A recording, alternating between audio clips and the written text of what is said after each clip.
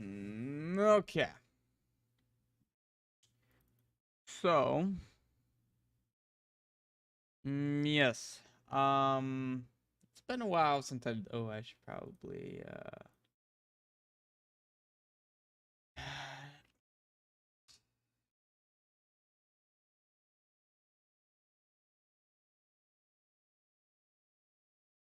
I should probably provide a link. Yeah, so it's been a while since I've done any development on stream. I did not want to go to this video. Oh, I did want to go on this video. YouTube lied to me. Showed me another ring thumbnail, and apparently it was this. I haven't done much dev on the channel lately. And that's for one reason, and that's because what I've been working on really implies, or rather, is spoilerific as a way of putting it. But I figure, given I scream spoilers on the title of all these streams, I suppose it doesn't matter if I stream spoiler stuff because you've clearly been forewarned, as the title clearly indicates. I am kind of curious, when was my last stream? May 5th? Oh my god, it's crazy how that actually wasn't that long ago. That's kind of nice, actually. And the first bit of what I'm doing tonight, so as the title suggests, this will be finalizing. Well, I don't want to say finalizing necessarily. Wait, why is there a,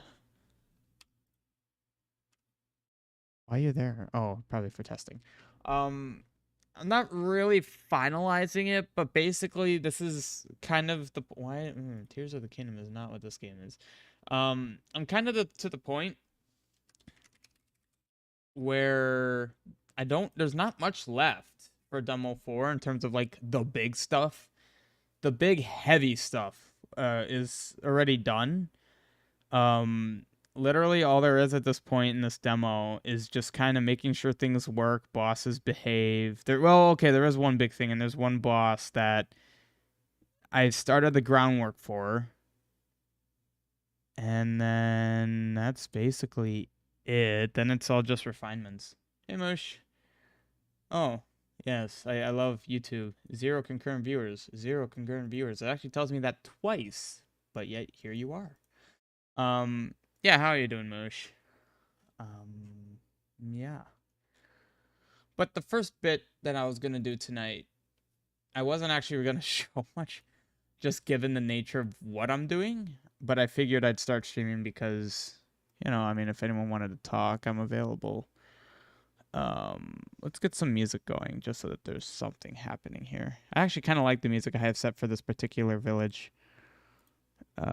Ari Desert, yeah, that's definitely, oh god, where is it?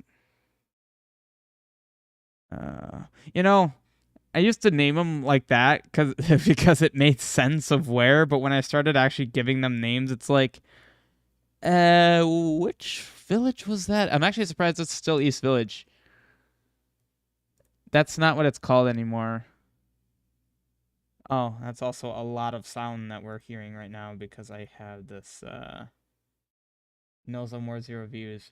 I mean, a lot of people are worth 0 views. I mean, we already don't get many views, but because we don't make YouTube money, they figure, Wow, that's loud. They figure because we're not making the millions, we're not worth, earning views. Anyway, D-Maps. Swy Western. Also, did I say East Village?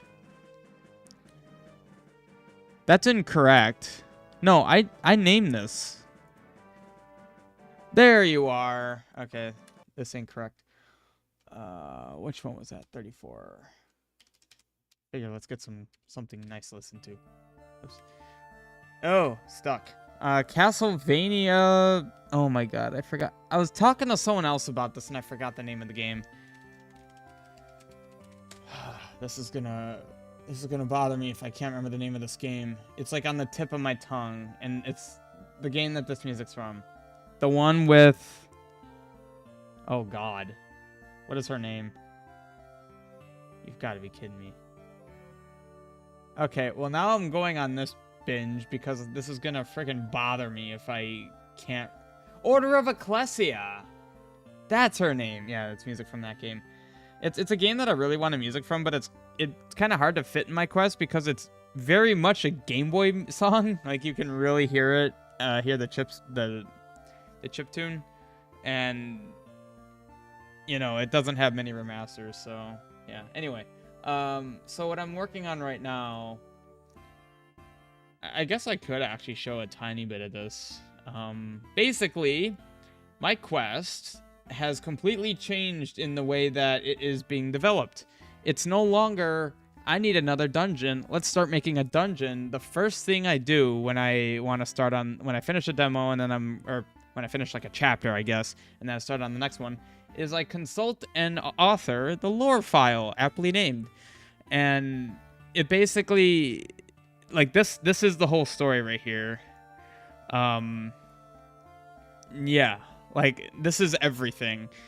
So what I do is I start writing essentially what the next demo would be in the lore file, and then it kind of writes the game itself. I don't want to show too much of it because there's something wrong with the chiptune. No, there isn't.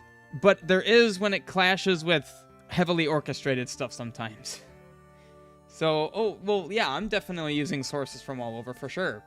But I don't know, I guess I feel kind of weird when you have certain songs up against other songs. Like, I feel like this particular song fits nicely against Termina Field, at least the variant of Termina Field I have here. Oh, see, there's this guy. Yeah, he's kind of, he's a boss that's sort of half-baked at the moment. More like not even baked. Basically, ow. And that went off screen. Oh, that's fine. He knocks your weapons, and obviously that string is... Ah, frickin' whistle.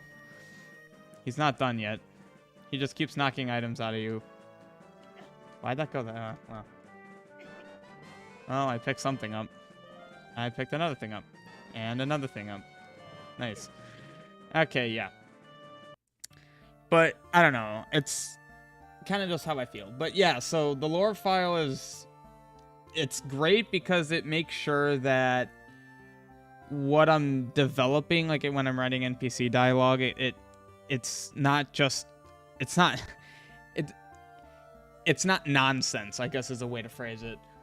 And it also tells me like what the dungeon's going to be, the theme of the dungeon, the boss of the dungeon. Like I said, it basically writes the next chapter of the game for me.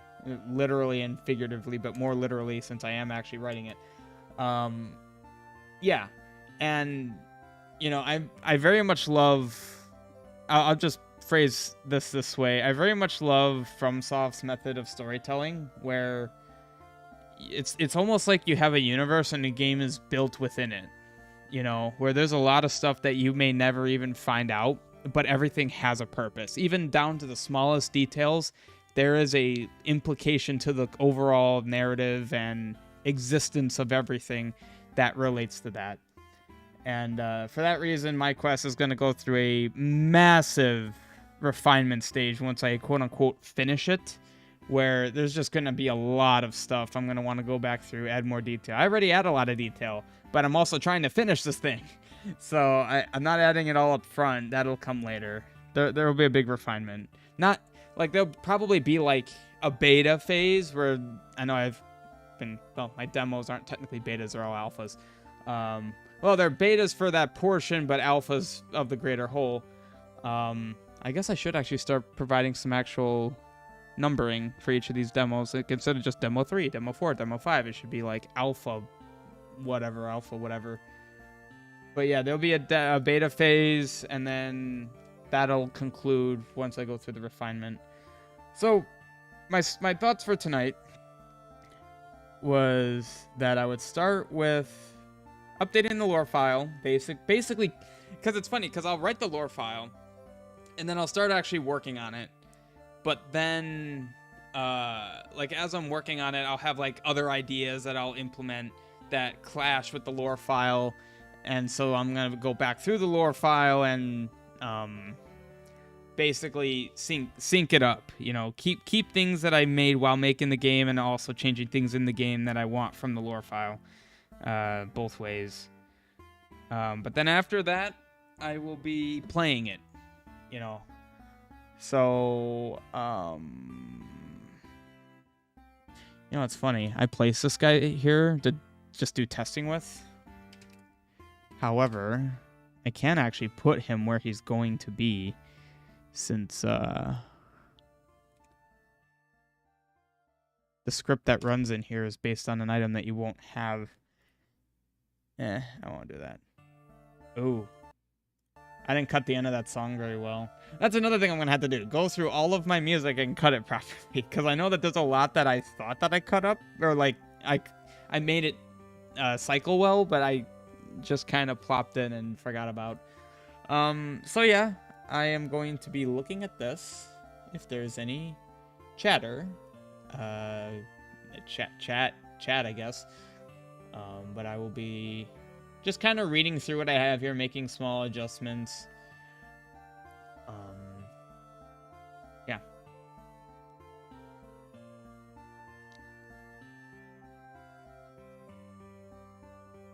And I guess I don't need to hide it technically because it's all available on my GitHub repo. But, I mean, there's some things that I do want to keep somewhat vague. You know what? Screw it. Actually, I'll keep this up. Oh, Moosh, if you're available tonight, you know, perhaps we could look at something if you're available. Look at something being, Mr. Skellington that knocks your items out of you, who for some reason has a really weird, tiling. Anyway, so I guess in terms of just playing through the bit that I have so far, and this demo is actually vastly different from the previous in that I didn't play this myself much, because in previous demos I did a lot of like playtesting as I made it. Now, I mean, I did that here too, but I feel like to a far less extent. Okay. And I probably should have turned my controller on. Yeah, probably should turn my controller on and then started running it. Oh, goody.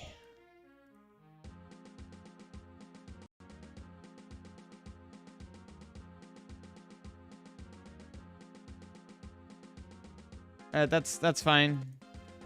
Just send me a ping or, well, hop in chat if you are available, because then we could start looking at that boss. That boss that I have there is going to be super simple. I'll just give you a quick thing. It's basically going to be a boss that he doesn't attack a charge attack, knocks whatever items you have active out of you, and I didn't have like a full plan. I didn't know if I wanted him to like choose one of those items and based on what item it is, do a special attack. So like, let's say I have boomerang and sword. He hits you, knocks them both out of you. One will go flying out. The other he'll like hang on to. And say it's the boomerang, then he'll do an attack where he just basically throws a boomerang at you. Like, I don't want anything crazy. And if it's a sword, maybe he does like the Legionnaire sword swipe attack at you or something. And then once you hurt him, then you just have to hit him. He drops whatever he has so you can re-pick it up, and then like that's literally the fight. So I wouldn't imagine any of the attacks would be complicated. Boomerang, he throws a boomerang at you. Sword, he does a sword dash. Bombs, he just lobs bombs, which I already have. Arrows, he shoots arrows at you. Candle, probably some really cool fire attack. Ocarina and Potion, probably wouldn't want him to grab because what's he going to do with those? Play bad music, I guess. But yeah. So. Okay, that's going to be annoying. Okay. No more cheating.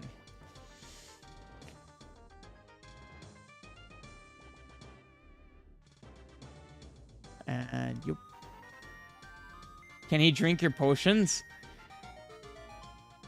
Ooh, that's an interesting thought. He drinks your potions and he heals, but wouldn't that piss off players to no end? I feel like players would absolutely hate that. I mean, I guess it wouldn't really make sense for him to then lose full potions for you to get them back. Well, hey, that would mean don't have your potions. No, actually, I kind of like that because that would create some really good strategy. Like the attack where he takes your items is going to be very obvious, so it'll tell you, "Hey, get off the potion." But the problem is that you can't unequip things. See, like I can't select these empty slots and equip them. I don't know. You shouldn't have said that because you know I'm actually like thinking about it, and I'm glad you mentioned Artemisia. I think I even didn't I mention this boss to you in a DM saying that this is something you would definitely like, specifically because of Artemisia. Yeah, I did mention this to you. I figured you would want to have a part in a boss that's basically Artemisia, but less rage-inducing, perhaps? And vanish. Okay. No magic there. He just kind of goes away. That is something I want to remember to not forget by editing right now. And that is... How did I do that? 1006.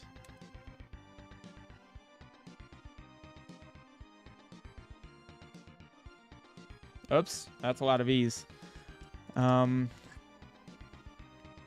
Really? I have that set? Huh. Less wacky.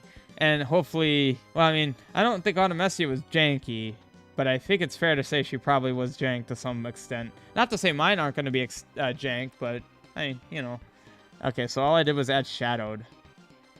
I kind of like that, although I would kind of like...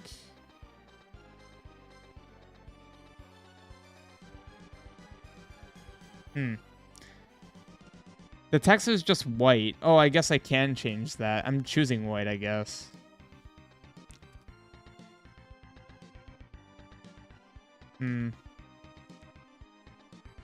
I'll leave it at that. I just want to add the shadowed. Yeah, I want to add the...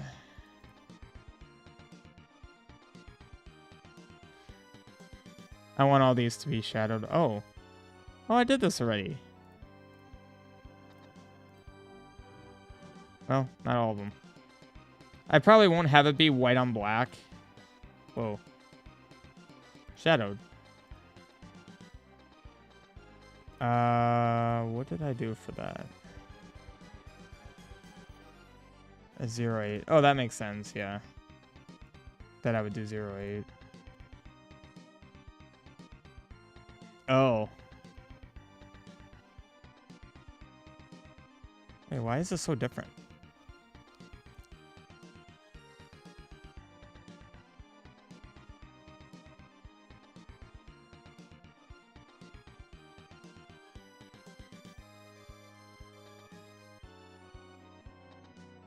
I'm doing something different.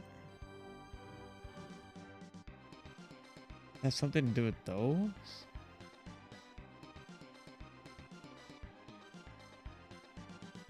Huh. I'll worry about that some other time. That goes under refinement.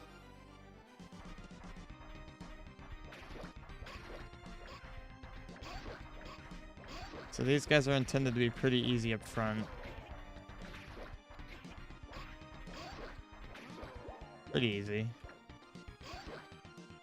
You don't want to look at me. And there goes that beautiful music loop. Nice hitbox.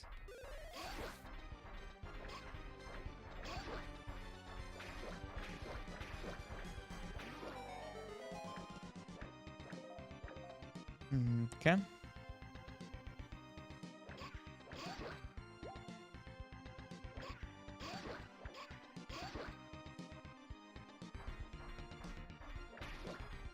But yeah, I definitely want to have like an actual reason for everything existing. Even down to like the composition of enemies and rooms.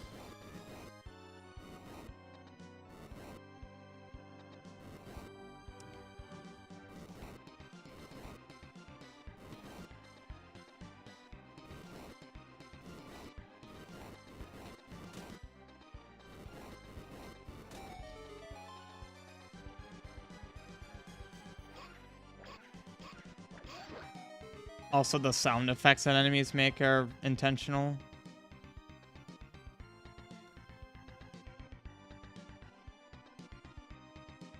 Mm-hmm.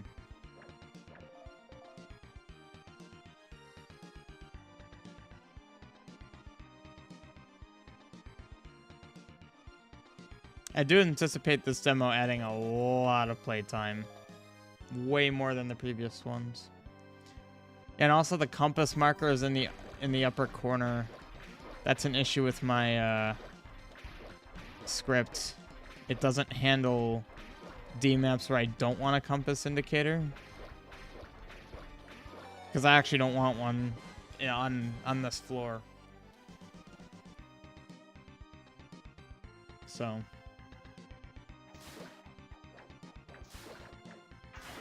Oh, shoot. It's actually been a while since I worked on this dungeon, so. I think I remember where you want to go here. Yeah, for the most part.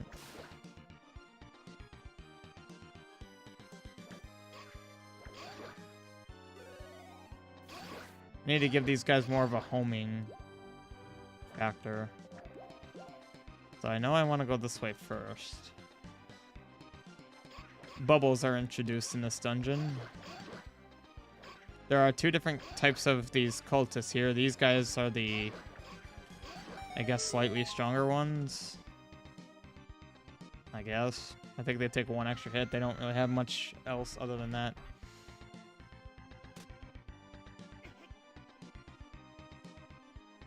Okay, I think I remember how to get through this. Yeah, there we go. Oh, sound effects need to change with these dudes. What? Alright, you just don't care about boomerang. Probably shouldn't be stunnable with the boomerang, but perhaps the behavior should be a little different.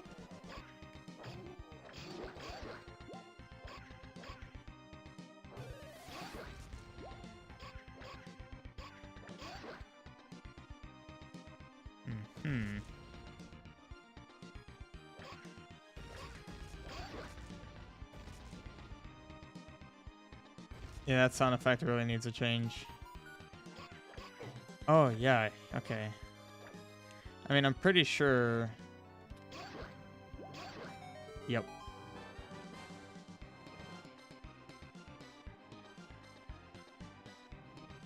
Actually, though... Hang on, let me test this. Alright, I need to change that.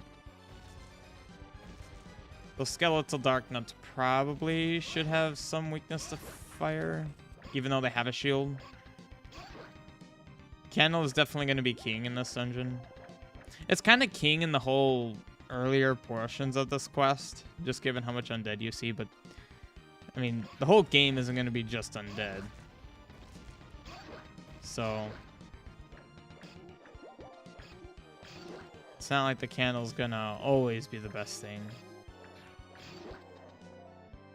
Yeah, I don't think that's too hard to see. Yeah, and touching the tombstones does raise enemies, but not just Guineas. The Guineas that I currently have set here are actually the same ones that Service spawns.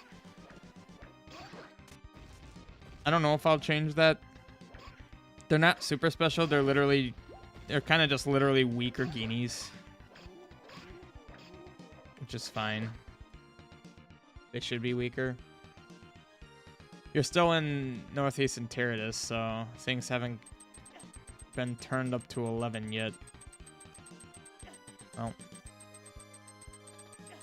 That was well done. Okay, I thought I made this... Yeah, I made this a little more obvious. Oh. I need to... Actually, I need to remove that. Where am I? I'm like right here. Yeah, exactly. Okay.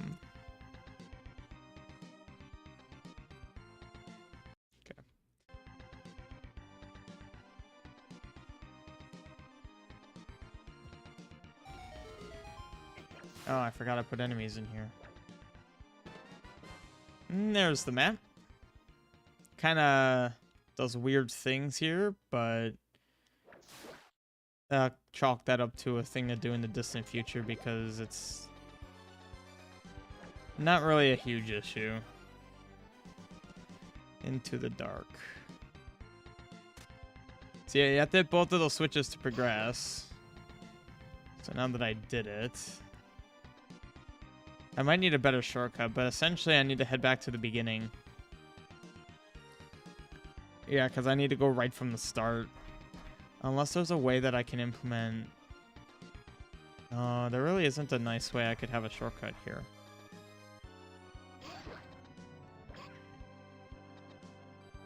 And of course I am following the strictly correct path. Not necessarily the fastest path. Also, the candle's one-shotting everything. I don't like that. Oh. Oh, this is a fun time to be alive. Yeah, screw it. I'm just gonna go. Yeah.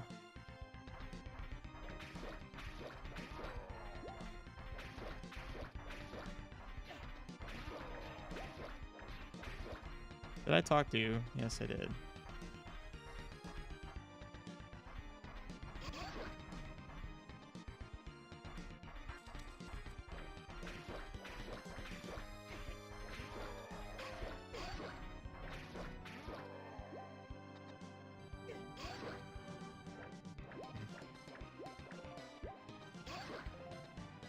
I don't remember what rooms I have drops in. Oops, wrong way.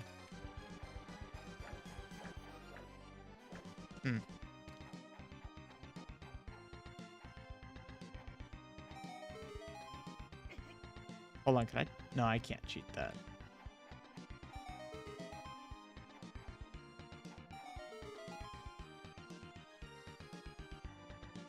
I feel like there's a drop here.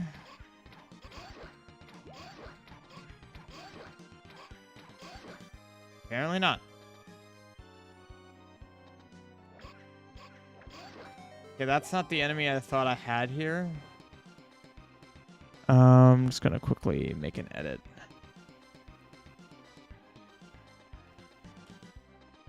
I wanted these to have the slightly stronger ones.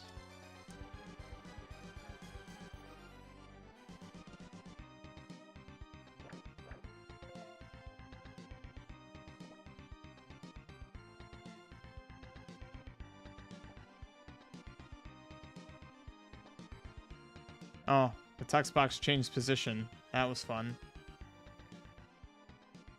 I don't know why that was the case. Hey, Anthony. I just realized, is there a nice way to get out from this vantage point? Oh, I have the magic boomerang, of course. And you need to have the magic boomerang at this point. Okay, I was gonna say, is there really no way to get through this without taking damage? Sweet. How you doing, Anthony? Currently doing some development on the Zelda quest I'm making. So.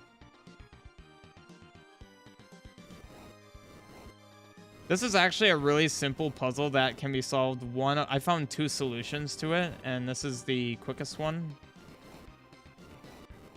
It's not meant to be complicated, but I like how there's more than okay. I like how there's more than one option.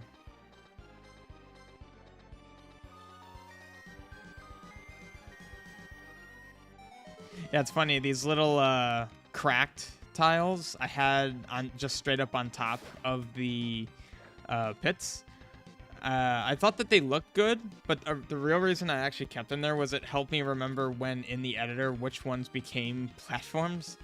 And also, fun thing about this room, the enemies, yes, that is intentional, demonstrating that these shove you. It's a way of demonstrating it without you dying. Whoa, okay, that was weird. Oh, good, they freeze when I pick up keys. I just thought of that. Like, are you gonna get shoved off while holding the key up? That would not have been a good thing.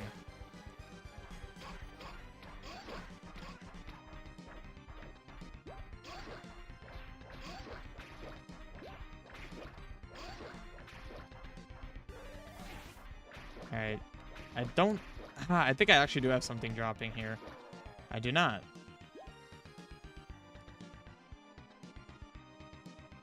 Alright, you know what? Nothing. Okay, cool. They didn't shove the key? Oh god, I didn't even consider that. That would have been really bad. Yeah, that would have been really bad if they shoved the key. Well, I don't know, actually. You probably would have been fine.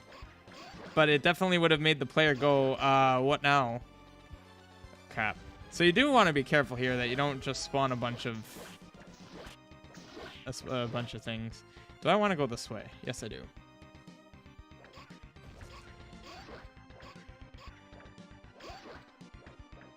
So I wonder what item I'm getting here. I thought I made a recent change to this particular... Oh, I did! And I saw the part of the change up there. Actually, hang on. I did do some dev in this dungeon recently. Can I block your shots? Apparently I can. One of the changes should be up there. There you are. Oops.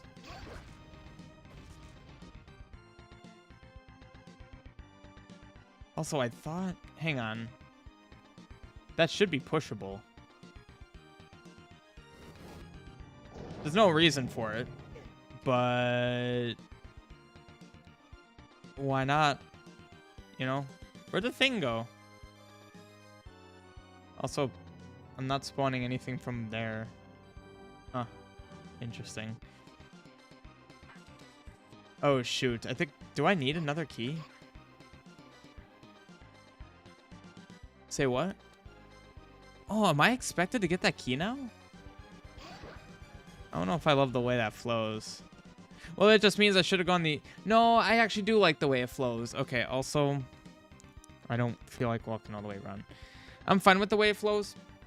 Because it's the way of the game saying, like, you need to go here, but not yet. Get away. Oh, that's weird. It's weird that it wasn't emitting light.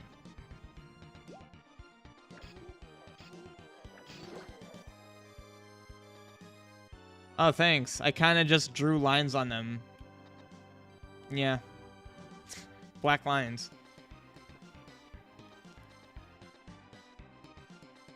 Mm-hmm. Oh, this is a big one.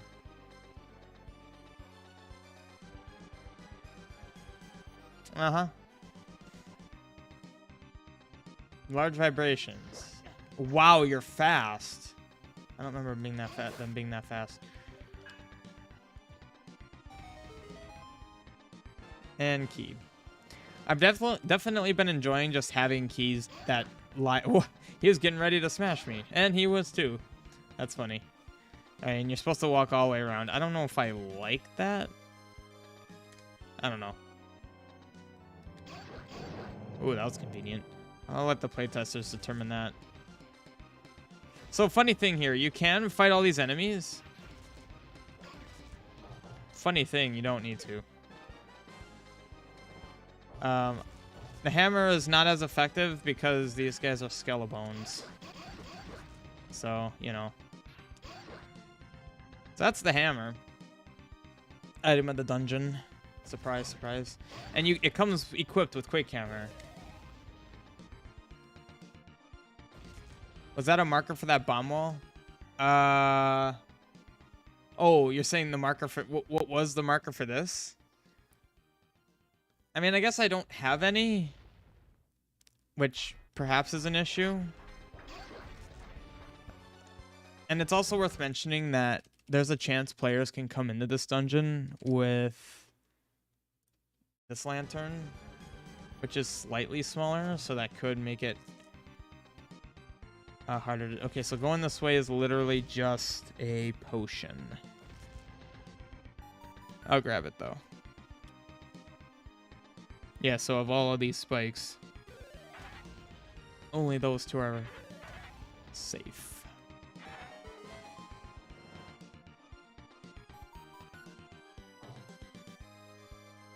Oh, you just... When you say mark, you mean was it like a cracked wall? Yeah, of course. Definitely. Before the Lens of Truth, everything is going to be clearly marked. Obviously, there will be some secrets that are hidden. As of right now, there are some that are unmarked. So this is actually a really nice shortcut. You don't actually need to walk all the way back.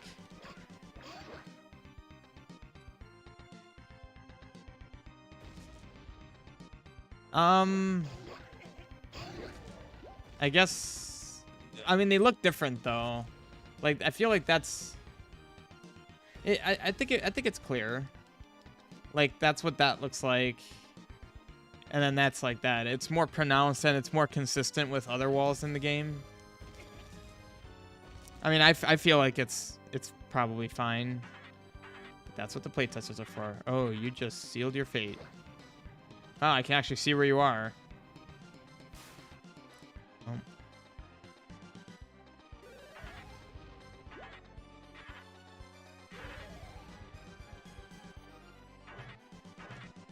Unfortunately, the top side of the swing also triggers them, so it makes that a little bit easier.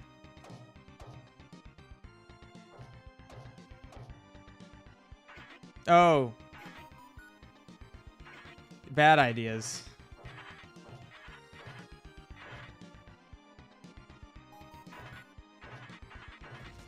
Yeah, you definitely want to do it this way because... How much damage was that doing? 1 heart?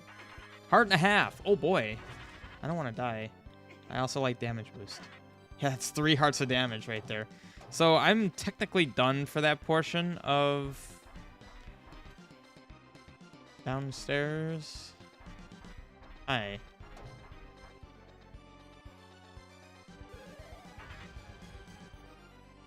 I actually forget which path it is. That disables it. What? Oh, I forgot. I made him actually have more, like, consistent attack patterns.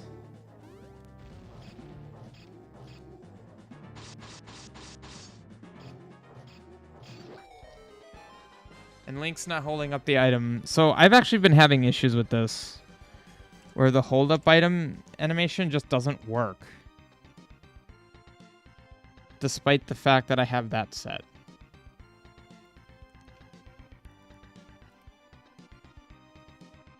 I don't know why. And like the other Legionnaires I have, it works. But here it doesn't.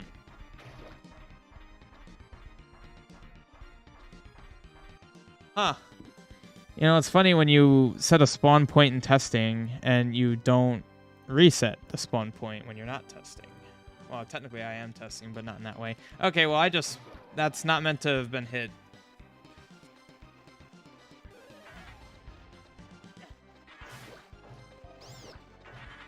So these bats are, whoops. These bats are far less threatening with the hammer since, never mind, I can't one-shot them. I thought I could one-shot them.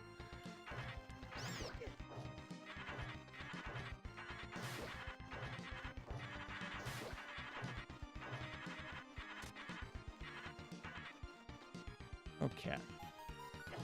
Hi. Yeah, their hitbox sucks. That should probably be improved.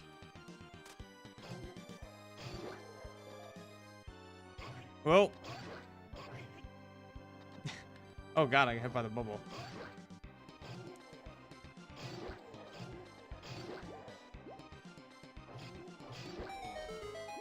Oh yeah. Did that unlock something? It sounded like it unlocked something. Oh yeah, it does. That's why I have that. That's part of the reason why I have you kill the enemies. Alright, well this isn't supposed to be open, but I'll take advantage of it. See if I remember this without thinking too much. Shoot. I think this way. No, that's bad way. This is good way. No. Holy crap.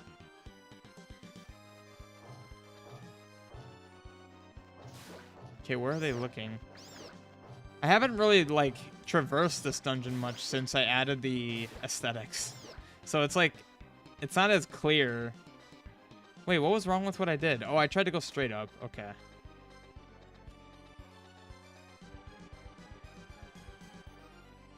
Or move well in death animation. Yeah. Yeah, that might need to be fixed. So yeah, now I can go through here. Final key and boss key. And then this is when you're supposed to hit that switch that I hit before. Okay, so I've tested this extensively. Does it work? Okay. Also, Moosh, I've been trying to... I don't know what we can do to stop him from having that little puff. See that there's a puff. I've tried setting his position like way outside, but there's always a puff in here somewhere. I don't really know what to do about that.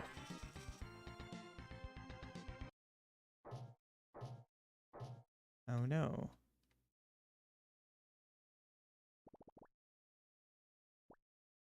I'm not gonna do too much with dialogue. Oh, I forgot I said this music. So this is the first boss in my quest that has more, like, cycles, as opposed to just, like, randomly determining what attack he's doing. So he has, like, rhyme and reason to him. Or rather, all my bosses have rhyme or reason, but his is more, like, sequential. Oh, God. I haven't really fought this guy much. Outside of testing, that is.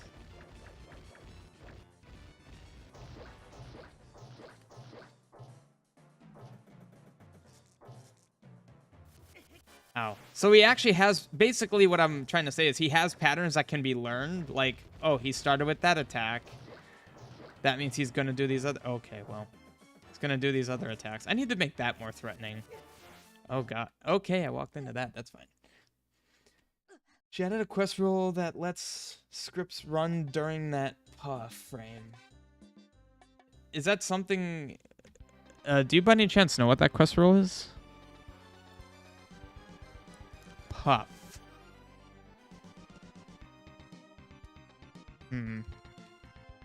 NPC.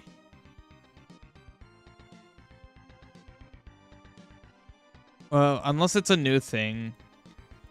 I haven't updated in a little bit. Well, I'm actually glad I died because how long of a walk is this?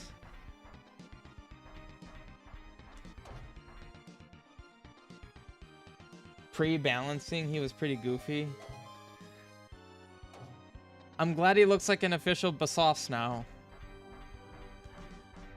Now he should be at the bottom. Look at that. Beauty. I mean, it also helps to have boss music. Oh, this is bad. I literally was cornering myself. Oh, okay. Proper way to run, I guess.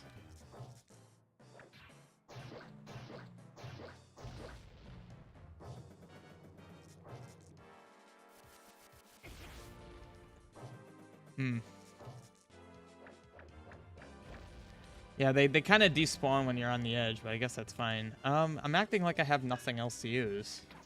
So he actually... Oh, did I also mention he has logic that listens or tracks what items you have active. So actually, me having arrows equipped means I'm going to get different behavior from him, which I kind of want to do. Scripted enemies don't run on the first frame of screen entry. Ooh, that actually sounds like something I would want in general. Like, I feel like that not only won't hurt other things, but that's a behavior I want.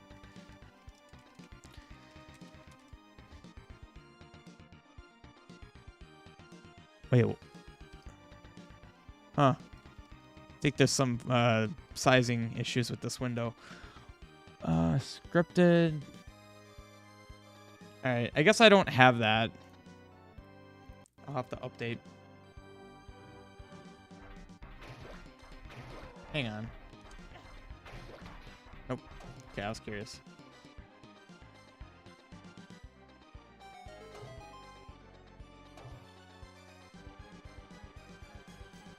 Okay, so the walk back really isn't anything. Yeah, I probably just need to update. Alright, let's do it. Let's actually kind of think about being strategic here.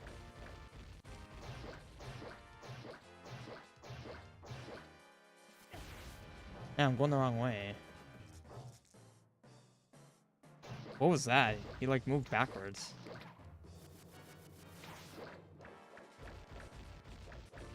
Those hurt, by the way.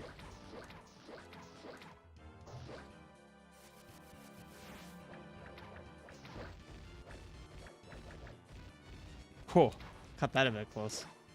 He also has a lot more health. I added a lot of health to his pool, which is good considering how many arrows. You can have 40 arrows at this point. So naturally, I can kind of just do this. Oh, shoot. And he does punish you a bit. And all the spikes go away when he dies. That's great. I had a run through where he literally had both entrance and exit blocked with spikes that wouldn't go away because they weren't removed. That was bad. So now you can acquire Triforce. And I am going to write a Triforce animation. I just haven't gotten to it yet.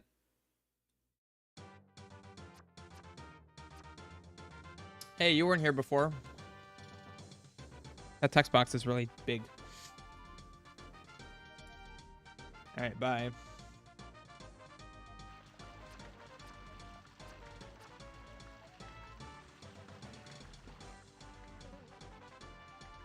I'll probably update my build so I don't forget to have that QR. I can just kind of cheat in here. I won't be back here again for a while. So this is where you're supposed to go, and hey, that's open now. Oh, I still have the sun. Okay.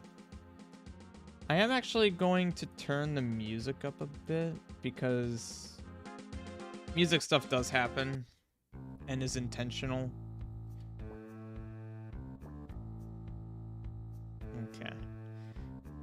Yeah, like I said, I'm not going to do too much with dialogue since, you know, it's a bit more spoiler heavy. Hang on. Okay. That looked weird, but I guess it's fine. Hey, it's Princess Zelda. Well, maybe not.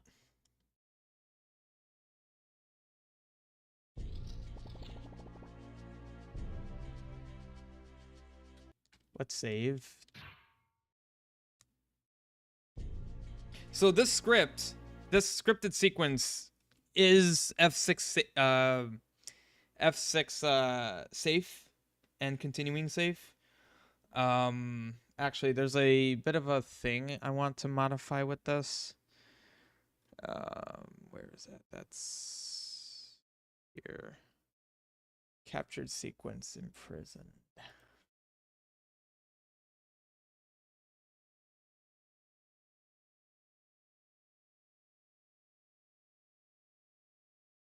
Here we go. I want to remove a certain portion of this.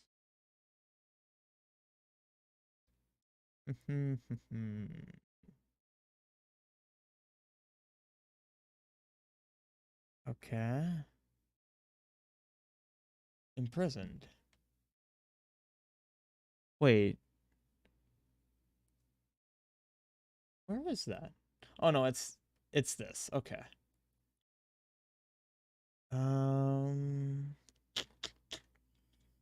Until choose message will just be shoot. If cursor's on yes, 251. So it'd be 252. Right. Yeah, 252. I'll just hard code that. Brilliant. I had a certain thing going on in 2 scripts and I now have it only in 1. I want it to only be present in 1 scenario as more of a prize. So actually the fact that I saved, this should have the behavior I want. This cutscene took a lot of work to get working properly.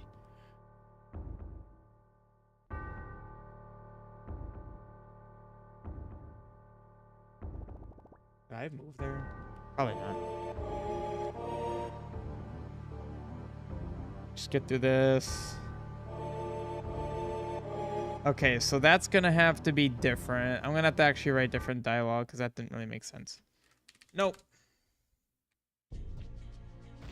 No, hurry. Bombing this kills that whole walk-in sequence. So now I can actually, like, continue, save, whatever I want. And the guy walking in won't happen. Hello? No, I won't.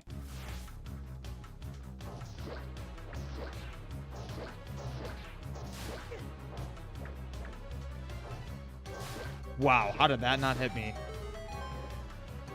So like I said, this should also be F6 safe. Okay, that was a little jank, but it still is F6 safe. Yeah, it's funny. Zelda is actually the script that runs this whole bit. Isn't that funny?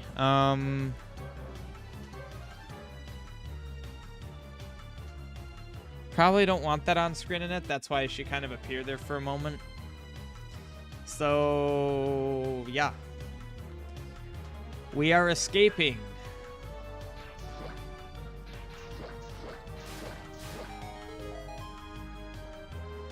Well.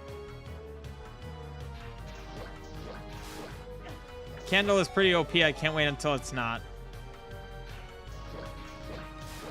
It very quickly will not be. So basically what I just showed you is based on what you do, there'll be different outcomes. This is the one that I expect players to take just because I feel like this bomb spot here is fairly obvious, although actually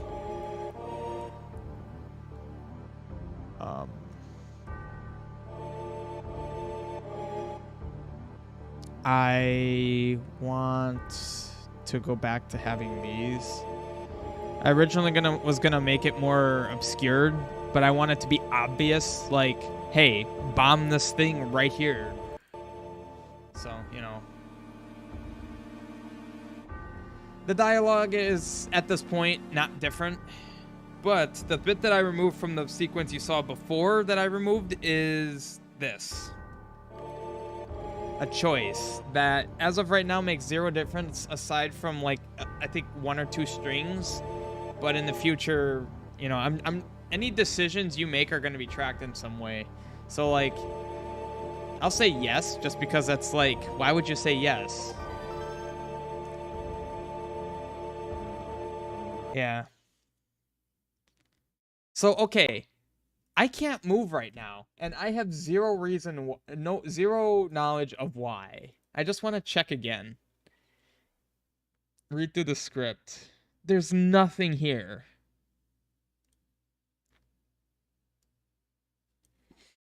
This is the script. While true. Wait frame. Wait. First, well, I mean, I don't understand why this would be happening, but I am thinking I see an issue. Whoops, god dang. Yeah, right. It looks like fight hand.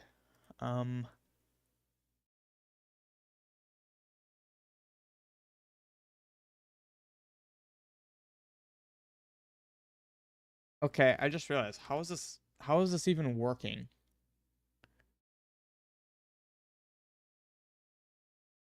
Wait, what is... Oh, no. Yeah, how is this working? This is what happens after you go through the cutscene. So you go through here, kills the music for 5 seconds. It just plays a sound. That's all that's going on right now. And yet, it's as if I've disabled the player's movement, but I have not. I don't get it.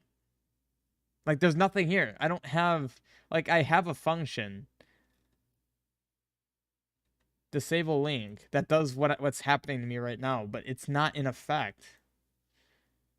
I don't know. It's just not working. I can't move right now, and there's no reason why I shouldn't be able to move right here. I should be able to move right now. There's no reason you can't. Can cycle my items, though.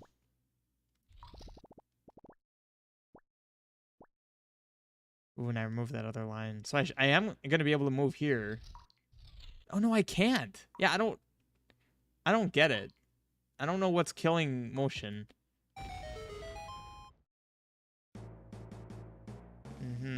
Okay. And then we have this up here. Battle Arena number 2. Before I head straight in, I'm not gonna talk to anyone right now. Also, where's my footprints? Should probably be footprints right on these combos, but okay. He'll give you something if you win his battle room. Okay. Let's go win his battle room. Which, by the way, the game is substantially harder at this very moment. Like, yes. I might actually die here. Oh, God. Yeah, everything is leveled up. And obviously, Candle is still OP. Which is funny, because Candle is literally damage of 2. The other Candle was damage of 1. So, yes, it became OP by going from 1 to 2. I just need to buff enemies more, I guess. Okay, so that's not gonna work.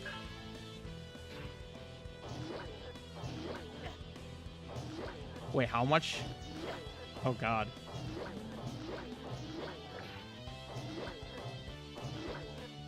Okay, well. I should be using Quick Hammer.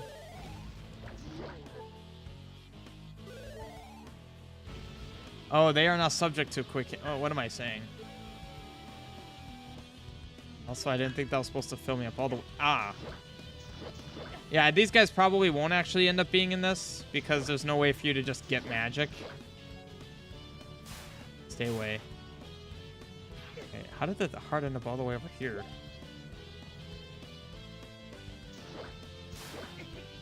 Two hearts? Wait, how much money? 1 rupee. That's lame.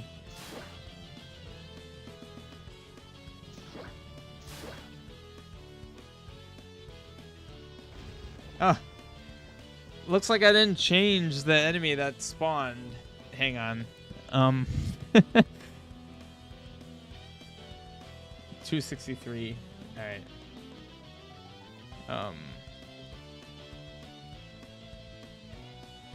Really?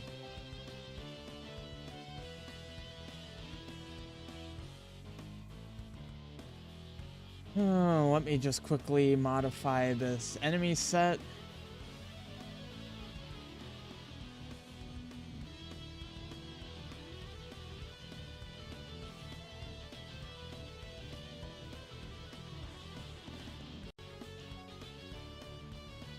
Wait, where's my other enemy set? Oh, this is my other enemy set. Okay. Give me a moment. Duplicate that. He is 263. Enemy. I guess I'm just gonna call him Thief Boss. Drop that bad boy into there. Boom. Now Thief Boss spawns. He doesn't even play any music.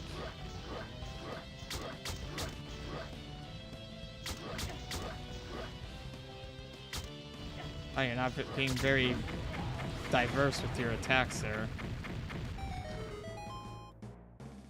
So, I mean, I guess if you didn't talk to that other guy, you may not know what that did for you. And I don't even think I know what you get from it. I think it just gives you a rupee right now, because I don't know yet.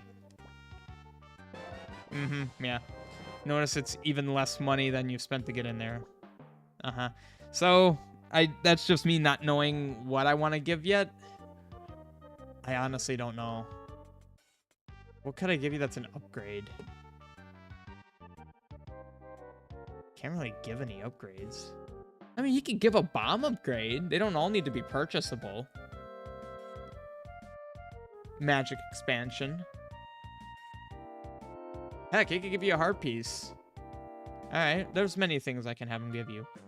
So this is the point in the quest where you're like, whoa. I'm somewhere different. And this is why this was big spoilers. Because if I had done any streams of me developing this world, that would have, I mean, I guess it's not that big of a deal. It would have told you that, oh, the next overworld is going to be in play. But I don't know. I guess I don't know. Better safe than sorry, I guess. That waterfall is extremely opaque.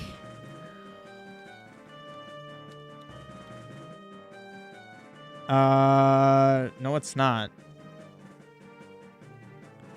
Why is it opaque here, but transparent here? I recently changed all my waterfalls to be natively transparent instead of just having the whole layer transparent, which is really convenient.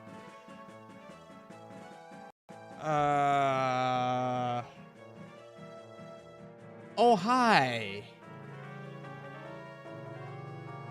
Okay, that's also something I've noticed. That's the second sighting of that problem.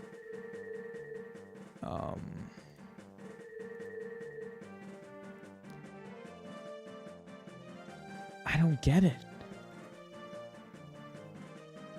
So there's something weird with my overhead transparency script. Ah, shoot.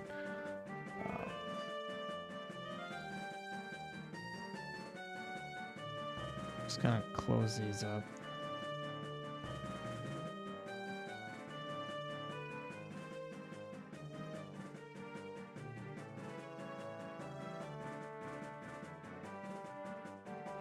It's fine.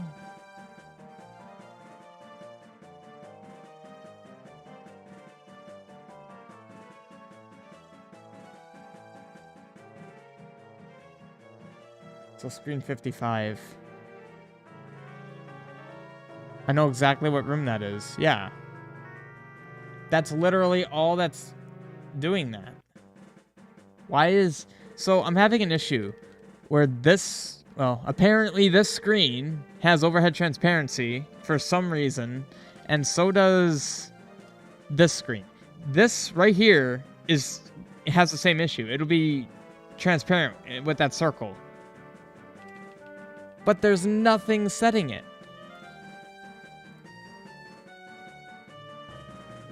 DMAP 15. That's the whole DMAP. Swipe planes. That is this screen and the other screen I showed are both the same DMAP, and yet somehow they're getting transparency, which is very infuriating because it makes no sense. See, this doesn't have it. What's so different between that room and this room? Aside from the fact that this is like this. What would be causing that? I honestly don't know. So infuriating. Yeah, the one thing I'm missing here is obviously enemies. I actually don't know if I'm planning on having enemies in this little bit here. I probably will, but it could be kind of cool as like you're in a new area, kind of get, I don't know. And then you're thrown into a cave. Definitely going to be enemies here. I don't think I did anything in this cave yet, did I? No, I did not. Alright, yeah, let's grab it. Because why not?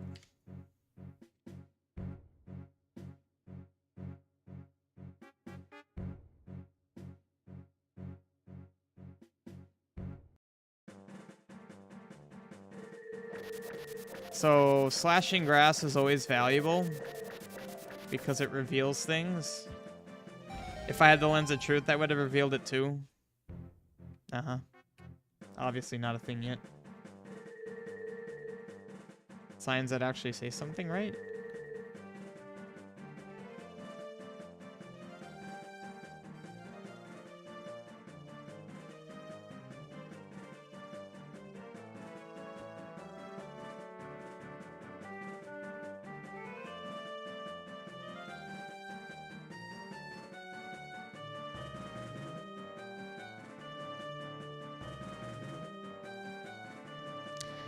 Yeah, see? Now you can see why I would have made that mistake. There's no good spot for it for some reason. Well, it's the character width, but hopefully it'll look a little bit better the other way. Oh, also, no flickering of my subscreen between DMAPs. Man, that was an issue for so long.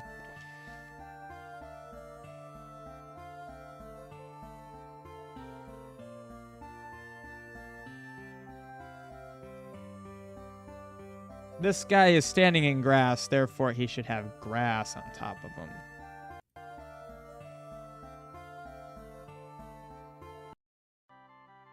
Oh yeah, I did add stuff to these houses. Oh, well, okay. Well, I mean, I guess you're on top of the bed and not under the covers.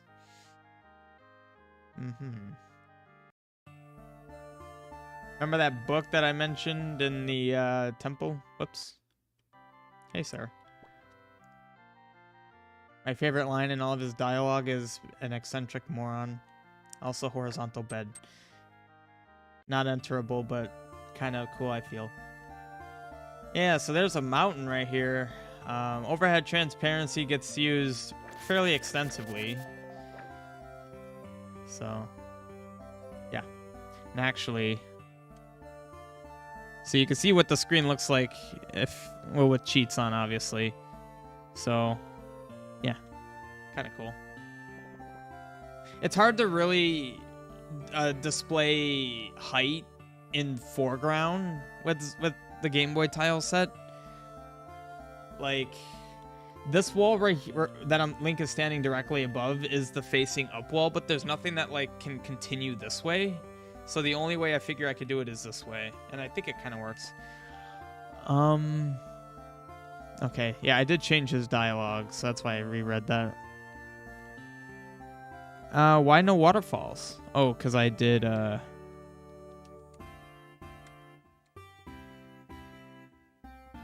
was gonna say, why are they opaque? And actually, I will say that because they should not be opaque. See, they're transparent. They are transparent! Oh, is this issue burning me here too? It's layer 5. Yeah, it is.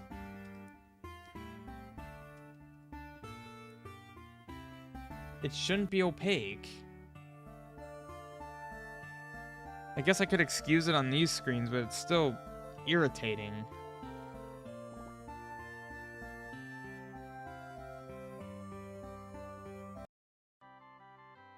Oh, I did populate this house too. Big bad.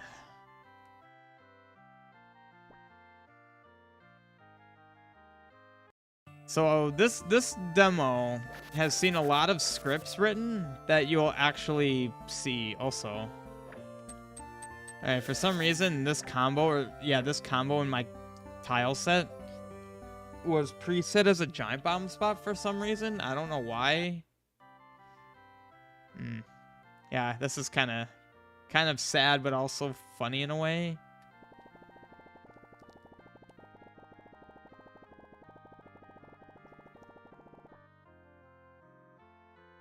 Wonder if he's alright. I don't know about that. Okay, that can't be bombed. Yeah. Probably not alright. So this village is being hit by raids. Senseless mayhem.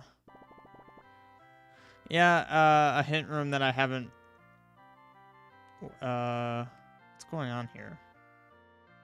Why this? I have not implemented this. I don't even know if there'll be 6. I kind of just did that. You'll notice that frequently, that I kind of just do stuff. This is caves. That's that. It's supposed to be residencies. What map is that? Here we are. I already forgot where I am. Here we are. But why though?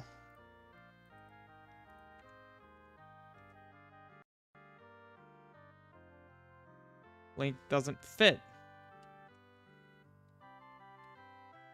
I mean, I can kind of...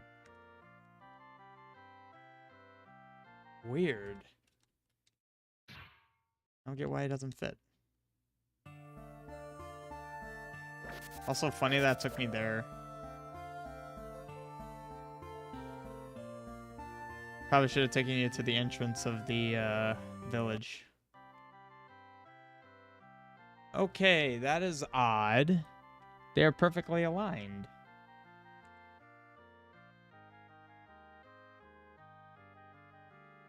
I mean,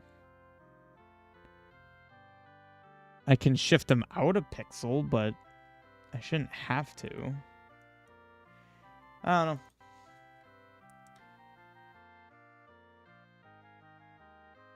That's weird. Yeah, it's all copy pasted. I didn't implement it.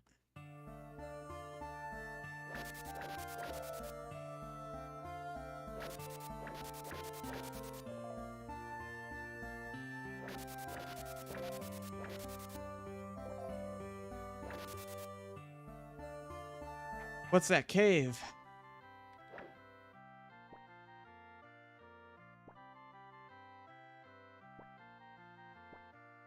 So basically, he gives you the next thing you need to do in the game. It's basically about those night raids. Pirate night raids telling you where to go.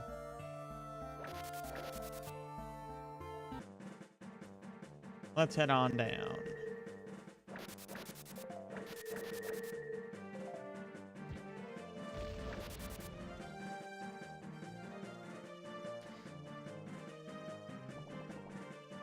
What? I changed that string. Apparently not.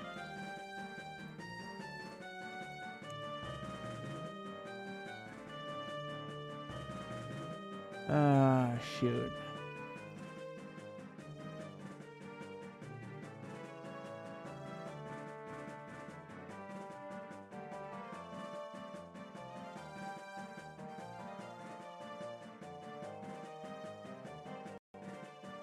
So funny thing, this mountain, it hurts. So you will be able to run through here a little bit. I made that solid. But, yeah, it hurts. I mean, technically, when there's enemies here, there's no way you're gonna survive. But I could technically out-heal it.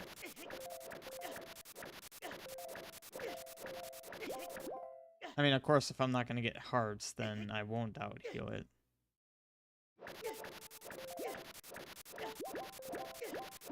There we go.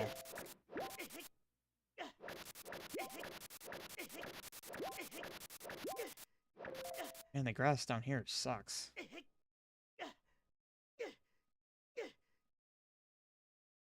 My armor doesn't have heat protection, which is why that's happening. I like how I put one bush there. What's with this lack of drops? What the heck? I'm full on everything but health.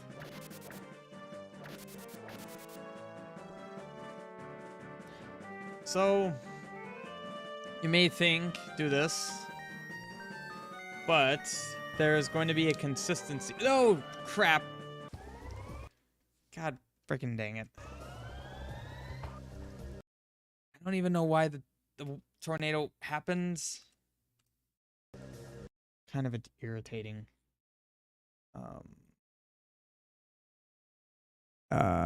32. There you go. Yeah, I don't want that to happen. In fact, I specifically don't want that to happen. You are locked in this overworld now. For now. Obviously, you'll be able to go back, but you have to do a few things first. So yeah, this just simply signifies that the whistle is used somewhere, and I mean you can use, you know, some hinting, but the lens of truth will also reveal stuff. And thanks to Sven, I know how you can cheat this particular bit of screen, which is not good.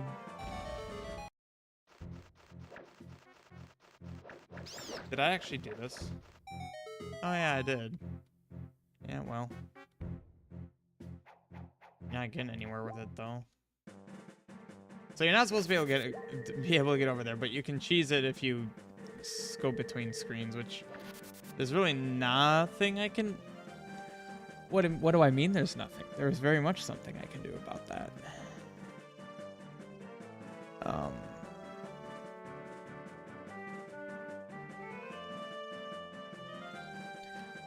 There is most definitely something I can do about this.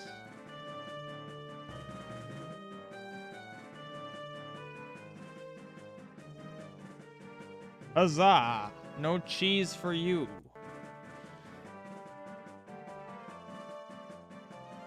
Yep, you're also, for some reason not opaque. Where am I? I'm right here. Although you actually seem fine. Toggle transparency. Aha. So there's one reference I missed. Yeah, that didn't look right. So, yeah, that really does not look right. I'll need to fix that. Forget what this is.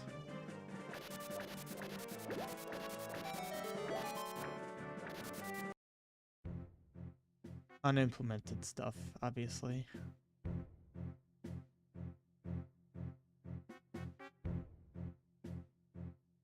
Did I do anything with this? Oh, it's the bottom edge. I wanted that to be something with the flippers, but it's the edge of the map. Mm-hmm. Wait, that would be 2 screens down. That's also off the map. Alright, well, I have no idea now.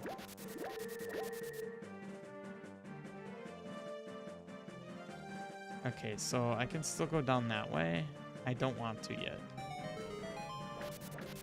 I'm about to get something very helpful and useful. Mushrooms. Yeah, so you can buy the big ones.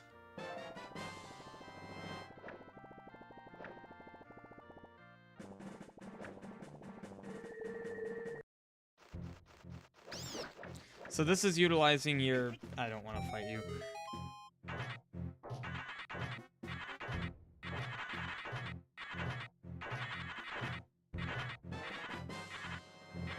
Link didn't hold that up as if it wasn't special. This is not caves.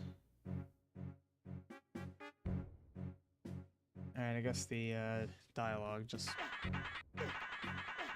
made it hard to see. Oh, I got another heart container out of that.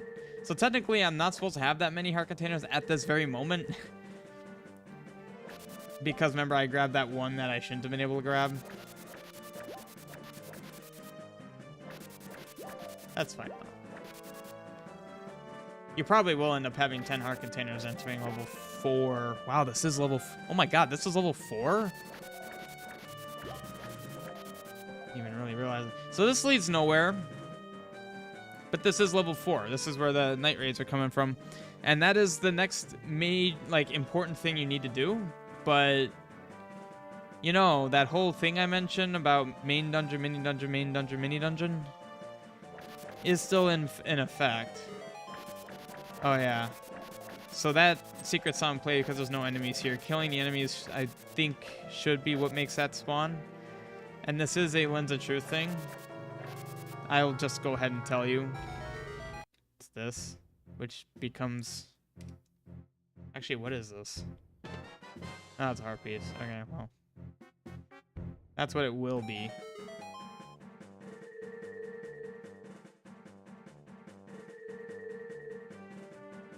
But I'm gonna go get something super useful.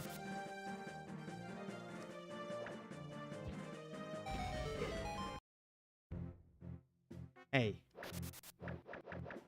Oh, it's weird that you actually say nothing right now. Oh, that's because I don't have any... Oh, no, I do have the bow. I mean, it's unimplemented, so I'm not worried. See, this right here. You can see that it's not the actual bush. It's the... one of the tiles underneath, because what actually is going on here, yeah, it's telling you to use the lens. I don't understand why the transparency is in effect right here. There's nothing doing it as far as I can see. Yeah, some other village. So yeah, much like how you took heat damage, there is much more than just heat damage. I really like how this looks down here. Yeah. Is cold. Is very cold. It's a very simple script that handles that too, which is kind of nice. Took me like 5 minutes to write the script.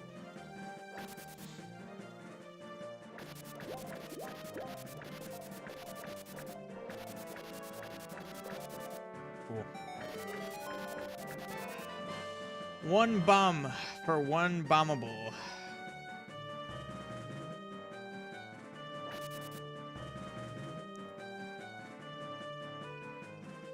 So this is another thing where you get the note, but you don't actually play the music on the note.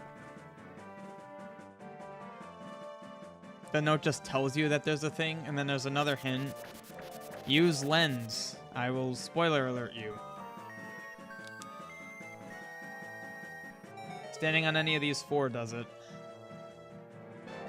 It's just money though, so it's whatever. Oh, I wanted that. So yeah, patches of grass missing, telling you that there's a Why wouldn't this be hidden? I could have sworn I made that a hidden thing.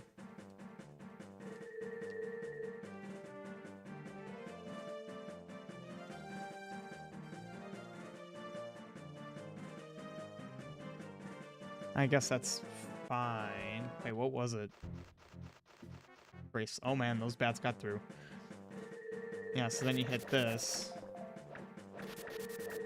Oh, I don't... Wait, did I actually have it over here? Ah, okay, there's the lens thing. I thought I had 2 indicators here. I guess not. I think what I'm mixing up is at one point I had the bomb spawn here, or had the lens thing there. I don't know. So this bit is fun for me. I like what I've done with this bit. And you actually get a hint of this, and now that it occurs to me, I think the hint for this guy is in Conflatos. It should be in Cello. Yeah, I need to move that hint. He doesn't want you to tamper with his graveyard. Okay. Let's be a good hero and tamper.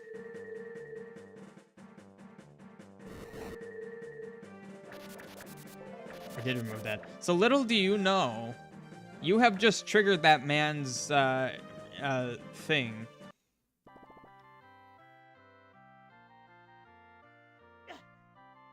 Yeah, he's really painful, isn't he? Actually, he should be less painful than that, even. You're not intended to die to him. If you die to him, then you're trying really hard to die to him. Oh, shoot. Oh, yeah. I'll just edit him through here. Oh, shoot. There you go.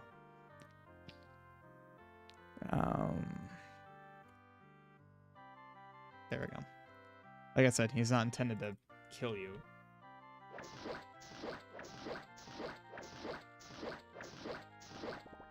Uh-huh.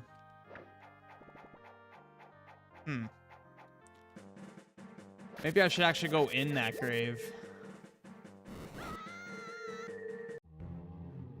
So for the record, this thing hurts.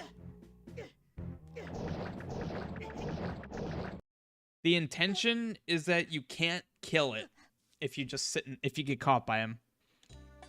Oh god. Oh man. Okay, screw this.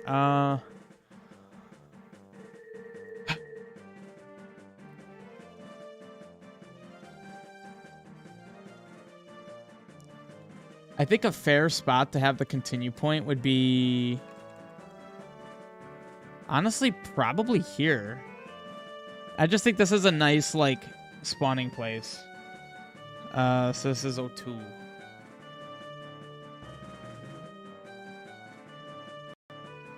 Alright, well.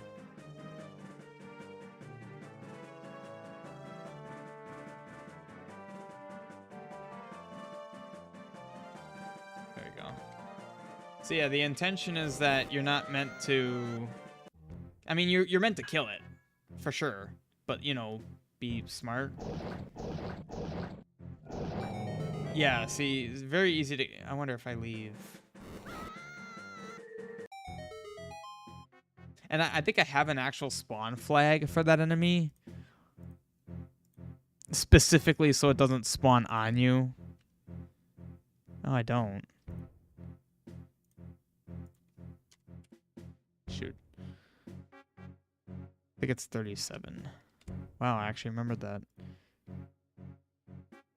There Just make sure it doesn't do weird things, like spawn on you. Strange coffer. Wonder if Mr. Ape Man has anything to say about that.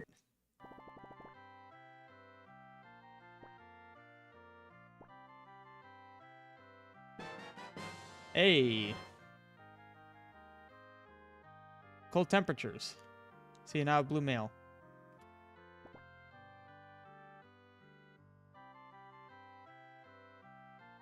Yeah, so this is where you get the blue mail.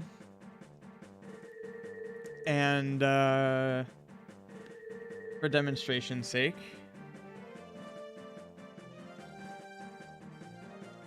I will no longer take cold damage, but I'll still take heat damage.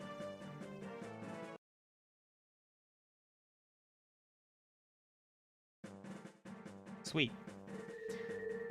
So that's preferred. I don't really like how that behaves.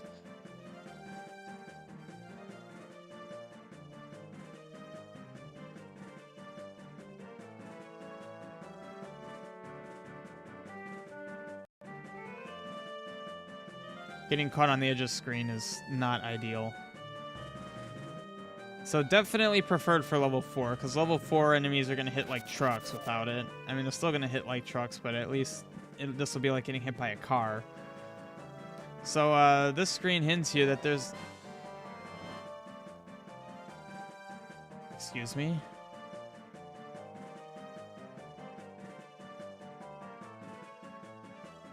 Secrets item.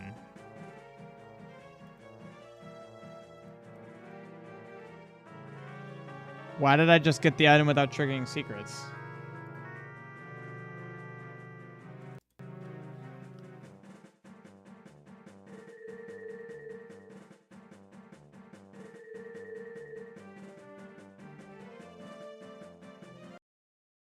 I'm confused.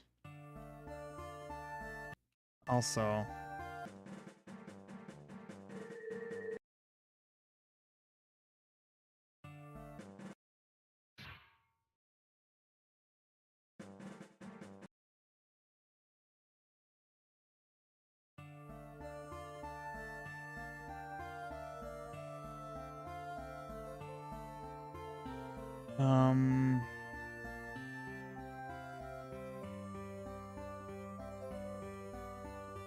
That's why that's happening. Sure.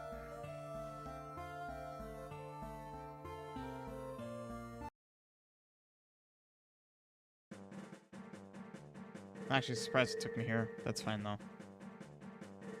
Oh. Oops.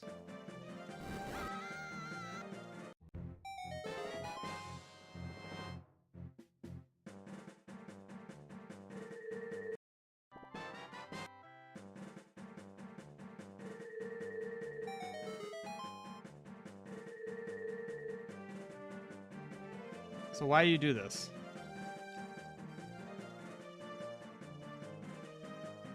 I literally, like... I did nothing. I was standing here, opened the map, closed it.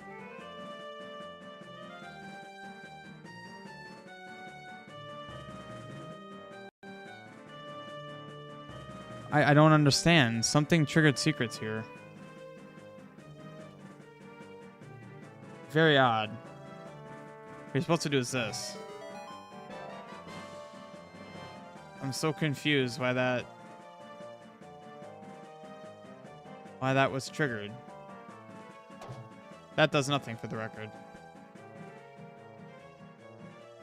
I can't cheat this, can I? Oh, I kind of got stuck. It doesn't matter, I drown anyway.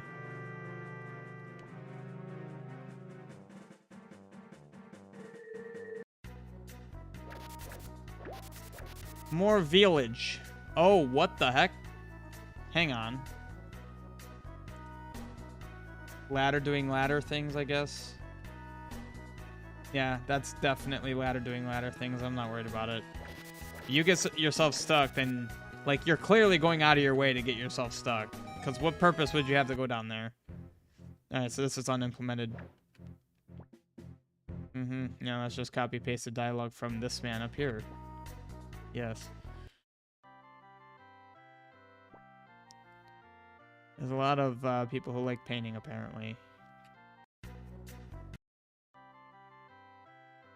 You get your first taste of the lore, or the story down here, I guess. Need to add a sound effect. Yeah, it's awkward when there's no sounds. Also, this hurts. So if you want to die, I guess you could do that.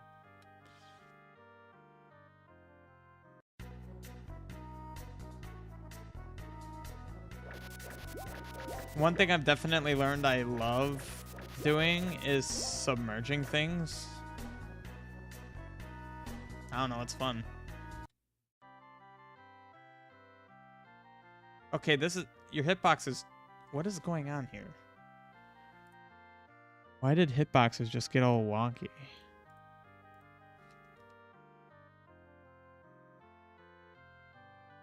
There's nothing there. I'm literally walking against nothing. Okay, maybe solid FFCs does have some... I mean, I'm clearly, like, fine. It's... When going adjacent, it just, like... Oh, I see. It's only for verticality. But not always. It's... See, I'm fine if I hug this wall, but if I, like, hug this, I'm stuck.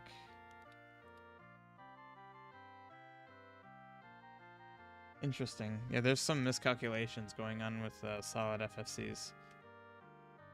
So I don't know what's up with that.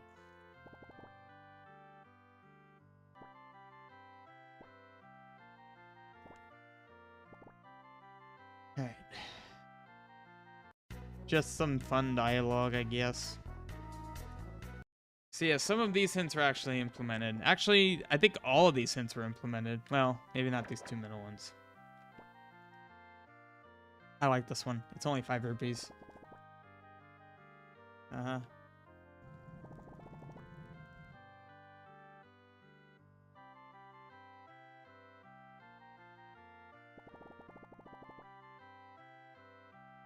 Okay, so all these are implemented. I just didn't do anything with the price yet.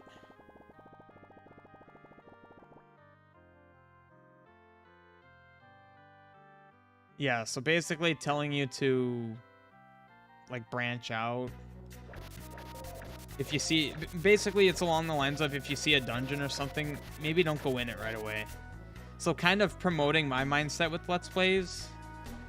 Do everything you can before doing what you have to do. Alright, well. Oh, this is a bit of a fun thing here.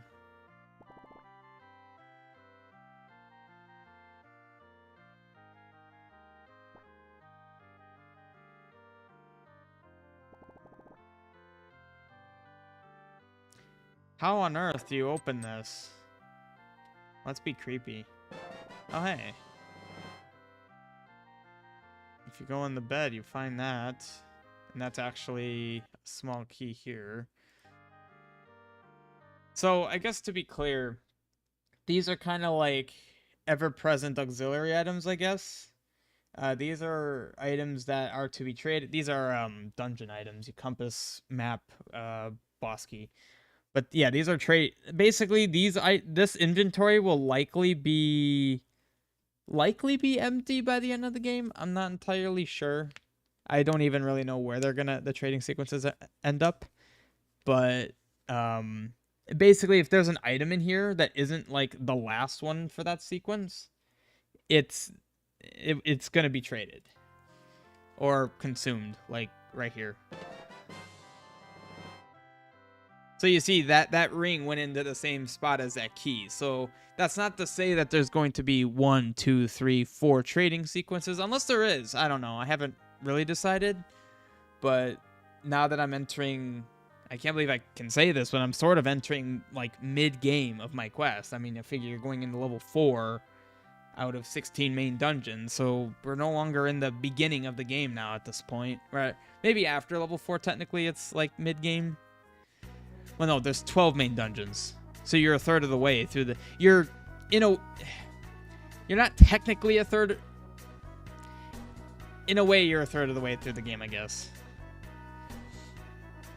I can't believe that. I'm that far already. That's nuts. See that? Those waterfalls are fine. Hello.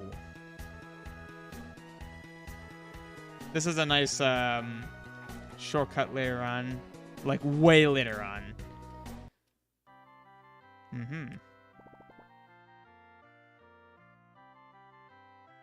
With the forge. There's forge things. Yay, beds. Kill you fire. More fun stuff. Unimplemented dialogue.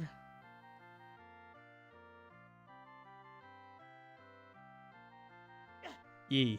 Wait. That fire... Wait, hang on. That fire does a heart? That does a heart. I thought the fire in that other house did a heart and a half. That's odd.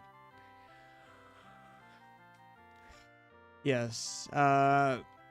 Dialogue about what you do.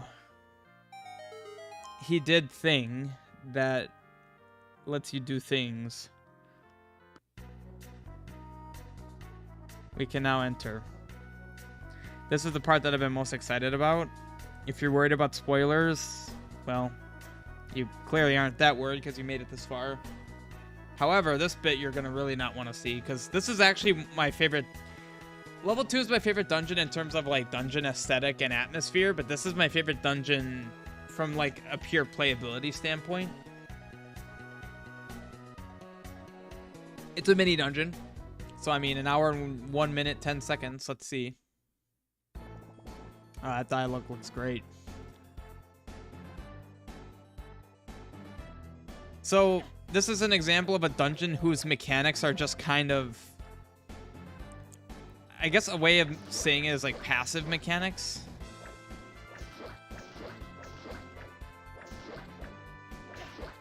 I don't know. For some reason, I'm under this assumption that if a dungeon's mechanics aren't scripted, they're not like real mechanics, even though it definitely is. Obviously, I'm fighting these guys in a harder way than I need to.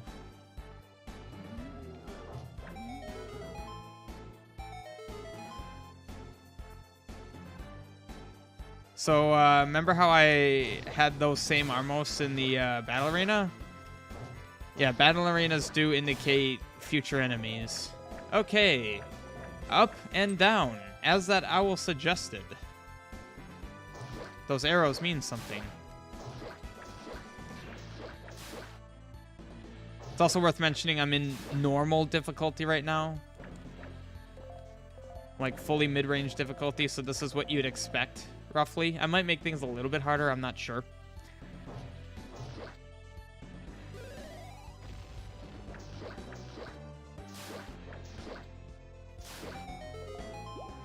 Yeah, I'll give you hearts here and there.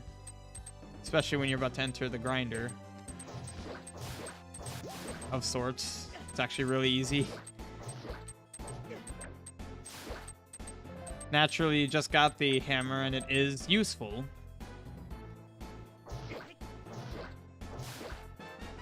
He had key. Nice. No... None of the janky ways of classic ZC where the enemies just have the key or whatever item they're holding just on them. It's like actually in their person, which is much more logical than just kind of floating on them. So notice, well, if you read any of the dialogue, or rather if you paused when I was reading the dialogue, because I wasn't giving much time to read, there's more path shenanigans, much like level 1. Although this is much less complicated, much more straightforward. This dungeon is more of a take you along for the ride, sort of. There's one branching path that can create a bit of a dynamicness of how you go about it, but nothing too crazy. This is why this is my favorite dungeon. So this one basically tells you to mount a ladder, you need to like hit up or down. If you're familiar with the side view modern side view in ZC, it's basically a redundant hint, because you should know that. So it's like I can fall and you can see I fell through it, but if I hit up or down, you see I caught it. It's basically demonstrating that aspect. So yeah, the side view this was my introduction to side view, and I love side view. Also, bomb jumping's a thing.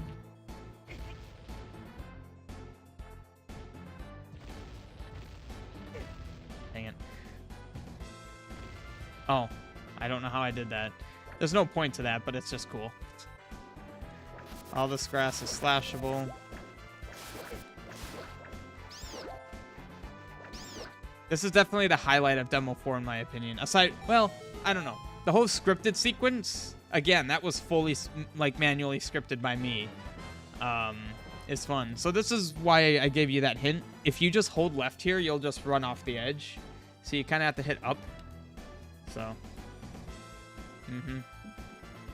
Just basically teaching you that.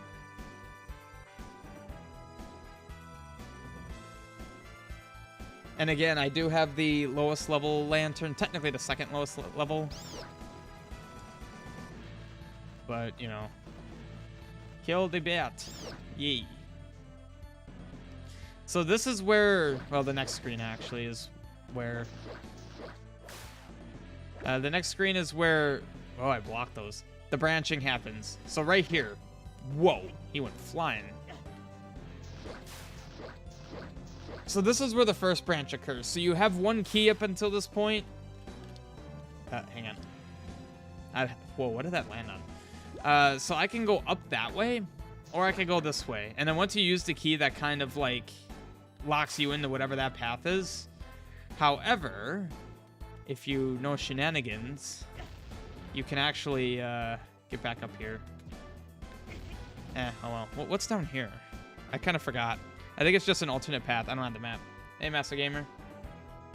Oh, thank you. I swear I've done this. There we go. I'm going to choose to go this way because this is the way I originally intended for the player to go. Because now we're in sort of the hub. We're in the center of the dungeon. It's kind of the hub.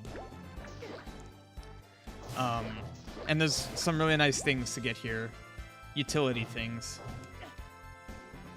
Alright. Actually, I don't think there's a reason. No, there is no reason. Okay.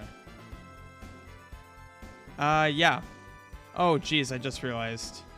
Ladder's a thing that exists, isn't it? Huh.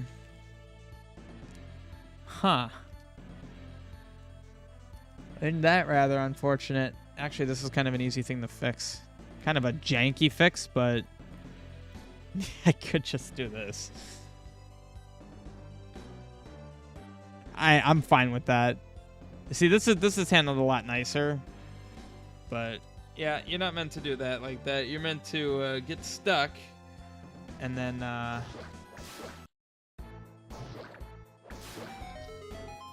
so the whole concept here is that those soldiers came in and tampered with the flow that this facility has, and by killing them, you're fixing the flow. You'll hit some switches and whatnot that also fix it. Wait, why did that do that? Well, I know why it's doing that. It's a little unfortunate that it's doing that. So this is why I went this way first. Very useful stuff. So yeah, you can see there's no flow over there. And that's an effect I really like. The lava flowing down. So yeah, we do that. And then we do this. This was a really fun effect to make here. It took me a little bit to get the look I wanted. So much like how you have... Well, hang on. Yeah, there we go. So much like how... Oh, it's weird. Much like how... Yeah, the lava, and it's supposed to demonstrate like there's a deep underside that this stuff is flowing into. Same with this. Like the water, I'm trying to create... The difficulty I had was trying to create a sense of depth. Like this water is way below you. So there are actually, like, essentially darkness combos. Literally just black combos with transparency. So actually, something's not really quite looking how I wanted. I like this look, and yet that's not how that's looking here. I don't really know why. I just find Zelda fan games without Nintendo abusing DMCA. Yeah, Zelda Classic is has been fairly untouched. Actually, it's been entirely untouched by Nintendo as far as I know. Hopefully it'll stay that way, because it's a fantastic community, and they're trying to remove any possible copyrights. Holy crap, those things have health. I forgot how much health I gave them. Will you be releasing this? I will be. In fact, what you're currently seeing is the next demo that I'm going to release. Hopefully very soon. So tonight's stream was, like, as the title suggested, kind of, whoa, item cycling. Like some final testing.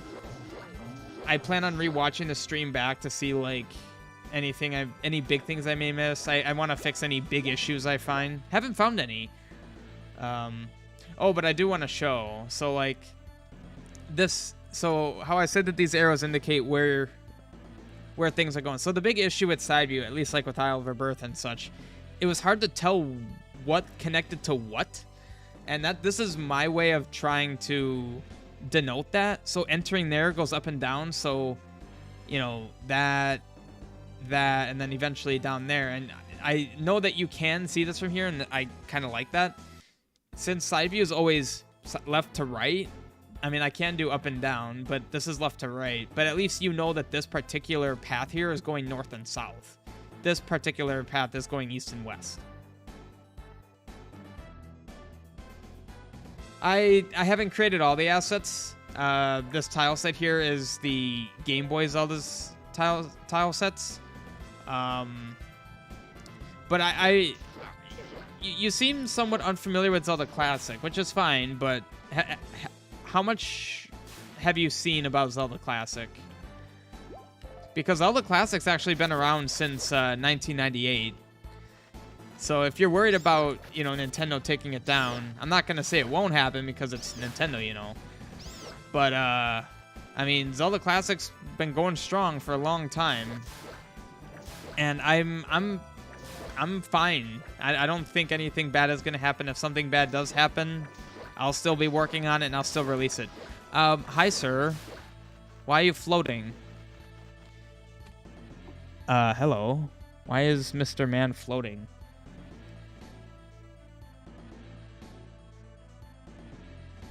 I'm so confused. How did he do that? He just walked up right here.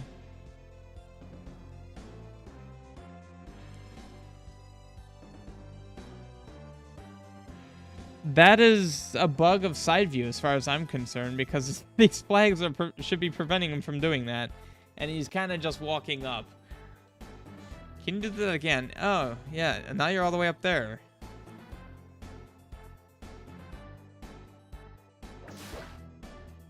Okay. I'm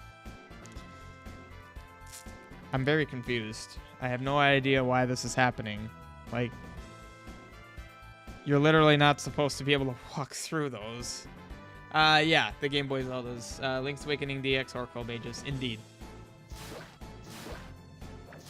There's links in the description of the stream if you want to have more information. Yeah. Alright, so again, utilizing more of the mechanics previously demonstrated. You know, your classic fire arrows from fire. Also, I want to kind of call out. So this is part of the reason why I've loved doing side view, is that I can play with depth. So like, you should be able to tell that this fire path here is like, why am I not burning right now? Because it's lava. Well, it's on top of you. It's up in front of you. You know, it's, imagine you're looking into like an ant farm or something. You can have ants behind ants within. Whereas like this water, I'm in it, you know, like it's affecting me. So it's at the same, like, same plane. I don't know. And like it's actually slowing my motion because you're walking through water. So yeah. Oh, that bat's stuck. Okay. All right, can you go away? Go away. All right, I can't send you down. Ooh, nice. There we go. Well, the fire went out. Yeah, because that went out. Place the top on the blue hippo girl on the Switch release. Oh, I haven't played the newer stuff. I mean, I'm playing Tears of the Kingdom, but like the remakes of some of the other ones I haven't played. Another bit of detail I really like is that the water's flowing through that little crack there. Yeah.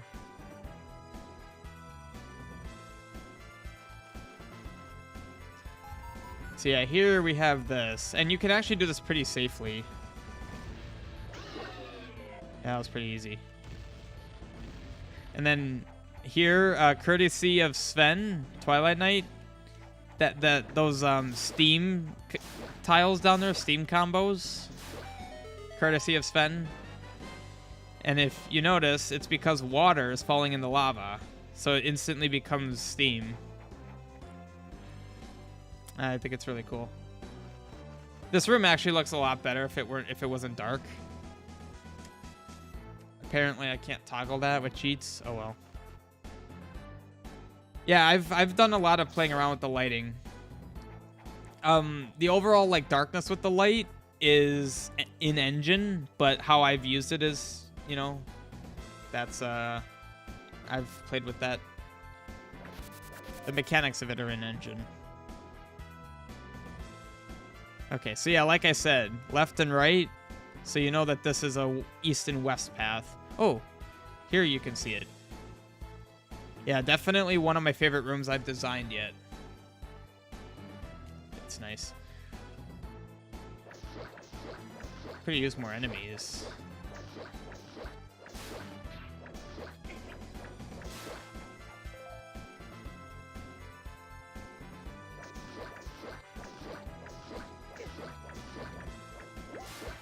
So there is a thing that, oh, forgot about this. Hi, sir. You're walking on the walls.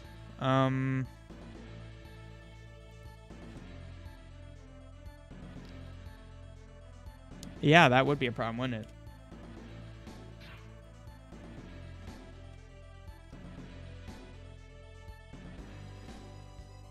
it? Zelda's in it. Ganon kind of is in it, but not really. Okay, you're being really annoying. Oh, here we go. Hey. Yeah, Candle's OP. Oh, I pushed him into it. There we go. Okay. So yeah, just more aesthetic goodness, basically. Ow. So, this guy is stronger.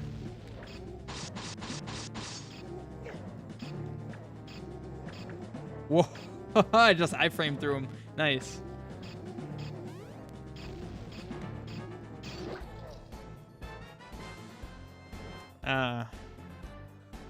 Okay, first of all, there was no dialogue string.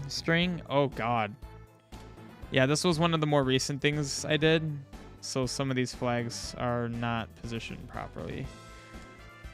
96 is basically just not allowing enemies to be here. Not that it matters, because it's just a Legionnaire on the screen, but...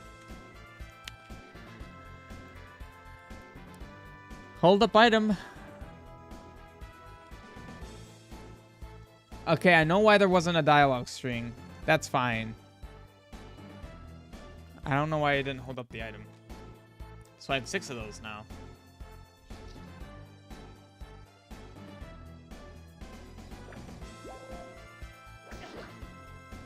Hang on. I didn't actually do the reason I came here. Wow.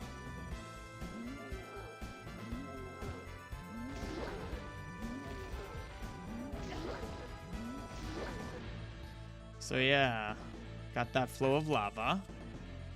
You gotta free it. And oh, look at that. It goes all the way down, but there's no water going through there. And actually, if you recall from the outside, there was lava flowing from the top of the dungeon. That's supposed to be this region of it. And then the coast was on the bottom side of the dungeon, of the building outside. And that the whole bottom is mainly water. So like I said, everything in my quest is intended to have a reason for existing. Design choices and such I try to make them make sense, I guess. Going back the other way this way is actually pretty quick from what I recall. Like, the walk back's not very long, because you can kind of just yeet yourself through this. This game takes place in a land created by me, called Interitus, I guess I will say it's called. Oh, nice. Okay, that's bad. How did I not get hit there? So now I go further down. So now I have another key, so I can actually progress this way.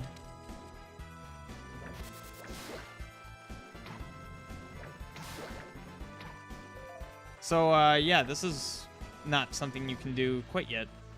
Actually, I wonder. No, okay, that didn't work. A lot of water here. As well as bats.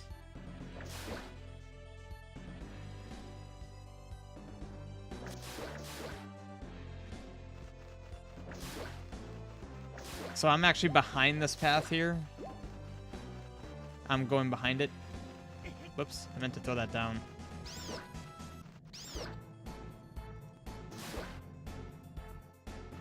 So let's explode this. Note how those actually fell. No, well, note how I'm actually falling. So now this path is solid here. So you can get across here. There is something here I want to show. So now I'm on top. I'm just showing that because that's kind of cool. Yeah, see, now that's solid.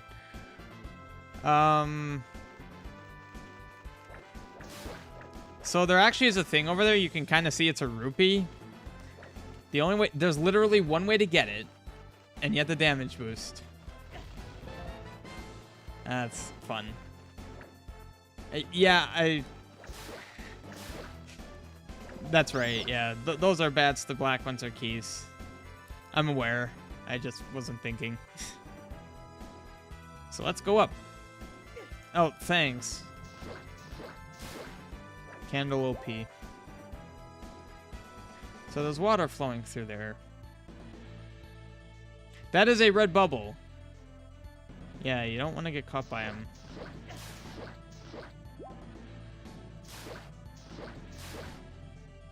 Oh, no.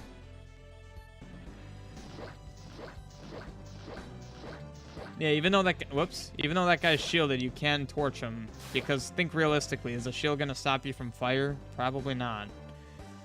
So the only way, I don't want to get hit by the bubble. The only way to do this, light it up.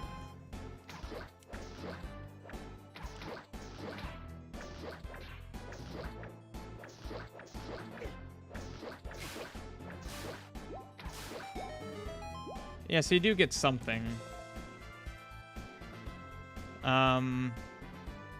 Yeah. So that's actually a tougher soldier. I'm gonna go the other way. Yeah, I'm gonna go the other way first. I need to go the other way first. For this reason. So these are blue bubbles. If you get caught by the red bubbles, you're not screwed. And there was also one at the very beginning of the dungeon. Right there, so. The guards are wreaking havoc in this forge. That's what they're doing here. They're all messing everything up. Alright, so that is kind of crap. The fact that you're always facing up on ladders. I may change that. If I recall correctly, that's a flag.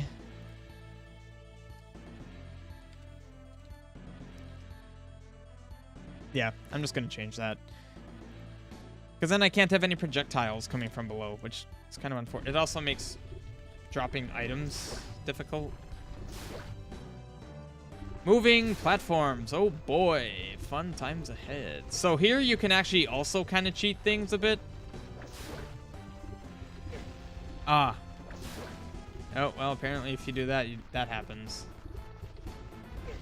So yeah, you can cheat it here. I am aware, obviously, of stuff like this. And part of me kind of wants to keep it. Because if you're a very inventive player, like creative, like I want to let you... There could be fun ways to do things, you know. Of course, they're not unintended things because I know you can... I mean, well, no, it is still unintended because I didn't intend for that, but still cool.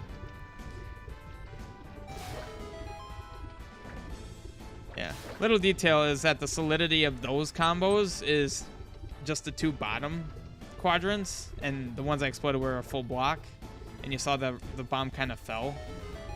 Wait, what? Wait, what? What was that? God dang it.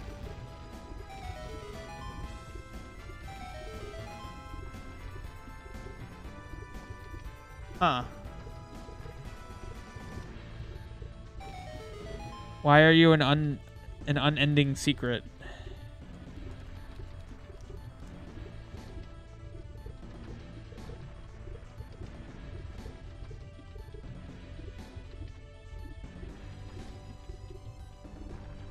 Wait, so those...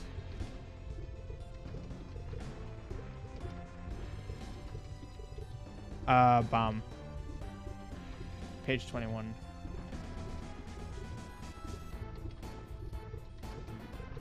I should have paid attention to where on page 21. God dang it. Oops.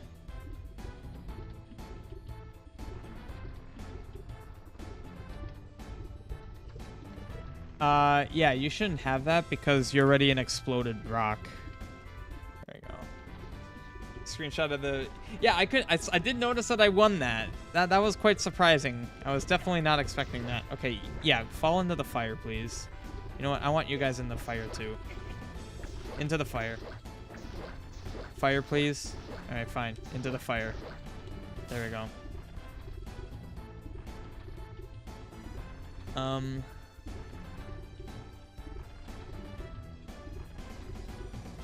I guess there will be female final boss, or... No, my final boss won't be female.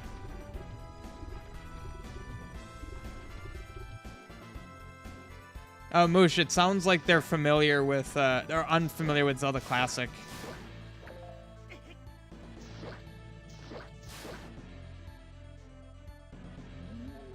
Strong? Okay, that's a way to phrase it. So another block puzzle that is fairly open-ended in the sense that there are actually two distinct solutions here, and I don't remember how to do it. So this is going to be fun. I remember it's easy to mess up, but that's basically it. I'm going to try going for... I remember roughly...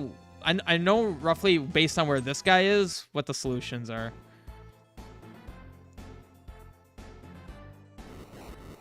Oh, no, I'm fine.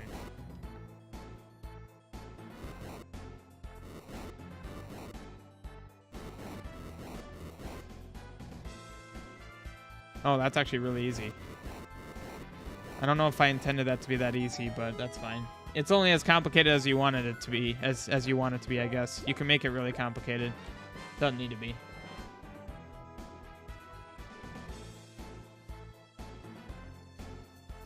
There's multiple solutions, so no worries.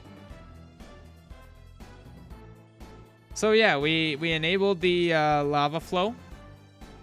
And that goes down to here. Now we are about to enable the water flow.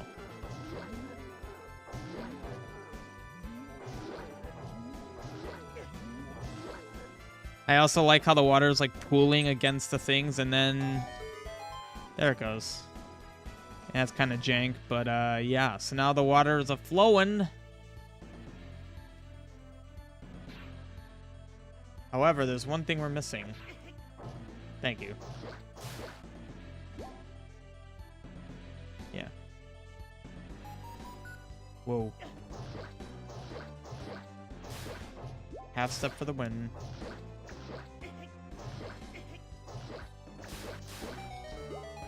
You need a key.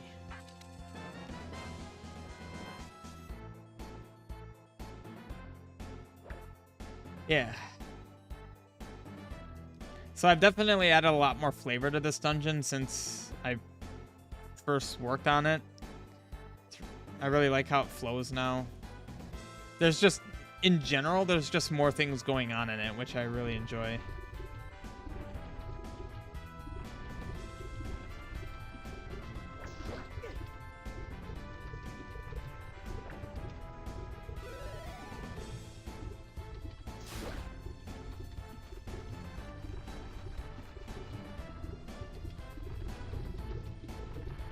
No, this is a mini dungeon.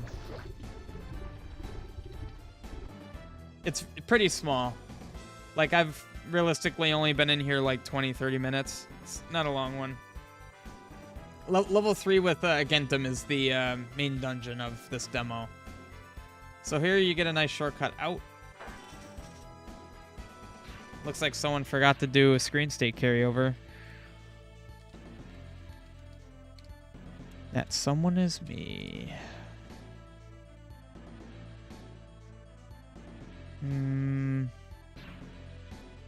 Oh, I didn't forget? Wait. 61, 65? What do you mean 65? It would be 54.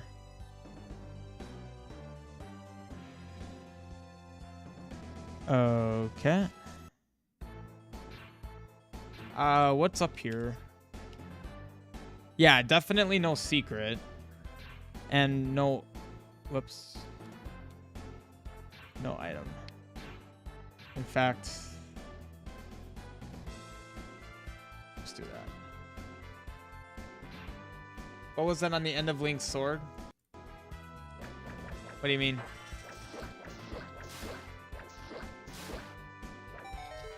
I fixed the water flow. So now that door is open. That door was just locked before. Why does fixing the flow unlock the door? Because plot. That's all I'm going to say about that. Oh, you are? Brilliant. Well, after I do this, I will have done everything, so I'd be good to start. Asaclan? That's not his name, but sure.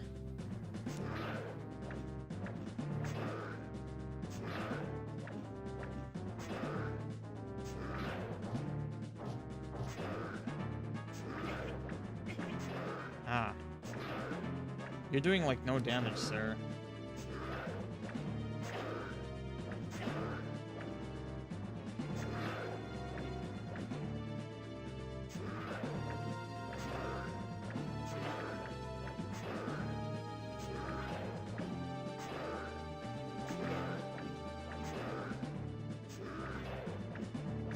Yeah, honestly, when he gets that fast, you can kind of just evade him.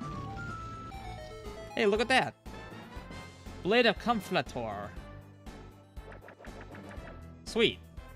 I now kill faster. Also, fun fact, the boss key... Now, obviously, this is intended for in case you die. Then you don't have a long walk back to the boss. But there's a nice shortcut here. Right to the entrance. 1, 2. Oh, I two-shot those guys. Okay, good. That balanced kind of nicely. 2 hits. Sweet. It appeared to have a ball on Link's sword. Are you referring to the hammer? Because they're bad guards. I'll hop into... I guess we could just do a DM call if you want. But that's basically it. That's all I have here. That's it. So that's the entirety of Demo 4, basically. Yeah. Hello? Hey, Moosh. Discord jump scare. Okay, I'd better mute the stream. Okay, that was probably actually okay. So, Squipt. Yeah, that's a hammer. This thing here. Wooden hammer. Okay. So I'm actually gonna go. Crap, where was that? I'm just gonna go where this boss is going to be. Whoops. It's probably over here. Yeah, here we go. I'll test him in his natural environment. There he is. Actually, I don't know what I'm doing. I'm just gonna kill this. Okay. I will share my screen. Oh, there we go. Okay. Is my background noise being too loud, by the way? I can hear it. Yeah. Okay, cool. Yeah. So this can only be played. Ooh. So this can only be played in Zelda Classic, which, like I said, if you go into the description of the stream, you'll find a link to Zelda Classic, as well as purezc.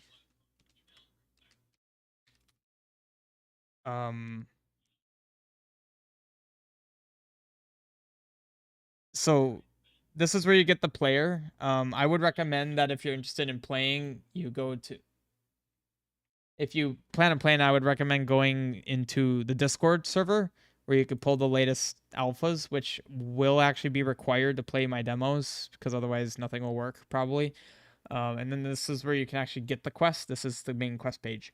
And then you download demos. Well, you could view all demos, but when I release the new demo, it'll just be this. So yeah, that's where you'd play it. Okay. So I don't want to hide chat. Okay, so what I have so far for the boss is very simplistic. I'm actually gonna get myself to a good testing spot.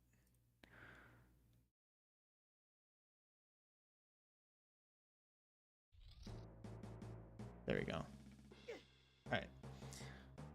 So yeah, the idea here is that he hits you with a very specific attack, and then if he collides with you, he takes your current item A, item B, launches them. Currently, they launch just in the opposite direction, or basically the way that the guy's facing. But of course, the goat is canonically a good lad. But no offense to the Pabbles of the world, but fuck you guys, I'm not guessing you. Yeah, that background noise. That's fine. I play it better with mobile. I don't think there is a mobile version. I know that there's a browser version of Zelda Classic. Let me see if I can find a. Actually, I should have that linked in the description. If I don't, I should link that. Here we go. Now, I don't know how the versions of ZC are managed within this browser version. I would think they're kept up to date, but perhaps not.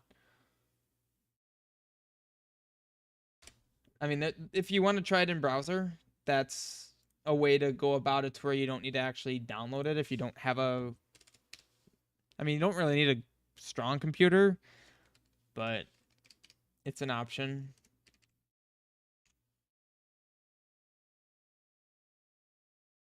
All right.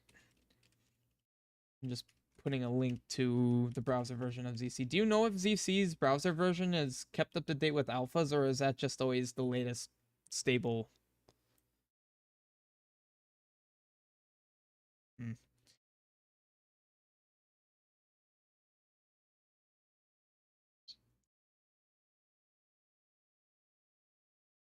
Okay.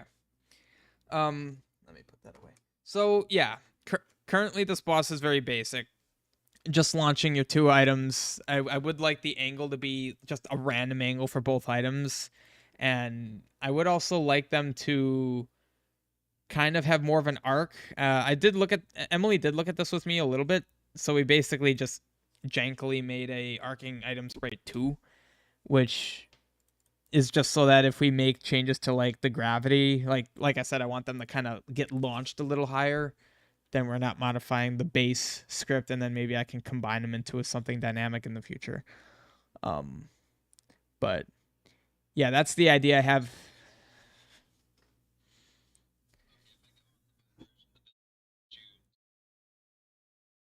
Well, that's fairly up to date then.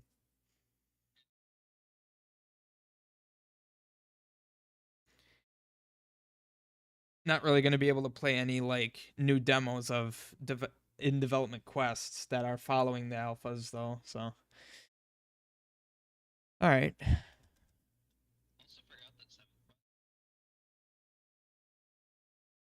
Is it your 7th quest or? Oh, that's nice. Wait, hang on. I do need to check that. So like just simply going in and register.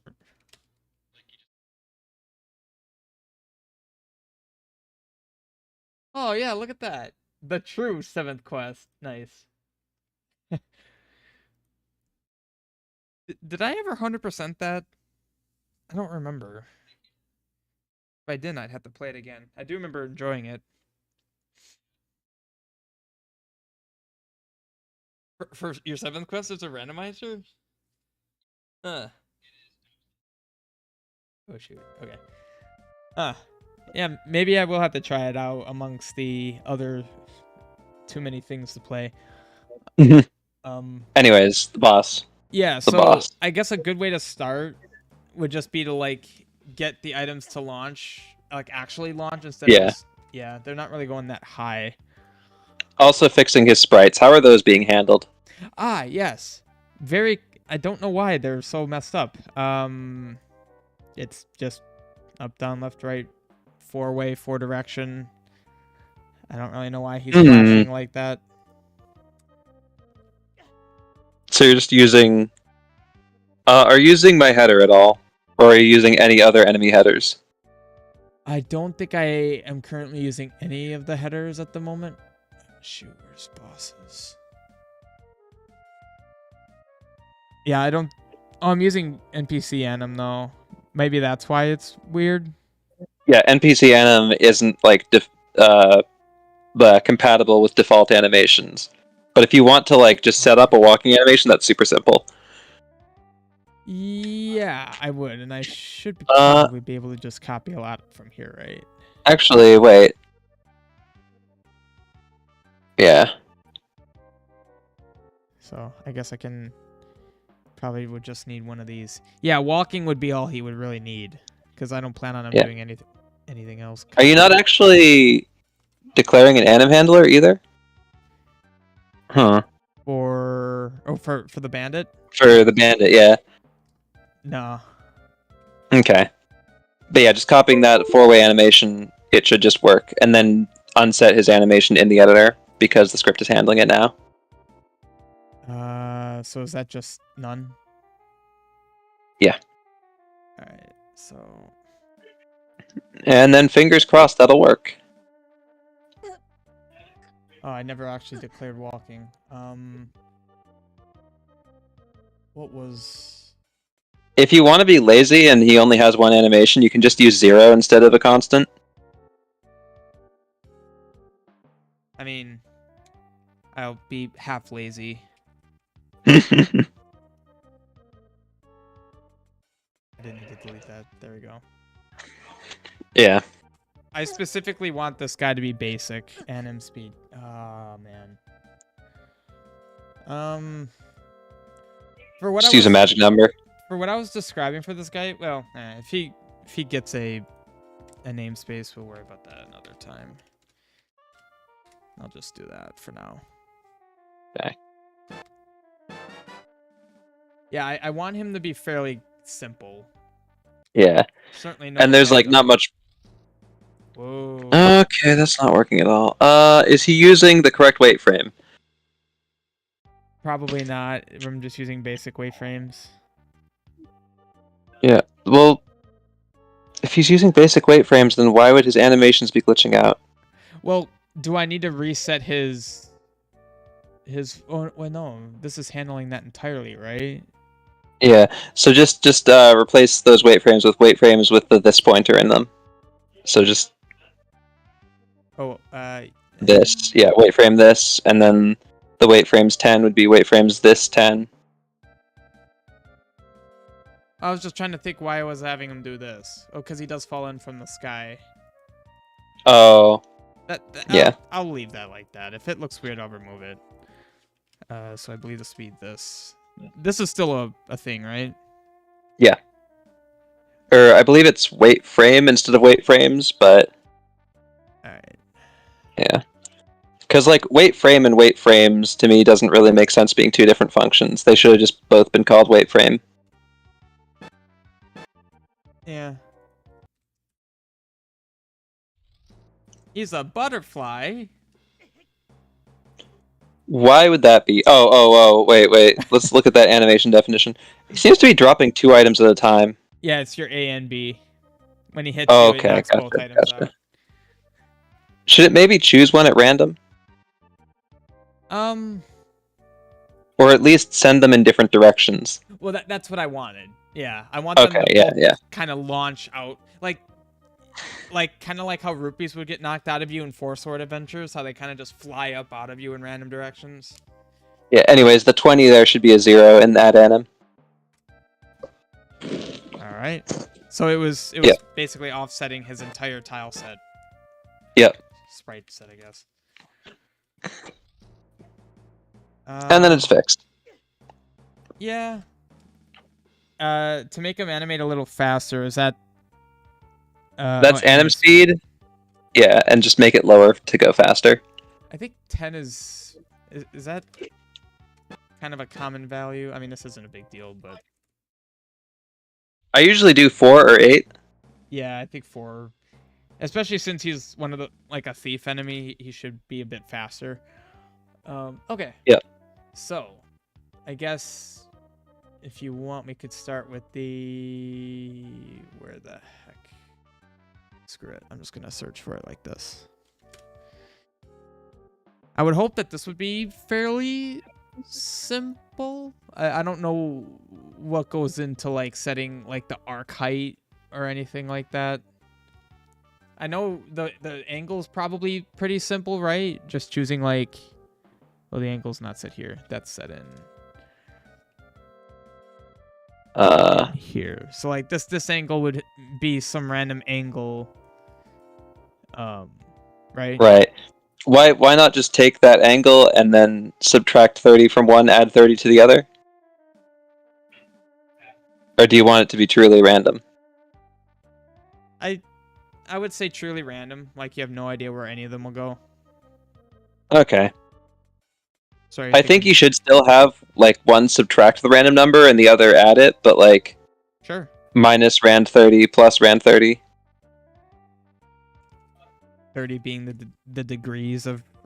Yeah, the degrees of randomness. Okay.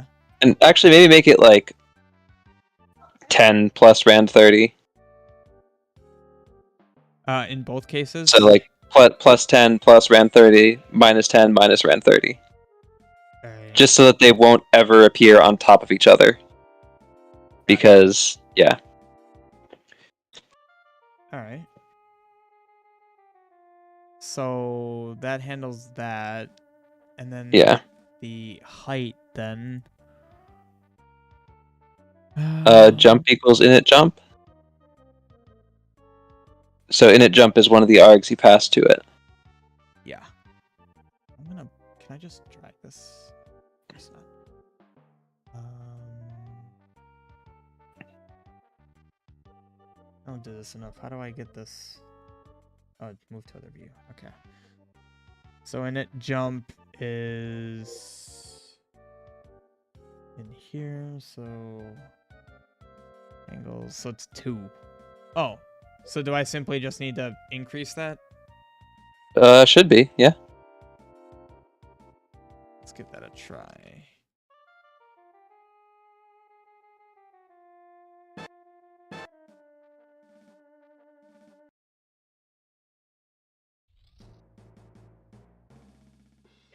Whoa.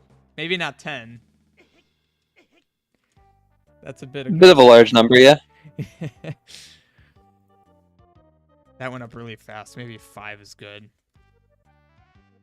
Right. Yeah. I usually never use a jump value below 4. Or above 4, I mean. Okay. Like, Maybe. Yeah, maybe I'll have to do that. yeah. Yeah. Okay. 3.2 is the default terminal velocity, which is like the fastest an object will ever move in the air. Oh, so technically, there's no reason to ever go above that then? Well, if you go above that, it will be 3.2 for multiple frames. Hmm. I see. Yeah. I mean, if you've seen best success with this, I mean, that's giving me the effect I want. Yeah. Eh, Do you want them to fly out that far? I guess so, but Well, not really. I didn't really want them to go. I didn't want them to always hit the wall, basically. yeah, okay. So maybe like lower the step speed they're moving at. Is that an argument too? Step. Yeah. So maybe 2. All right.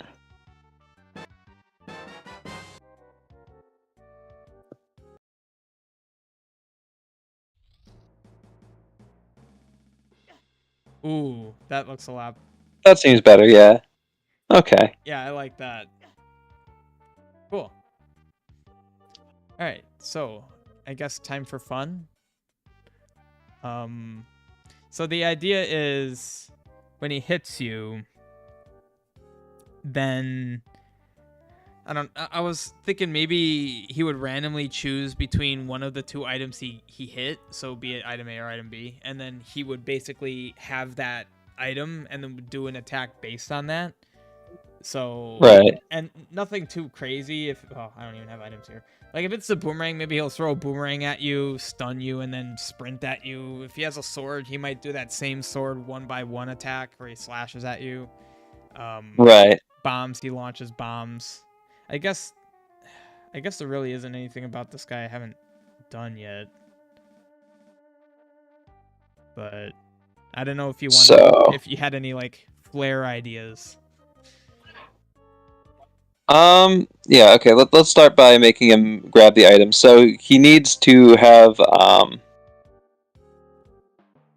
So I could do like a maybe int. yeah. Well, first of all, we're going to need a custom weight frame for this guy, right? Because there's no enemy that you make that doesn't need a custom weight frame. Okay. So let's write one real quick. I guess, yeah, I'll keep him self-contained, I suppose. Oh, Yeah. I'll keep that. Alright. Void. Yeah.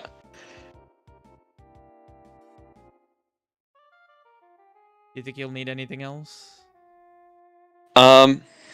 Okay. So we're going to need a way to store his currently held item.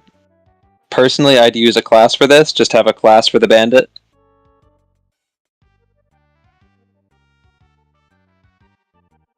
And you can't have a class inside a script, but Oh. you also can't have a class with the same name as the script, but Oh, that's interesting. yeah. Thought I had a classes. I do have a classes. Alright.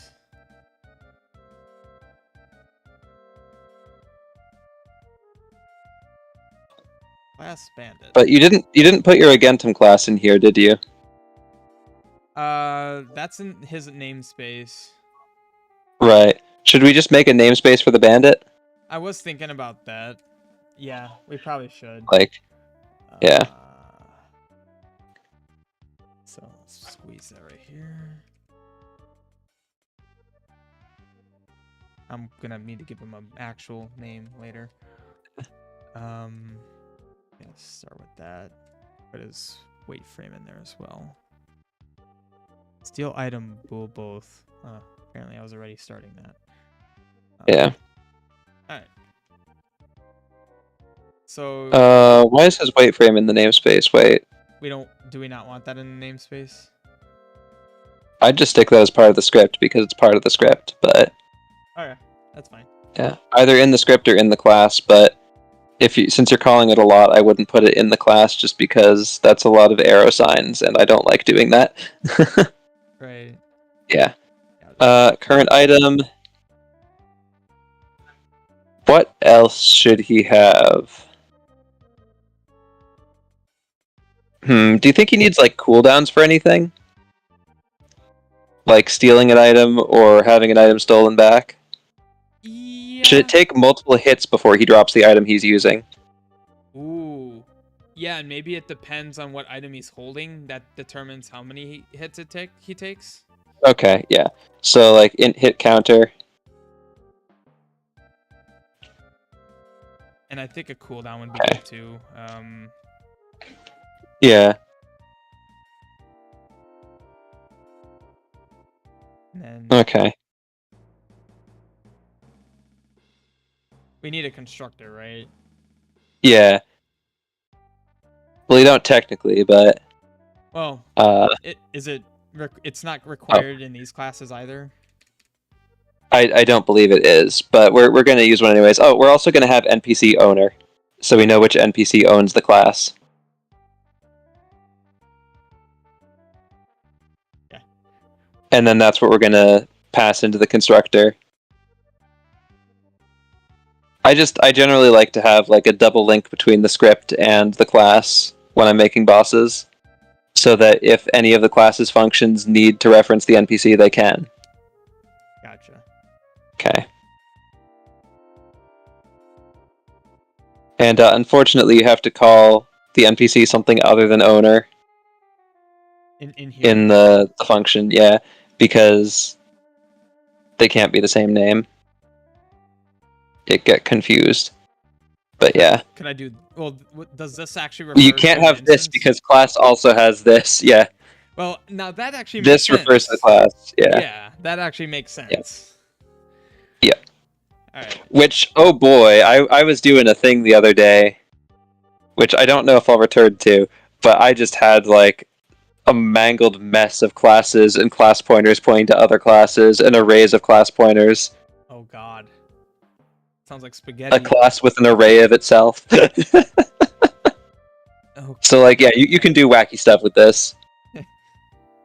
And like the reason for that was I was making like I don't know, what do you call it, like a linked list of some sort? Oh. It's kind of like that, Ugh. where like one item points to another, points to another. It was more of a tree, but yeah, That's interesting. yeah. Going back to my So C++ like days. Ugh. that's an example of something you can absolutely do with classes in ZScript, and it's really cool. Anyways, so you want to set owner to this NPC, and I think that's all you need for the constructor, because like current item defaults to 0, hit count defaults to 0, attack cooldown defaults to 0. Do I need to do this arrow NPC or can I just do this NPC? This NPC as in like the NPC that you passed into the function. Okay, maybe that name was not a good choice. But, okay. Yeah.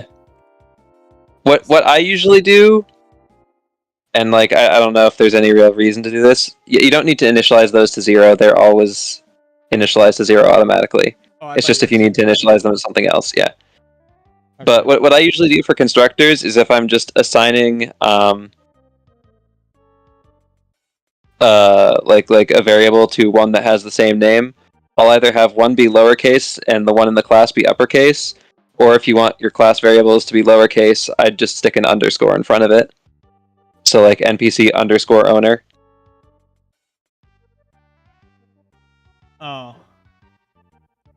I mean, I don't know if I like the underscores, but I could do NPC owner. That works too. Nah. That cooldown. I don't know. 2 seconds. Okay.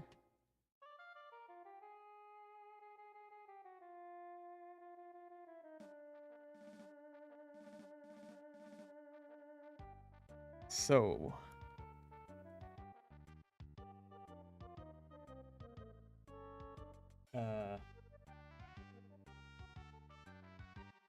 You there? Or...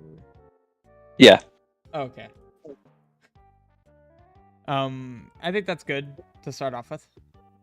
Yeah. So we are going to. Sorry, I was reading some messages. Okay, so the bandit class, we're probably also going to want an update function. Just void update, and that's how we'll count down those counters. Okay. So,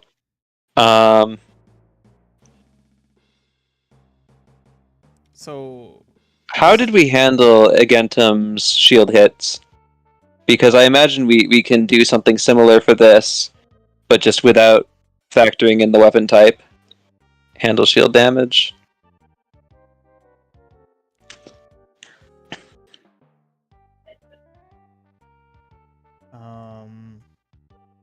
Yeah.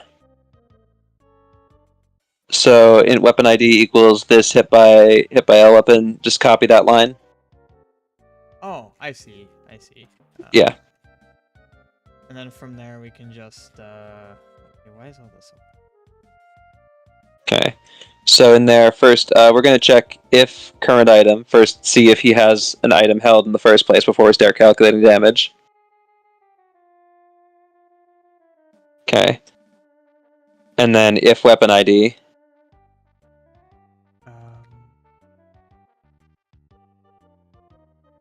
Oh, now I see what you're saying. Yeah. Oh, it unfolded everything below. Nice. Love it when it does that. Okay. Just And then minus hit counter, yeah.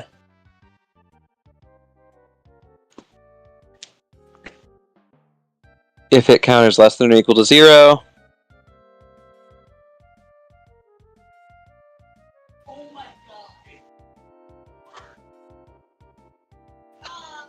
And then let's just leave a comment drop item. Unless, I guess you already have the item dropping code, so we can just copy that from over there. I mean, it's basically just... Yeah. Well, I do like the idea... Well, we're going to want to remove one of these, because if he actually grabs the item A, we're not going to launch that. But essentially, yeah. Well, we're going to work on that next, right? Yeah. We're going to work on that next. For now, just copy one of those for the spawning of the sprite. And instead of hero item A, we're going to use current item.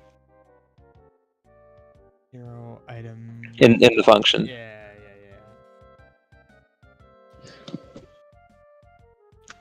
Is there an SCR that we're missing? The script. Yes, you need to copy that too. Heck, I'll just do... Can I do this? I think. Okay, also that was a nasty way to do that. That looks hideous, but I'll take it, yeah. Part of me kind of wants that to be... I don't know if I love... No, I mean, I guess... Assuming this is valid syntax, I'm okay with this. Yeah. I don't quite understand all this, like, sanity checking that Emily puts into things when, like, you know that script is going to exist. Well... If that script doesn't exist, the script is going to break in a different way, but... I mean, I have had it where I forgot to assign it, but to your point, it's immediately apparent that something's wrong, and that's a good first place to start always. So yeah. Anyways, so we have the script. We have this X, this Y. This is no longer this. That would be owner, right? Right. All of them would be that. Yeah. So. Right. Yeah. Do it this way. Owner X, owner Y, hero X, hero Y, owner X, owner Y, yeah.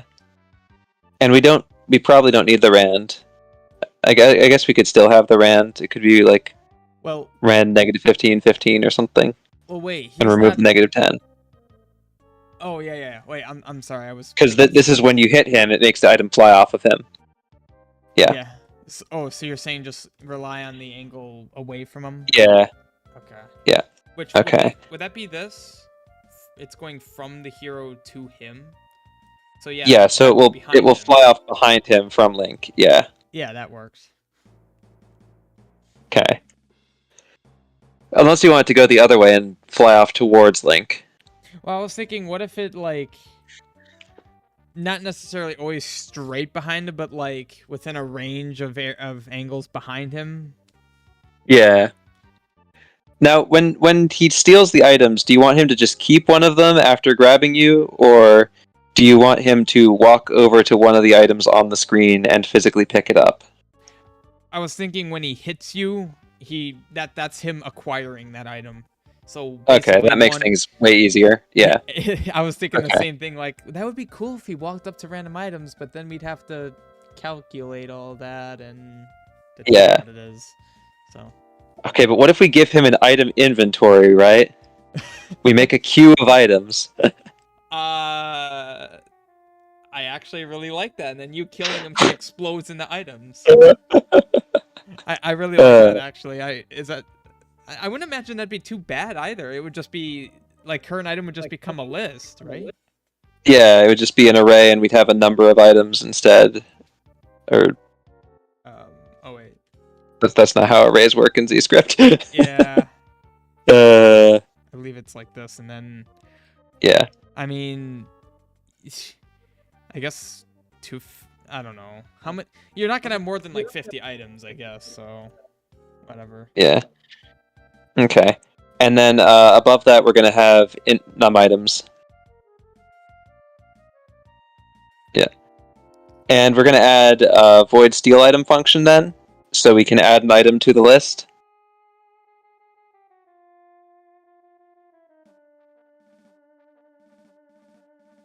And below that, we're also going to have void drop item.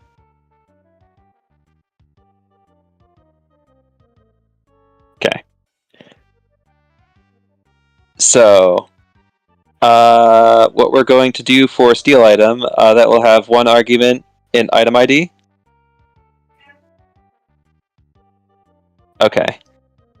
And then we are going to have current item at num items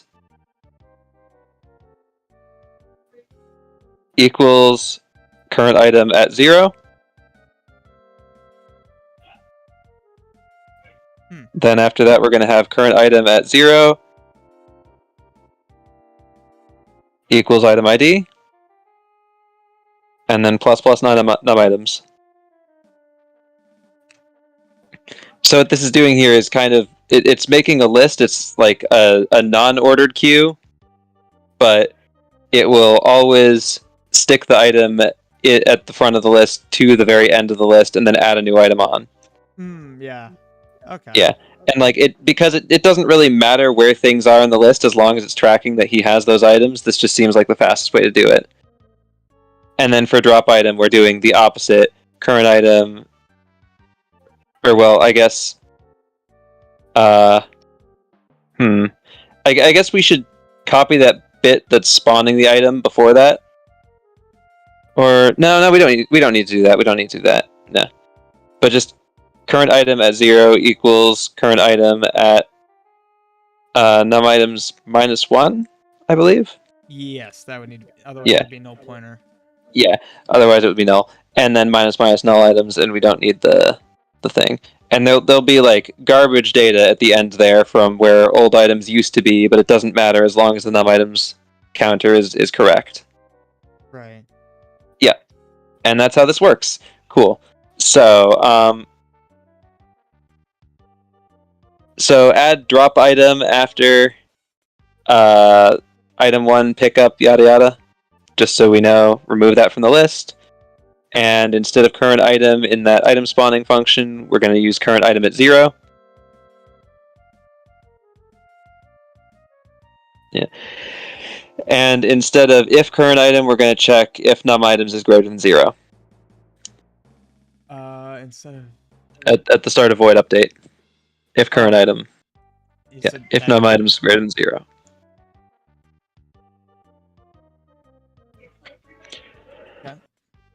Okay. And we have now successfully made this a list. Cool. So, are you wanting him to like run up to items and steal them? I guess that like as opposed to keeping things. I kind of like that idea. Yeah, like that would be like one of his quote-unquote attacks or something. My only Yeah. Oh, I guess we could always put logic in this, but what if he grabs everything? I guess, well, Is he able to grab everything normally? Like, I mean, currently he will just keep knocking anything out that you have. So, I see, but you can pick them back up. Hmm. but like if he went and picked it all up, then You're right. Okay, so we need to have a maximum size of this list. okay, so yeah, that makes sense. Yeah. Maybe like 5 things? Yeah, okay. So even though the list has room for more, yeah. Okay. So where are you defining his attacks here? Are they functions? Well, he currently doesn't have any. But I would assume that we'd want to do him as functions in his namespace, Yeah. like we do Cool. in all of them, so.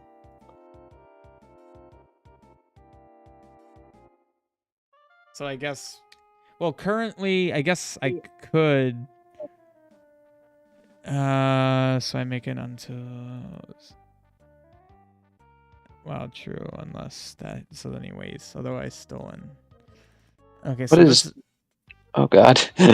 what's wrong? I'm just realizing I don't know what any of this is doing, but yeah. This right here, this is just That's the part that's spawning the items. Where is the part where he's running towards Link?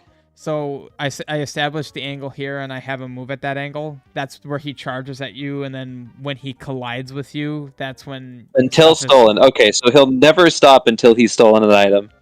He is just guaranteed to hit you and guaranteed to steal one. And I do like that idea. I'm kind of thinking, well, that doesn't do well for health. I was kind of considering maybe his steal attack doesn't actually do damage to you. All that does is Yeah. it takes stuff, because yeah, I want it to be guaranteed you lose something, because that shakes up the battle. You know, you can't just always dodge and always slash at him. You need to do something different every time. So yeah, this could probably be separated out into an attack. So steal item.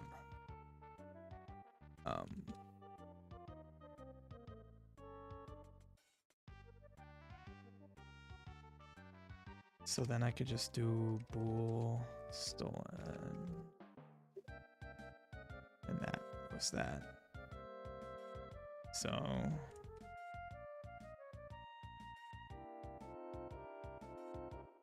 I will need NPC this. I don't think he needs anything else. I think that's it. Oh, apparently not. Wait, what is this? Unexpected RPM boss is 240. 240? 2406. Oh. Oh, the unfinished bandit wait frame function. Yeah. Which we should probably finish. Yeah. Namespace is 2178. I just wanted to make sure I'm not missing anything here, so we can write that off as like that is working right now. Yeah. Oh shoot. 2178. Wait, what am I missing here? Unexpected Z float. Oh, I guess I can't do it this way. I think I vaguely remember Emily saying that if you're doing it this way, it needs to be at the front. I see, okay. Uh-oh.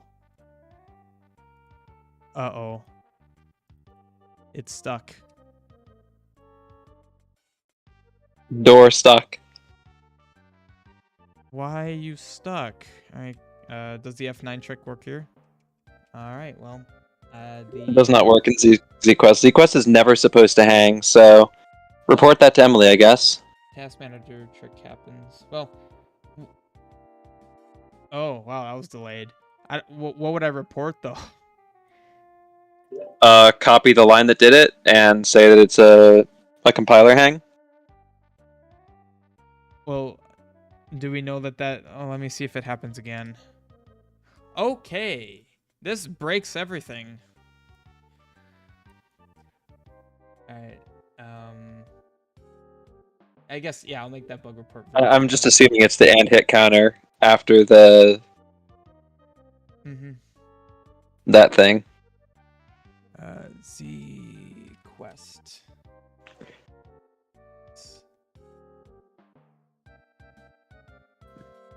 Or well, first comment out that whole block and see if it doesn't crash, doesn't hang.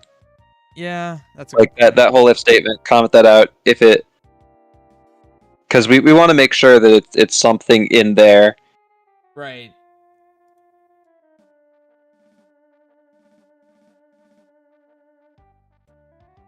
I did save, correct.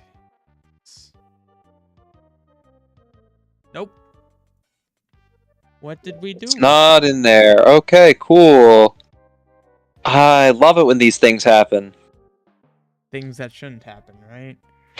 It's probably something related to the class. Let's look at the class and see what we've done. Oh, wait. Huh. The class is supposed to end here, isn't it? Is it? I mean, it shouldn't.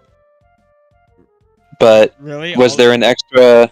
I guess we could have all the functions be in the class. That wasn't my I mean, original yeah. thought, but... No. The functions are supposed to be part of the class because they're affecting members of the class, right? Like steal item, drop item. Those are both managing the array.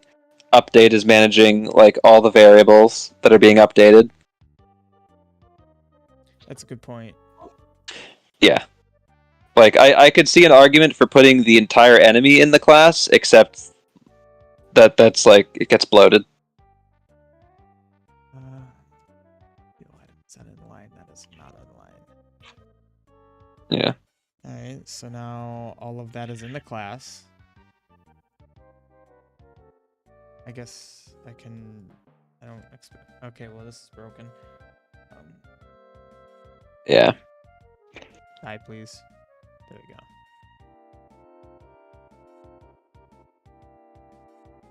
Hit save.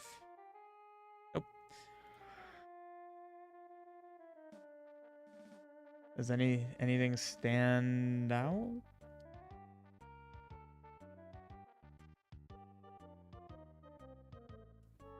Should I just start commenting stuff out and see? It still didn't work. No. I suppose... Let's strip it down to just the class declaration.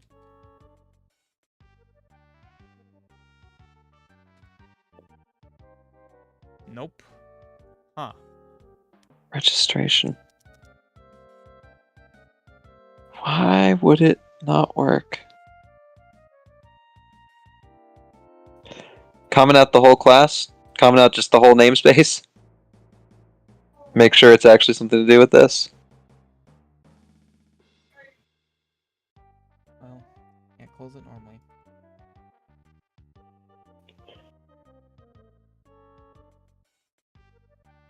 Do you know what it's doing during the registration phase?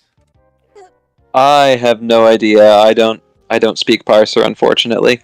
So it looks like it was the class. Let me bring the namespace back. Yeah. And then I could even bring the... That's fine. So now it's everything but the class. Nope. Okay, so this class is bad. Or no. So it's something in that update function then, right? Yeah. Or Yeah, actually, it would have to be. okay. I'll just... Yeah, if you comment out that update function. It should work fine now. And that's good because then you have like a code snippet to post that could explain like what's going on. No, it's still happening. It's still happening in there. So the namespace, bandit boss. I mean, there's nothing... Steal item, drop item, steal... Wait, there's 2 steal items. What?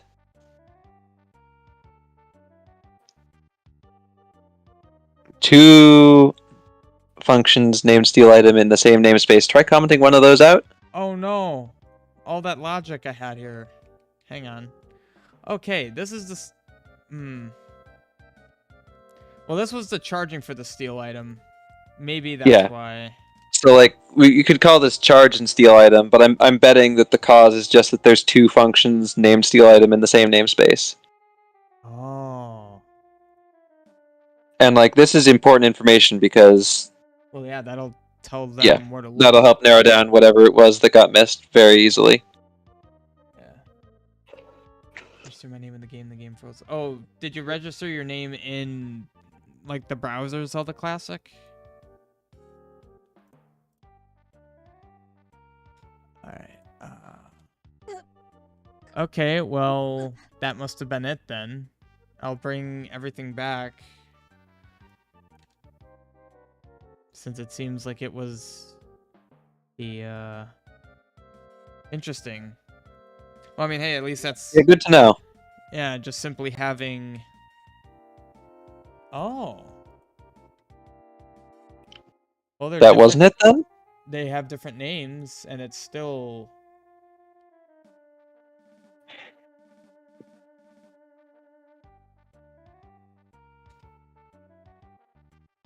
interesting. This is fun. If that's the case, Master Gamer, I guess I should invite you to the dev server, and then you can mention it to someone. What's his face? He's Connor. He's the one that does a lot of the online stuff. Okay, it's still broken. I have a hard time believing it's either of these. Yeah. Those are very basic.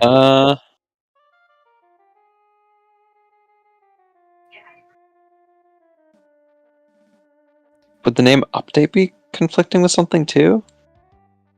No. Guess I'll remove them. I mean, it certainly seems like it's the class that's doing it, but Yeah. I don't. We're not. Even the class is very simple.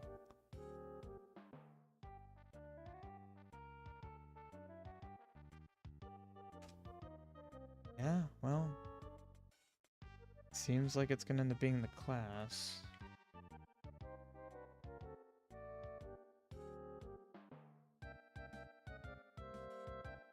When I have to kill it with Task Manager every time. Yeah. The heck is it? Okay, now I'm a little concerned. Is it the names? Can we not have an empty namespace? I don't understand what would be wrong with that. Did the namespace before that one not end properly? Up here, Like, Agenthums? is it? Oh, wait, whoa, scroll down there, buddy. What is that? What the fuck is that? What, this? There's a curly brace after Agentum gotcha. Or Yeah, wait. that's Oh, the that's the namespace Agentum one. namespace. Sorry, I thought that was a straight closing brace. Well, and Okay. even that would throw a compilation error at least. One would hope, yeah. Well, yeah. So everything's fine. So for some reason, having this namespace ruins life. Namespace. Oh wait, you had the namespace commented out, didn't you? Yeah, and now I got a compilation error. It didn't freeze. So then I bring it Why back. would it be?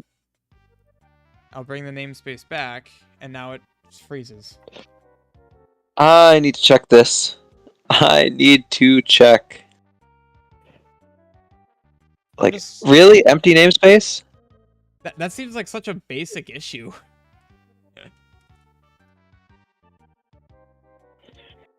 Okay. Compile. Yeah, empty namespace compiles fine for me. Have you hit, like, some sort of arbitrary limit on namespaces? Well, here, some namespace. Let's see what this does. And then what I'll try doing... Oh, I can't really comment out any other namespaces because that'll break other code. Yeah. That's fine. So, what? I can't have namespace Bandit Boss? No way. No fucking way. That's so dumb if that's the case. Wait a second.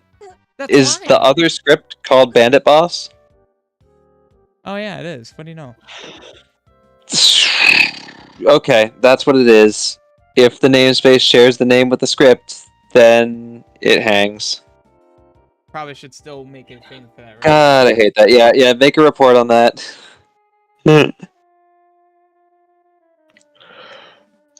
uh,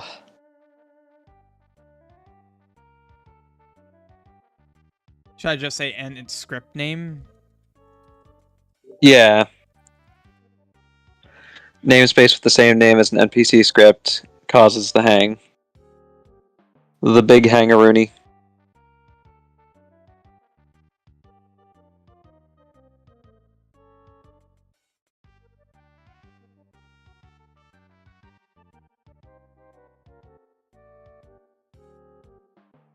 Freezes and its registration. All right. Except that isn't happening for me. Weird. Really? Wait a second. NPC script, blah. Is it just NPC scripts? Well, that'd be good to know, actually. You know, let me rename that bug to, Okay, let's see. No, that's not it. So you're able to do it with a non-NPC script? Yeah, with an NPC script, it still works for me. I don't know. Well, I guess the bug's out there, so if it turns out it's nothing, we'll find out. Hmm.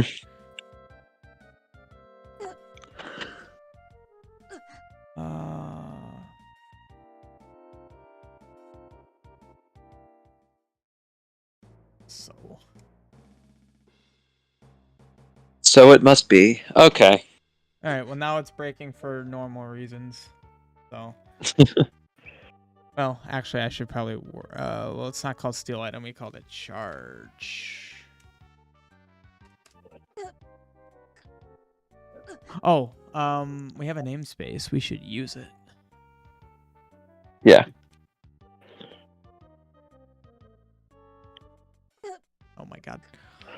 Charge has not been, charge const NPC. And in addition to NPC this, it's also going to need the bandit class, right? Charges? Yeah.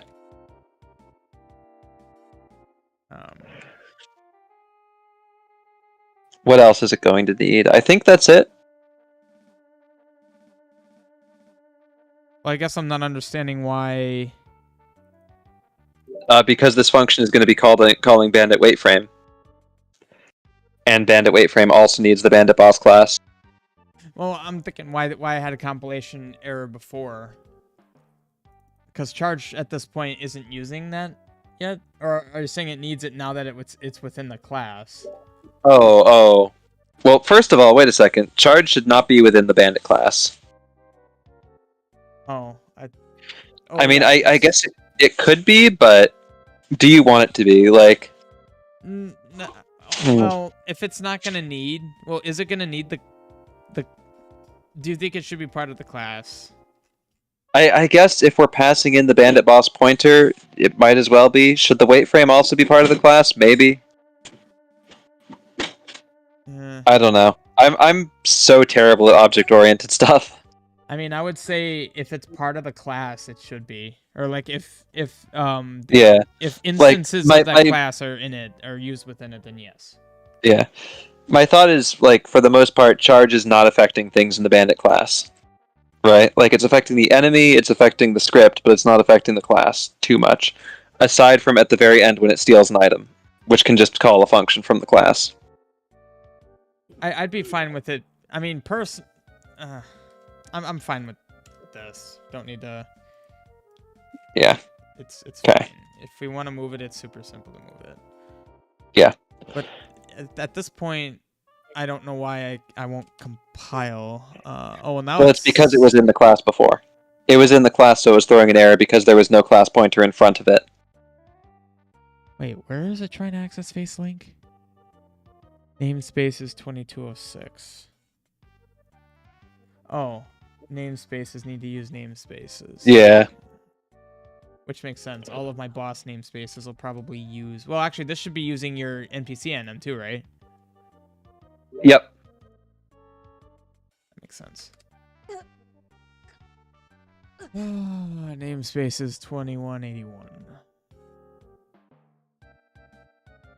Wait, did it really just say what I thought? Cannot cast from bool to int? What do you mean? Okay, so that first bit, try putting it in parentheses, the assignment, right? Oh. Everything before the and after. Yeah, the if. Zfloat 2181. It does not like this. Hmm. I mean, screw this. Yeah. Oh, nice tabbing there. I assume That all works. that goes in there, right? Yeah. Alright. Hey! Okay, compiled. Yeah. About time. Oh, because ZQ crashed. God dang it. What? Whenever ZQ crashes, when I hit Control S, it's basically doing another save as. Like, it needs to refine the original file. Oh, okay. Gotcha. It's not a... Right. It's a minor issue. Okay. So, bandit wait frame function, let's write that. On the left panel? Yeah. Yeah. I kind of do like the idea of it being in the namespace. Put it in the namespace. Yeah, put it in the namespace. I use my scripts as namespaces, but since you're putting namespaces for everything, it makes sense to put it in the namespace. And I've been wanting to keep my NPC scripts just the NPC logic. Any attacks and such are abstracted out. Yeah, okay. That's fair. Yeah. What I usually do is I have a namespace, I put the class in the namespace, I put the script in the namespace, and then I put all the script's functions in the script. But, like, I'm not going to push you to use my organization. What you're doing works fine. Well, knowing me, I'll end up doing another big script refactor in the future, and maybe I'll... Mm-hmm. I don't know. I mean, I kind of like having a namespaces file and a bosses file, so it kind of tells me, okay, these are just NPCs or FFCs for them. So. Yeah. The thing with the namespaces is, like, when you start making namespaces for bosses, they stop functioning like a library and more as, like, just a container for the boss, right? Yeah. So, like, I would not personally put boss namespaces in your namespaces file because it's not really serving as that function. True. Like, you'll never include a boss namespace in another namespace, right? Like, you're not going to say using Agentum outside of Agentum's script. Well, yeah, and that's why I have the enemy namespace. Maybe I'll end up doing that. Yeah. Boss... So, like, the enemy namespace for something generic, but for something, like, specific where you're just using the namespace to contain things, I don't know if that needs to go in the namespaces file. Because eventually the namespaces file, right, it just gets full of scripts, right? It gets full of, like, the contents of all your bosses and all your others very, like, niche cases, and it's no longer useful for what you made it for. Yeah, I think you put it well, saying that they're basically containers for these NPC scripts. I'll probably end up doing that, where namespaces will probably just be any namespace, and especially if every boss is going to have a namespace, it makes sense. They're synonymous at that point. Yeah. And it does make sense for bosses and enemies to have namespaces, but... Right. Yeah. Okay. Wait frame. Yeah, okay. So you want to pass in the pointer to the class. What was it called? Bandit Boss, yeah. I need to... Renaming all that's going to be annoying, but... Yeah. He's going to have an actual name, sorry about that. So... Well, that's fine. I'll just do a find and replace. It'll be fine. Okay. And what else do we need? Oh, right. We needed a frame counter. So int frames equals 1. Oh, right. Yeah. Okay. And then we're going to have a for loop for the length of frames.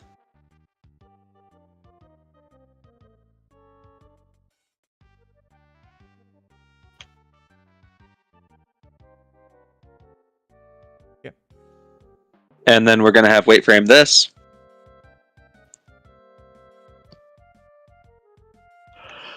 And then we're going to have bandit boss update. Oh, yeah. Or before the wait frame, of course, yeah. Oh, So this is just making sure that every frame the class is doing all of its update things to keep that data updated, and that's about all this wait frame needs to do for now. okay.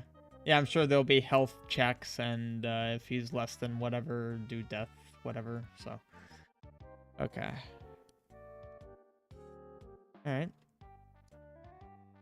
So what's next? Right, replacing all those wait frames with the new bandit wait frame.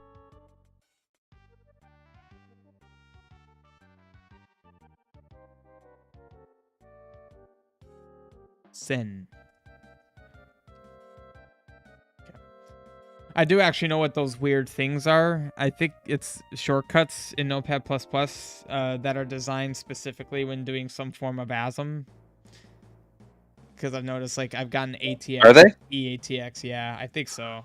I have no idea how to trigger it. Oh, God. I thought they were just special characters, right? Well, What is that? I have no idea. I'm doing Control Shift B or G. Yeah.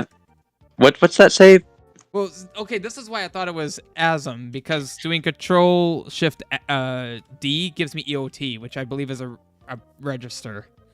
Let me So ASCII table. Are these BL is Bell. EOT is end of transmission. Yeah, these are ASCII characters. oh yeah, so like I copied Bell. That gives you a box. And then like if I do EOT, what is EOT? EOT box. Wait, does it not work? I put it into Google and I got a question mark. Oh. Yeah, and these are like the ASCII characters that are used for like control stuff that I don't think have been in use for most things for some time. Like, Oh. it's kind of like, you know how some operating systems, to do a line break, they have to do CRLF instead of just Oh yeah. yeah, instead of just new line. Yeah, the It's that kind of stuff. different carriage. Yeah. Carriages, I believe. Yeah. The fact that like carriage return has just been grandfathered into like computing from the days of the typewriter is kind of funny. Yeah. I wish they didn't happen, because it's so annoying when I'm typing into just like Bell Soul. It's, whatever. Anyway. So that's all been updated. I don't think there's any wait frames in here that are shoot. I was gonna put that above, but it's fine. I don't think there's any normal bandit.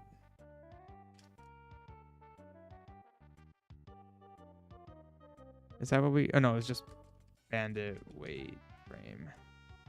So now this hang on, that takes this bandit boss frames.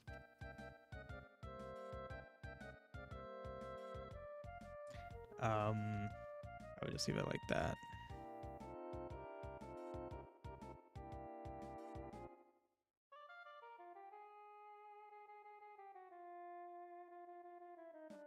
Awesome. That's probably good. I think that's all of them. Guess I can find out. Bandit boss has not been declared. That makes sense because we never declared it. 2207. Right, so we want to declare that at the start of that script. Wait, 2207. It's because Oh, well, it's called Bandit. This would have to be called Bandit Boss because of the type. And in that case you want to name the enemy Bandit instead of Bandit Boss. Because remember, you can't have a class and a script have the same name. Oh, and that actually works out nicely. Although I just realized something very unfortunate. I think technically they're considered thieves, but we'll stick with Bandit. But that's fine. Bandit Boss, variable Bandit Boss, 2395 in here. Oh, yeah, this hasn't been declared because we haven't declared it. Okay. So do we just declare it like normal? Yeah, right below animation pointer, we just do the same thing. Bandit equals new bandit boss. And then I'll keep it just to bandit.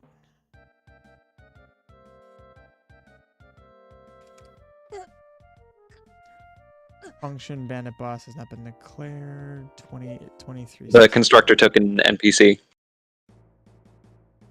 Oh, right. Right. Okay. 2364. Unexpected NPC. Oh, because it's just this. 2259. Bandit boss has not been declared. Okay, so we need to declare a new one here. Oh, you need to pass that into charge too. Yeah, sorry. Oh, okay. That is actually what I'm calling it. Between bandit and bandit boss. Okay, bandit. Bandit.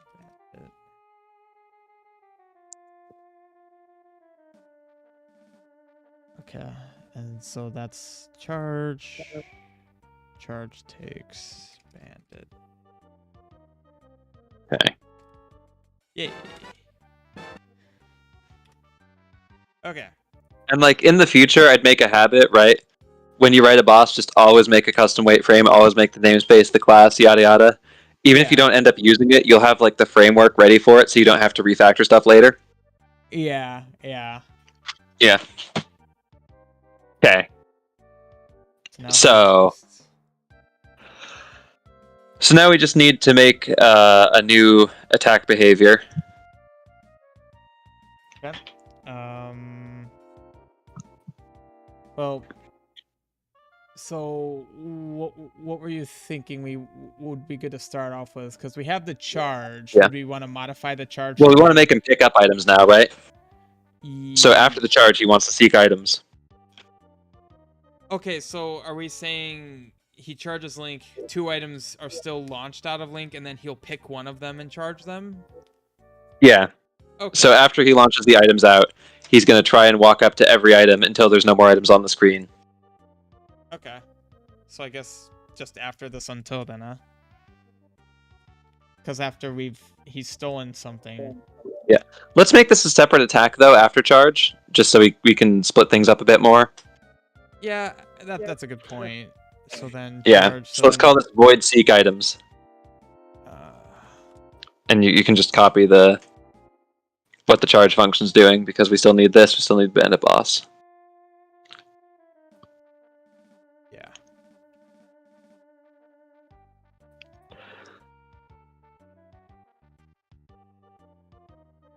Okay. There we go. And so what we're going to do, we're going to need another function. I don't know. Items in play, I guess. We're just basically, we're counting the items in the field. Oh, so like int. Yeah. Items on ground, maybe? Up for grabs. Yeah, I like that. Up for grabs, nice. Okay, and that's just going to be a for loop for all the items on the screen. Right. I believe. You should do it the other way around. Oh, so that would be because like the first part of a for loop, right? Only happens once, but the second part happens every iteration. So if you have a for loop that's going until num items, it's going to basically, if there's 100 items on the screen, that's going to tally up all the items on the screen 100 times. Yeah. And that's like exceptionally slow. Well, I don't know if it's exceptionally slow, but it's pretty slow. Okay. So instead of num weapons, you want num items. Oh, yeah. Num items. Or is it actually num items? Yeah, it's num items. Curious, have I ever done that? No. I wonder if num item sprites works too, because that's what they really are. They're item sprites, but in 2.50, a lot of things just referred to themselves as item. So like item scripts are item data scripts, right? But item sprites are like the pointer. And both of these are different things, but they both use the keyword item in 2.50, which was really confusing. Right. Okay. Quickly, Master Gamer, you're saying that you enter the bug report in new users. Is that a chat for people just joining? There might be like a validation channel, and you need to wait until you're confirmed as not a spam bot. Oh.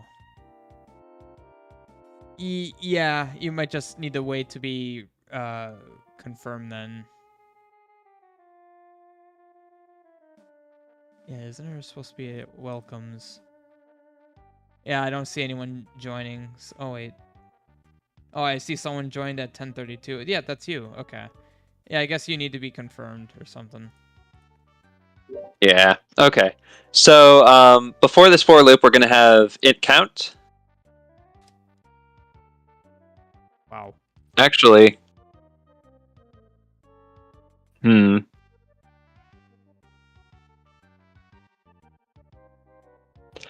I guess we don't really have any conditions for which items he can pick up. So this could really just return screen num items. I mean, yeah, it's a free-for-all. Unless you want to wait until they hit the ground before he starts going after them. He just like a wide receiver goes under them like, I got it. Yeah. So let's wait for them to hit the ground, right? Yeah. So, item ITM equals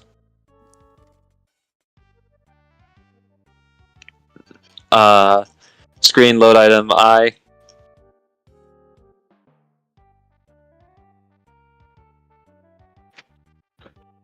Okay. Okay. And then if ITM Z equals 0. Oh. I like it in this And then case. plus count. And at the end, return count. Okay. So let's see here. So now in seek items, we are going to do while items up for grabs.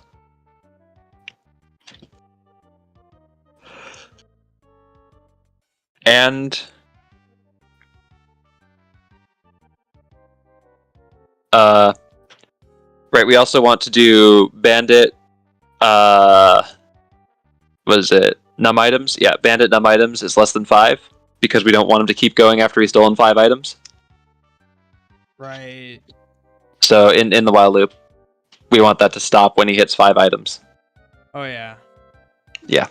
So while there's items up for grabs and num items is, can I actually do size of array here? You can't. I can't for this. Because like the array doesn't resize as you add items. It's actually the num items that's being used to record the size of the array. Oh, I forgot num items isn't the array. That's Yeah. Okay, I just mixed up. Okay. Which we might want to not call the array current item, but rather stolen items.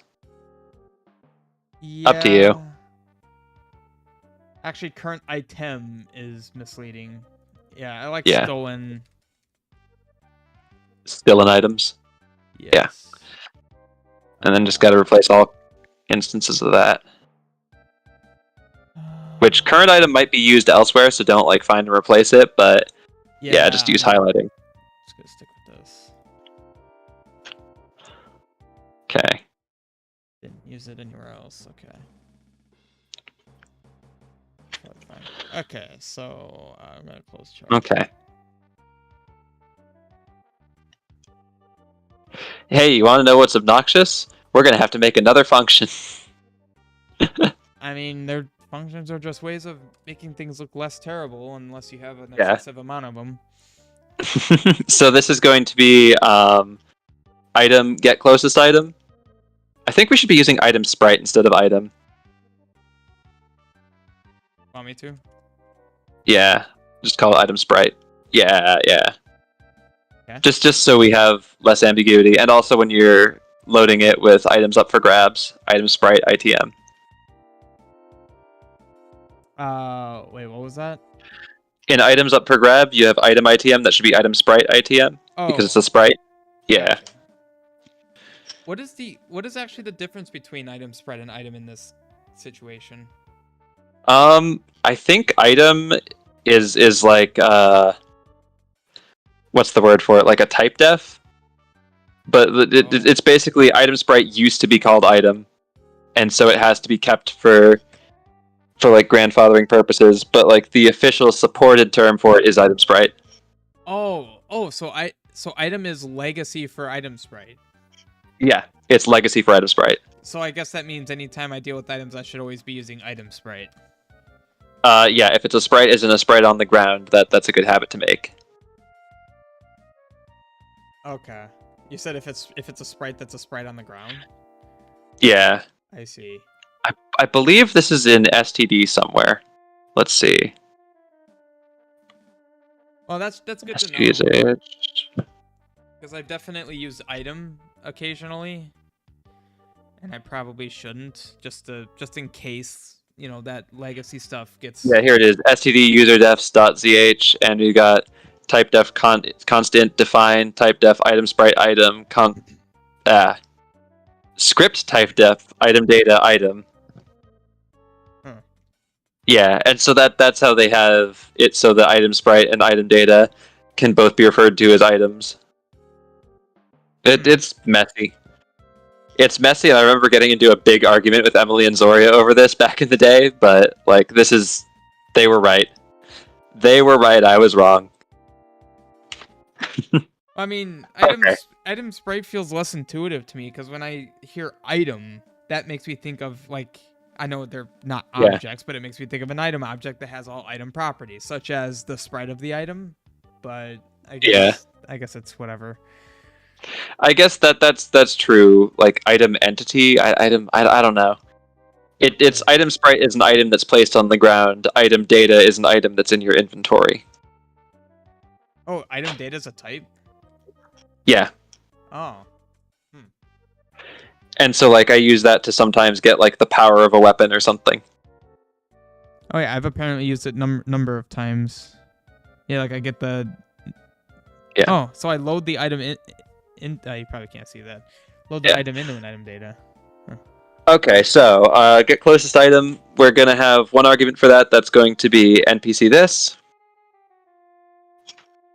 We don't need the bandit boss pointer this time. Okay, so we're gonna have two variables at the start here. Item sprite closest and int closest dist.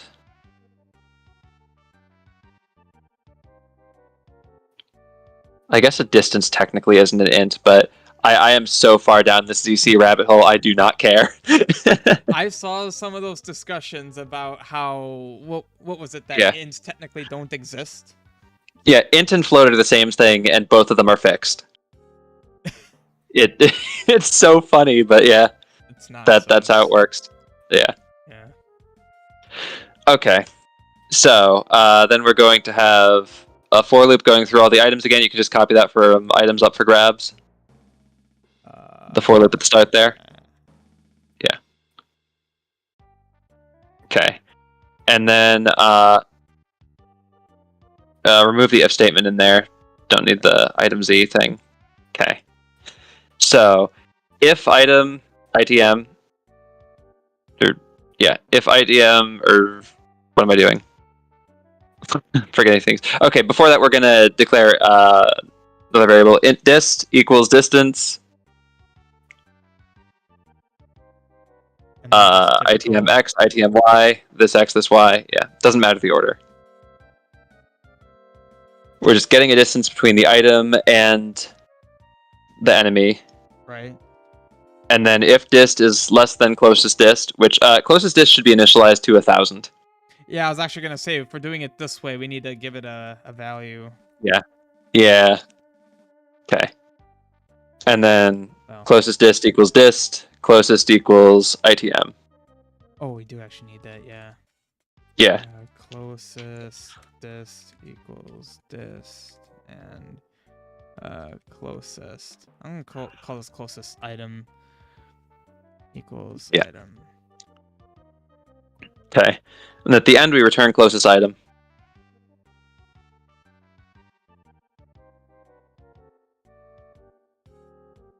Brilliant.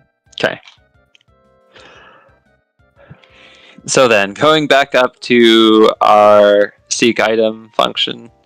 Okay, in that while loop. So we are going to have item sprite ITM equals get closest item this.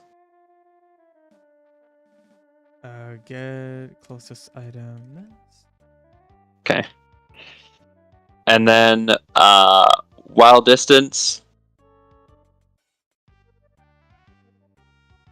this x, this y, Oh, IDM x, IDM y. not going to type that except in the same name. Yeah. Aha. There we go. It works. Okay. And then we have a wait frame in there. And before that, we should also check ITM is valid in that while loop. So ITM is, but before distance, because distance is referencing ITM, and we want to make sure ITM actually exists first. Good point.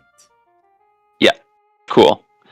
And then we're just gonna have the enemy move towards the item. Oh, distance is greater than, I don't know, like 8 or something. So enough so that it's overlapping the item when it gets to the end. Yeah. So yeah, So and distance, yada yada yada, is greater than 8 in the while loop. Yeah. Okay. It's greater than 8. Okay.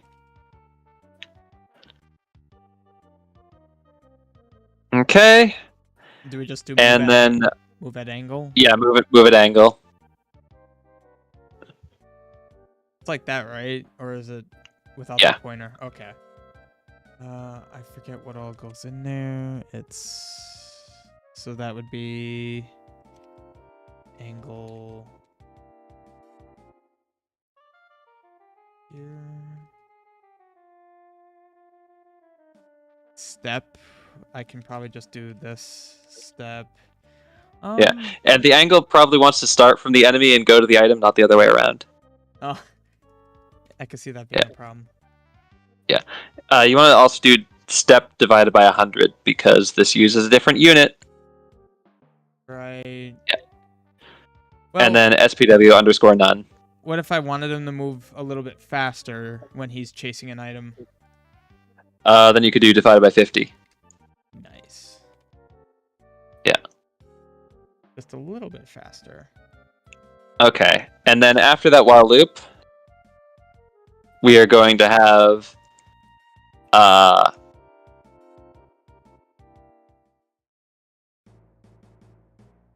right. If item is valid again, just in case, because Link might pick it up first. Right. And we also want to check if the enemy is colliding with the item, once again, just in case. Oh, no. If, so there is collision functions for NPCs and, okay. So, is valid as a function, by the way. Oh, it is indeed. And also, you always want is valid to be at the front of the if statement, because then we're referencing the item after. Yeah. So just collision this ITM. Cool. Yeah, that's it. And then we are going to use, well, first of all, we're going to play the item pickup sound. So audio, play sound. Is that one that's default? Yes, I forget what it's called. I do have constants here, so... SFX. Is it just SFX pickup? Yeah, it's SFX pickup. Right. Okay. Cool. And then we are going to add it to the array. Called bandit. what was it? Bandit steal item, was it?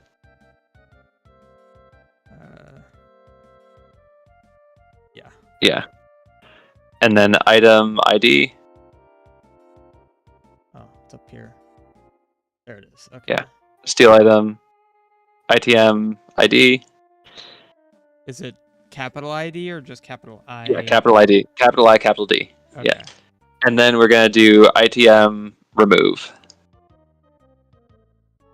And that's a function, yeah. Yep. And then that bandit wait frame under there, we're going to make that a little bit longer so he pauses after every item he steals, maybe like 16 frames or something. Okay. Just give him a little pause. Okay. And now we just call the seek item function under the do walk. I guess he should also be made to face the item at the start of the while loop. Yeah.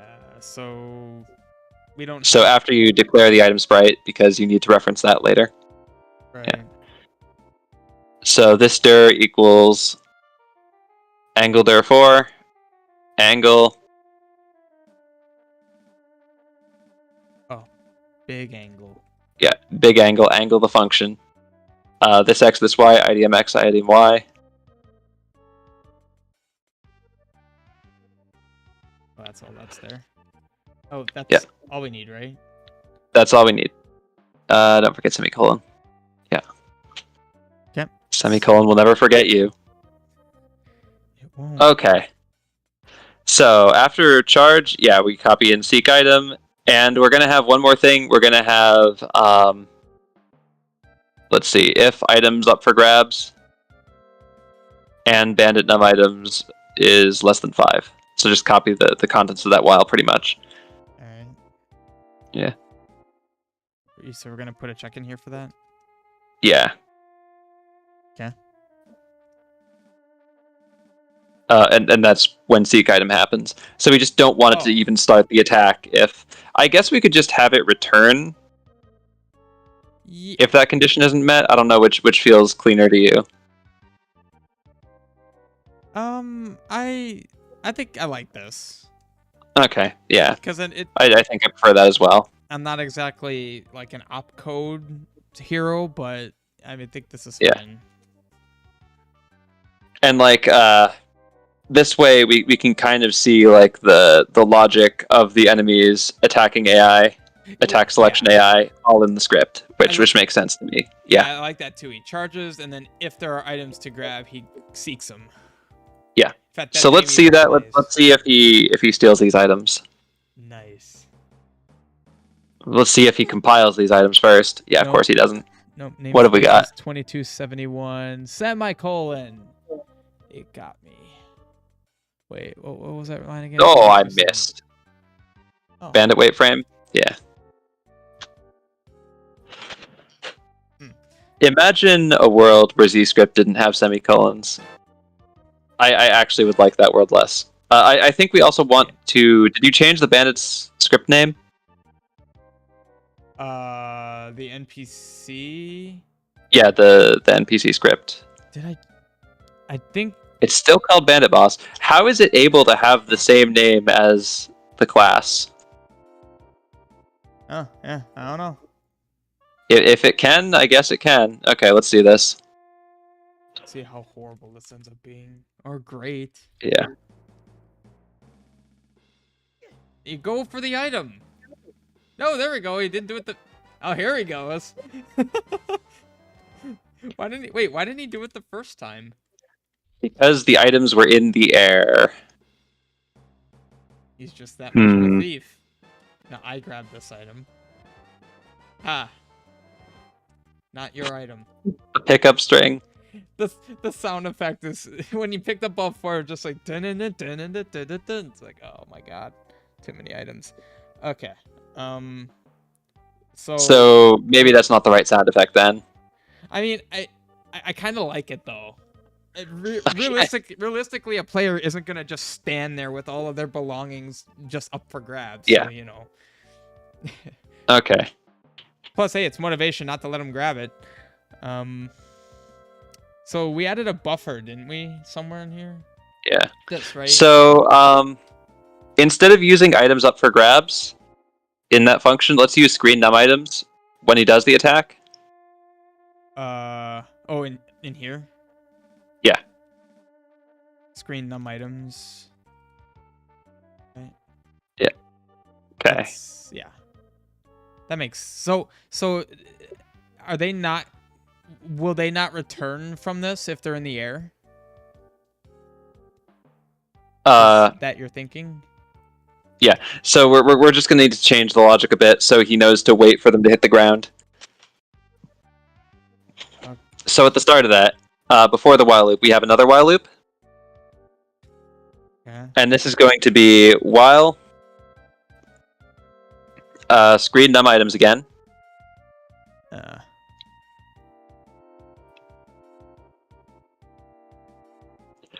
And not items up for grabs. So basically, while there are items on the screen, but they haven't hit the ground, he's going to wait. And that should fix it. So screen num... Oh, num... Wait. So did up for grabs check that? Oh, yeah, it did. Okay, that makes sense. Yeah. Cool. So... we're basically going to want that here too, right? We're gonna have this not items up for grabs in place of here. No, not necessarily, because this is just checking like, okay, are there any items on the screen at all? The second one is checking, are there items on the screen, and also are they in the air? Yeah. Okay. He grabbing. He is. Nice. Yeah, grab the Oh, he didn't grab the ocarina. Grab it. Yeah. He's not grabbing. So you have more than 5 attacking items, right? Yeah, technically, yeah. Okay. So, like, there'll never be a situation where... Well, What? Apparently that killed him. Boy doesn't have much health. Okay. Apparently not. Yeah. Ian. Okay. So I guess if you can steal multiple items, maybe... Oh, let's add another thing to the class, right? Just to be safe. Yeah. Okay, we're gonna have bool can drop item. Put that down here. Yeah. And what we're gonna do is we're gonna set this to false when he's in an attack where he's using one of the items, so he can't drop that item during the attack. Oh, So where are you thinking that would be used? So, like, say he does his sword slash attack, right? Yeah. And it has, like, a for loop where he's slashing the sword. So at the start and end of that for loop, we're going to set can drop item. And that's going to say, during the slash, he can't drop the sword that he's using. I mean, actually, it'd be kind of funny. Say he's doing the sword slash, and, I don't know, say you hit him with a bomb during it. He, like, drops the sword and smacks into the wall. Like, I'm not coding this. That's fine. This is fine. This guy's already getting really fancy. Yeah. So. He's just going to be a pretty simple boss. He's just like Artemisia, you know? Well, I mean, hey, God, that boss was such a mess. Like, I need to, like, show you that script sometime and, like, God. the awful ways I did things. Because, like, of course, there were not classes, right? Yeah. But Artemisia, in a sense, has classes. Well, let me guess. What she has is arrays, right? She has a shit ton of arrays, just all operating in parallel. Oh, God. And then functions that update those arrays, and, like... This is how bosses used to be. This is how a lot of my old bosses were. I guess debugging that must have been a good time. Yeah. There also weren't any weapon scripts, right?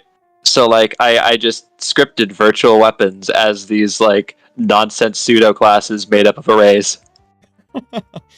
Oh, man. Yeah. And I think this is also... Was this before I knew about array stuffing? I think I did know about it, but... Array stuffing, like, nested arrays? Yeah, like stuffing one array into another array and making, like, a tree of arrays. Oh, why would you do... Well, okay. Yeah, I guess because, like, that's... Do. When you don't have a class that you can pass to a wait frame, right? your option is either have the weight frame contain a large list of arguments that are all arrays, or have it contain one array that's full of array pointers. So yeah. Yikes. And like Okay. there was a time where I did the former and not the latter, and that was miserable. Oof. God, the Goron from IOR. I'm sad that the scripts for that are long gone, because that was like, for the time, the craziest thing I'd ever done with Z-Script, and it wasn't that complicated. Yeah. I mean, yeah, technically it doesn't sound complicated, but it would look horrible. And feel horrible, probably. But... Yeah, because like the animations of his arms like spidering around on the ceiling. Oh, yeah. Yeah, it was all arrays, huh? Yeah, and that all needed to be handled in his weight frame, if I recall. Wow. And like I needed like a large, like very complex array to handle that. Yikes. Alright. So he's 60 items. I guess now do we just start doing the attacks with each item? Yeah, that seems like what we're doing next. Yay. Okay, so This is gonna get fun. what all items do we have to work with? Let's take a look. Oh, well, okay, so this sucks. Well, it kind of sucks. So these battle arenas are optional, and you can kind of do them whenever. But let's only assume that this is our roster. I can add special cases when you have goddess gems. Oh Christ! That would be fun though. Just every item. Yeah, every item in the. Why are you inviting yourself to this? Okay. It's gonna be fun.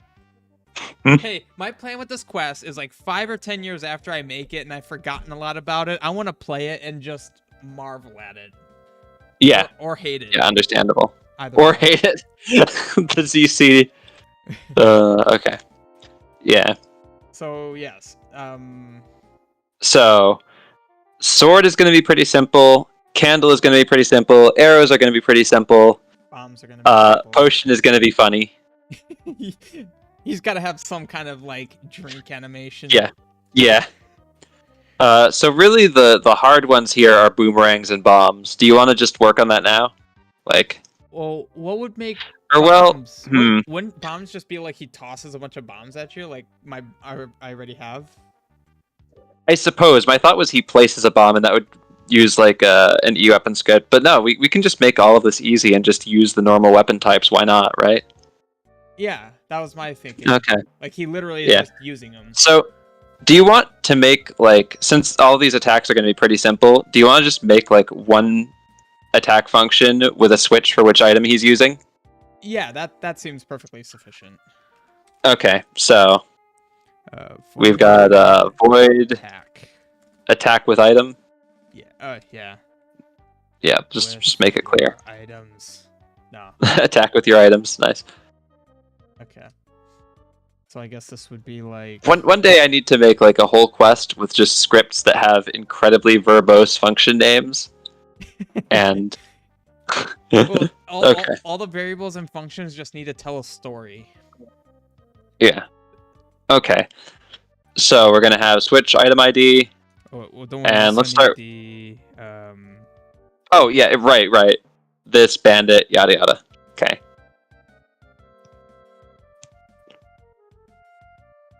We're also gonna want bandit. Right. Bandit boss. Bandit.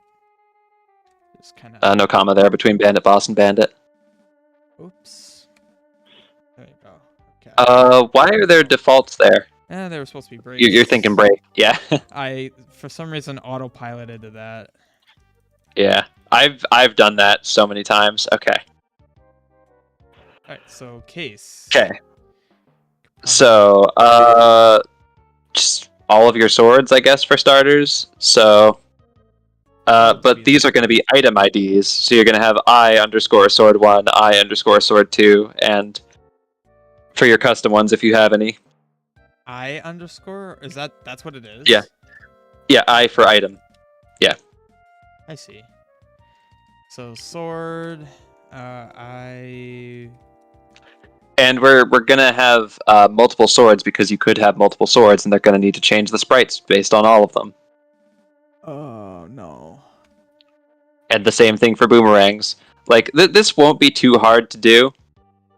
I'm kind of almost wanting to do almost like a nested switch, where like we maybe do like item class sword and then the item. Yeah, we can do that, but like for this case, yeah, we're using the item IDs, and getting the class from the item ID is harder than just having a bunch of cases for the different IDs. But like, you know, the way switches work, you can just have sword 1, sword 2, sword 3, sword 4 all under each other, and they all lead to the same case. oh yeah, that is true. I could just do that like that. All right. Okay.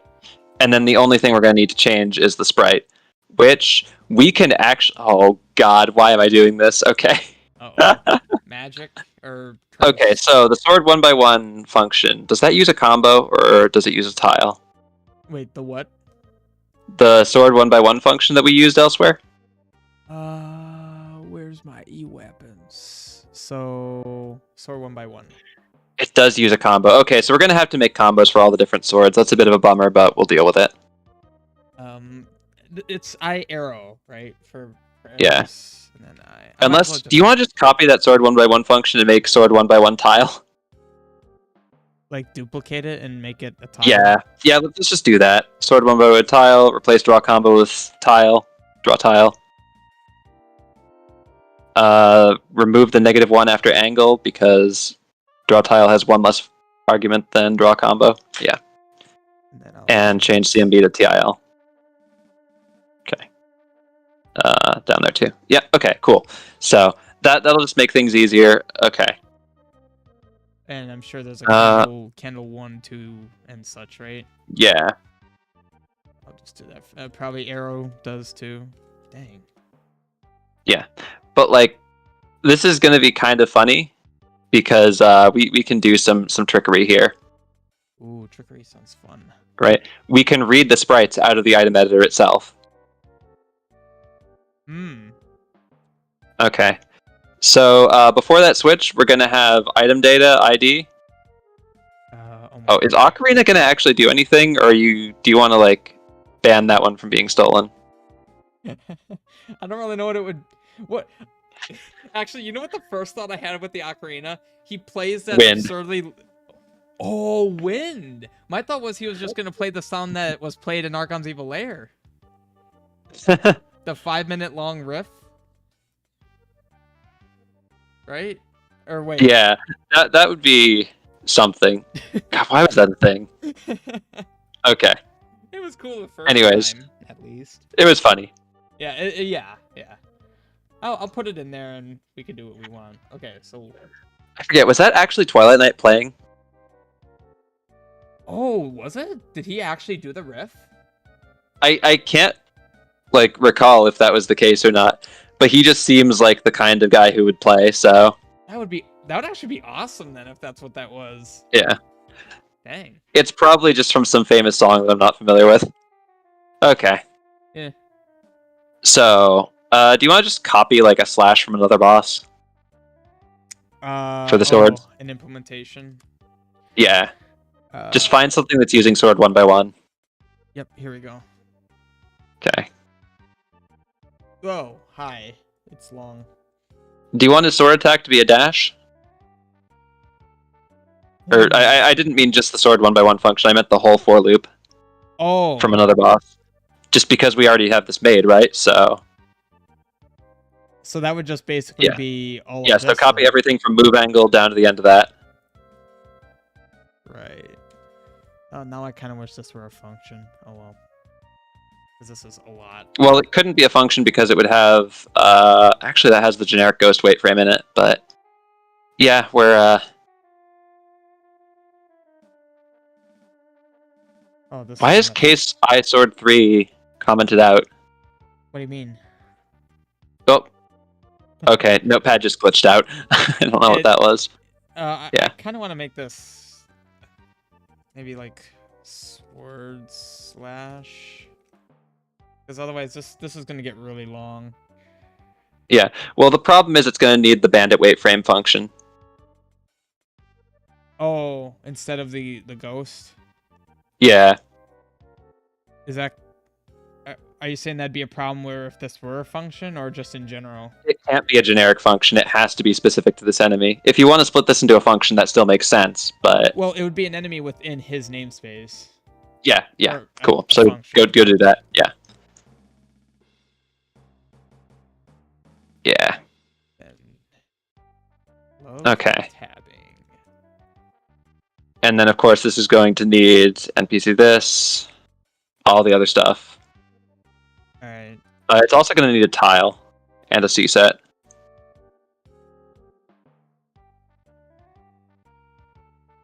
That look good? Okay. Yeah. Well, name wait frame's just one frame. Okay, so we don't need yeah. Yeah. We probably don't need distance or dash frames either, because we just wanted to move at an angle, right? We don't need him to like move relational to link. This doesn't need to be a difficult attack to dodge. Yeah. Yeah, like he kind of just goes towards Yeah. wherever Link is at that point. So you're saying remove these? Or just set dash frames to something constant. 5? Make it like 12. Okay. And then Okay. What's the distance doing here? What is distance being used for? Nothing. I don't think it's being used for anything, so you can just remove distance from that. Oh, it was used for dash frames. It was used for dash frames in the other one, but here we're just using a fixed one. Okay. So this X, this Y, bunch of ghost replacing. This is probably still faster than rewriting the whole thing, though. Yeah. Bet I can just do this. Hang on. So that's. Are there any ghosts? At the bottom there. Ghost wait frame. Ghost move at angle. Yeah. And this would be. Witchcraft. Bandit. That was just bandit wait frame, right? Yeah. I went up too high. Yeah. Alright.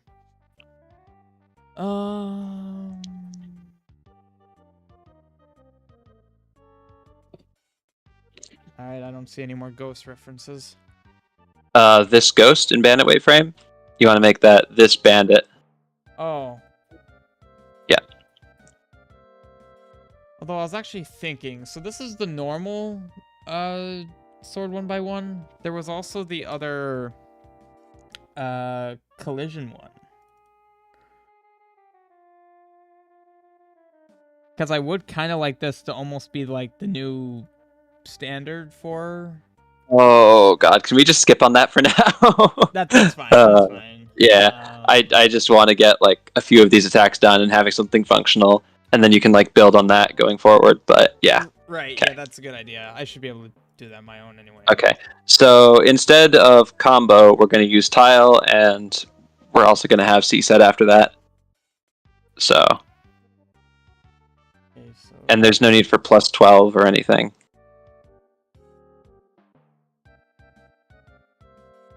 Alright, so that's. So the 10 becomes C set.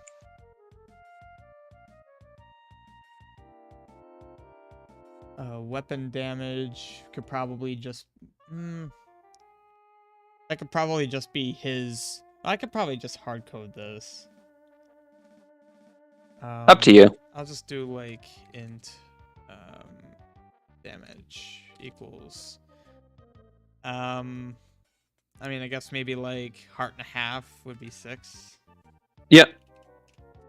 Since I might actually make that higher, since if you get hit by this attack, like you've already seen it so many times at this point, but anyway.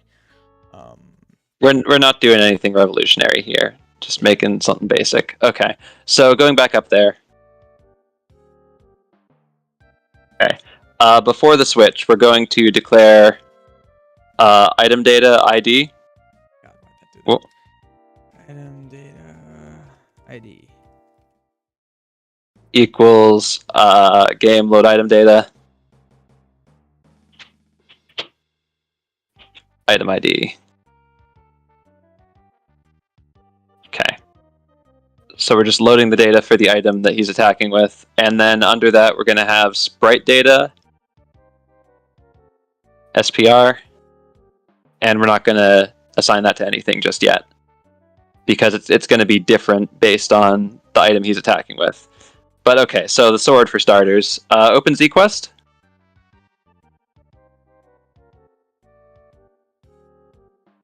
Okay. And go into the item list and find one of our swords. Okay. So yeah, you could either have that or that. Yeah. So here's the cool stuff we're going to do. Go to edit. I wish it would show the tile here. Go to sprites, graphics, sprites. Yeah. Okay, so of course this is using the stab sprite. So go back to the script. And we are going to do SPR equals game load sprite data.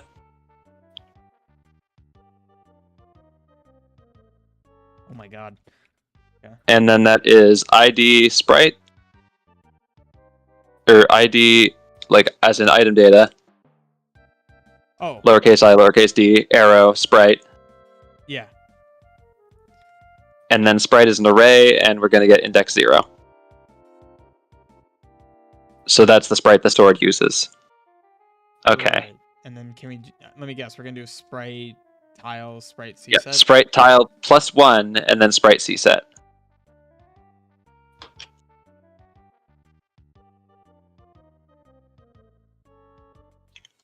And I think for now we're going to test this with just the sword to see if that works. But I believe this will work. It needs to be sprite tile +1 because the sword has that whole up-facing, right-facing one. Oh. Yeah. Alright. Okay, so then Yeah. close that. So I guess just attack with item then. Yeah, just stick it after seek item. Should probably check that he has an item before attacking, right? Oh, right. Yeah, okay. Well, that's pretty simple. If bandit, num items. Well, wait. I guess we could probably set a so we're passing in an item ID. So we'd have to pull that so up. I was gonna say, because if he doesn't have an item, what if he just like slams into you? I don't know. We could just make a have him- different attack for that, but like this is so simple, right? Yeah. So bandit, arrow, and we're gonna get index 1 of his items array, or index 0. Sorry. So stolen items, I think it was called. And you're saying of 0. Yeah. And then before that, we're also gonna check if bandit, num items, just to make sure he doesn't do this when he has nothing. Okay. And that's it. Sweet. Let's take a look. So hopefully this works. Hopefully it doesn't look too terrible. Hopefully we don't get a bunch of compile errors. Sprite. Is it sprites? Oh, wait. Yeah, that worked. I boomerang 1 has not been declared. It might just be these might be ibrang. Oh. Frickin' brangs. Frickin' brang. Witchcraft. What is this hotkey you keep using? I just hold control. If you hold control when clicking, it plants multiple curses. Okay. Anyway, variable I ocarina. Oh, is it I whistle? Probably I whistle, yeah. It might be potion 1 too. Yeah. And you might have to make constants for some of your own custom items for things like potions, but because there's no potion 3 by default, I don't think. Oh, yeah. Oh, well, I'll find out. That apparently worked. Did we add anything new? I don't think so. Yeah. Alright, let's see Okay. him do things. Hey, you grabbed the sword. Okay, Sweet. and he stole the sword right away, so.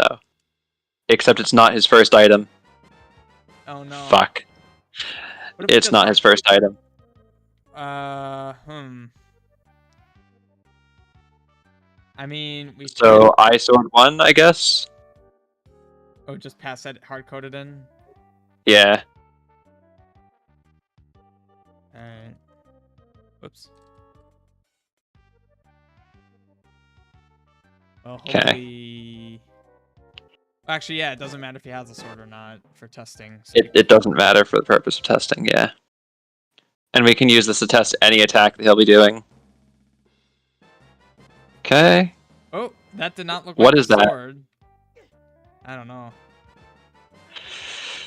It's hearts and such. It's tile 0. Mm. Is it giving us errors? Uh-oh. I must have closed the debugger. Okay. No? We're just not doing the tile It's not correctly. giving us errors. Okay. Oh, wait, what's... No. Yeah, it doesn't seem to have a problem with it. So why would it not be drawing the right tile? Go down to sword slash tile. It's getting tile 0. So... Why would it be getting tile 0?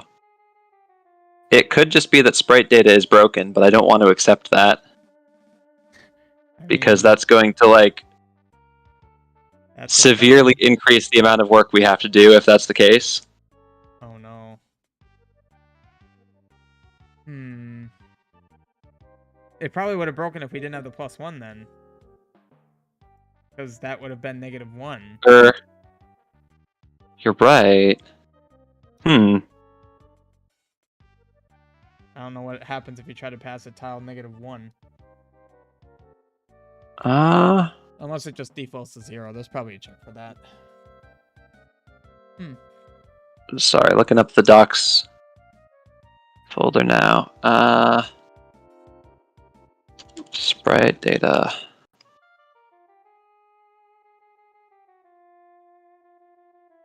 Have you noticed in Discord, since they added the new naming thing, a lot of people just have the first letter ...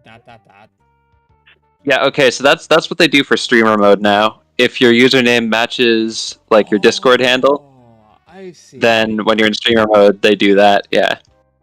I never made that correlation. Okay, that makes sense. So It took me a second to figure it out too. But when I go into DMs, well, I guess that makes sense because it's not appearing in any chat history. Okay, that makes sense.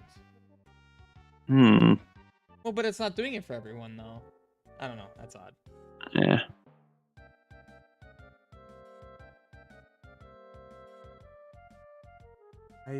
I've never used sprites in this fashion. Yeah. I don't think Like I have this any looks examples. like it should be right. Yeah. But of course it's not. So Actually, it looks like. Oh, is it use? No. That's for the items. wait, is something else using this? Well, I was looking at any references to a use or to a sprites, and this is for my Gale Boomerang. We just have it use. It's an L item using use sprite, and it's using sprites of 0, sprites of 1. But nothing is using sprite data, so Yeah. Not. stick in some traces for SPR tile and SPRC set after that line. Yeah.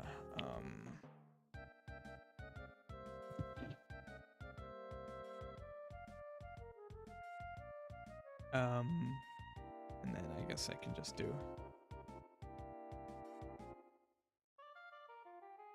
Okay.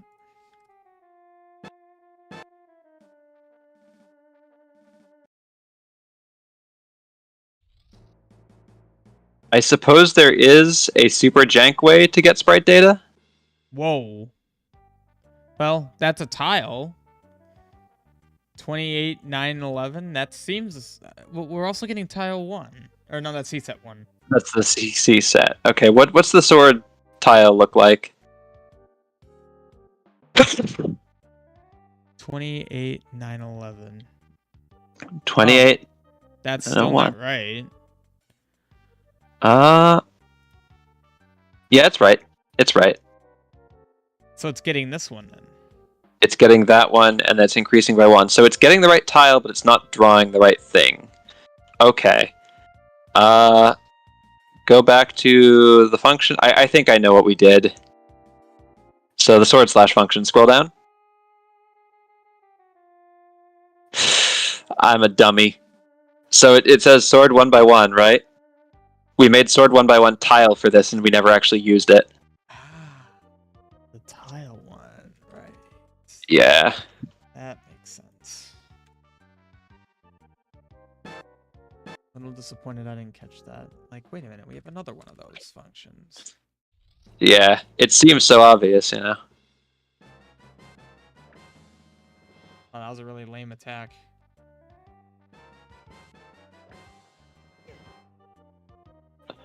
I mean, Maybe the spread of the items he drops shouldn't be like this. you mean because it's putting him too far away? Well, it's putting them both like equidistant from him, so he's always picking the same one. We can make the closest function a little bit more random.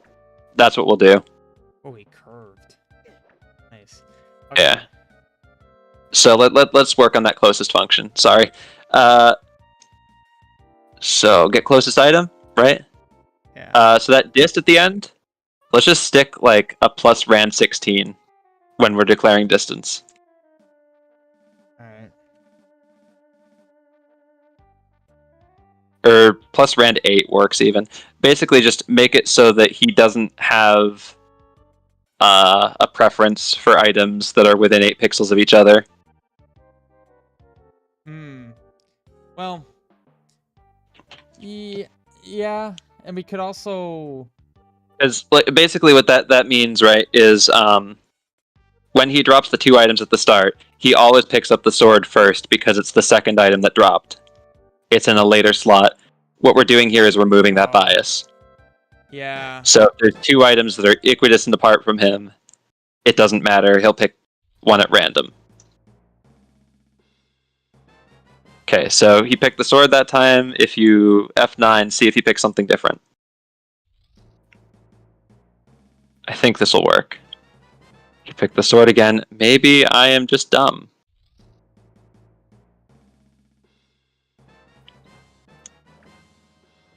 Huh. Oh.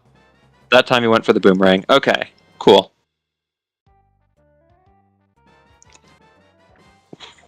And the sword animation is working. Of course, when he's doing the slash, he's not actually facing you at the start.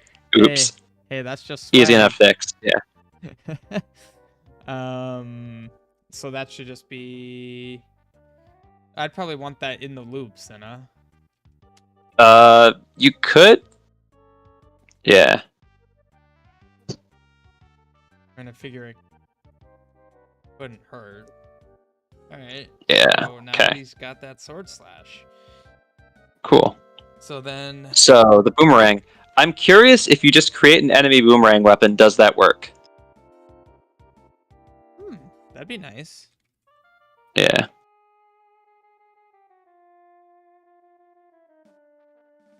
Okay. Probably seems... Do you think every one of these needs a function? Like, the sword slash was kind of involved, but I'm figuring if the boomerang is pretty simple, we might not need it. Sure, yeah, I mean, if it's just like a few lines. Okay. Yeah. So, what we want to do, first of all, get the sprite again. Oh. In fact, do you want to just get the sprite at the beginning? Because I think most of them are going to be using sprite 0, and we can just update it if they aren't. Sure. Yeah. That just makes more sense. Okay. Cool. So, you up in Boomer? Okay, Boomer? I like Boomer. Boomer equals, okay, so this is, I believe, fire you up in Der. haven't used this one. Emily added some functions to STD that imitate the ghost ones, so we don't need to rely on ghosts so much anymore. Oh, that's Yeah. kind of nice. So EW_brang, brang, this X, this Y, this dir. This dir. Yeah. Dang. Yeah. Okay. Then we have. How much step speed should we have? Like 300, maybe? Sure. Yeah. I'm like intentionally trying to make this as simple as possible because otherwise Boomerang is going to be miserable. So, Yeah. Oh god, he's gonna turn into a level 3 Goriah. Yeah. And Actually, also, I'm just ID arrow sprites at 0. I'll just get that ready. So what's next? ID arrow sprites at 0. Yeah. Okay. And are we gonna set hero stun? I was kind of thinking, well, no, probably not actually. I thought that'd be kind of interesting, but then what would he do after that? Like, I don't want to just guaranteed hit. Just stun you for no reason, and then I guess that gives him more opportunities to steal items while you're stunned, but... Oh, that'd be interesting. Where if you're stunned, then like do an extra seek item. Yeah. For now, we're gonna leave this without, but that'd be okay. 0, no sound effect, and then that's it for this function. But there are 2 more arguments that we can have for a script and arguments on that script. So if we end up having a stun effect on the Boomerang, we can do that. Okay. Just let it rip.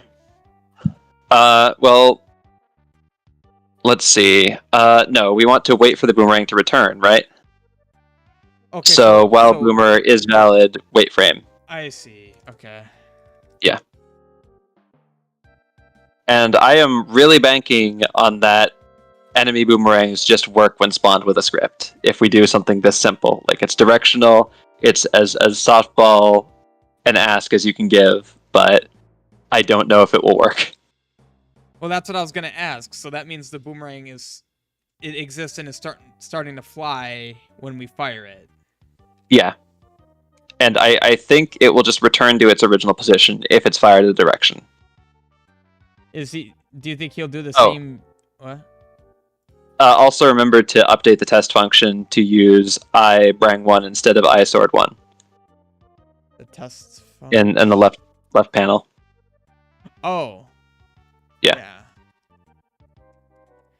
I was gonna say, will this give him the same janky Goriah behavior where if you knock him back while the boomerang's throwing, he kind of just sits there and waits?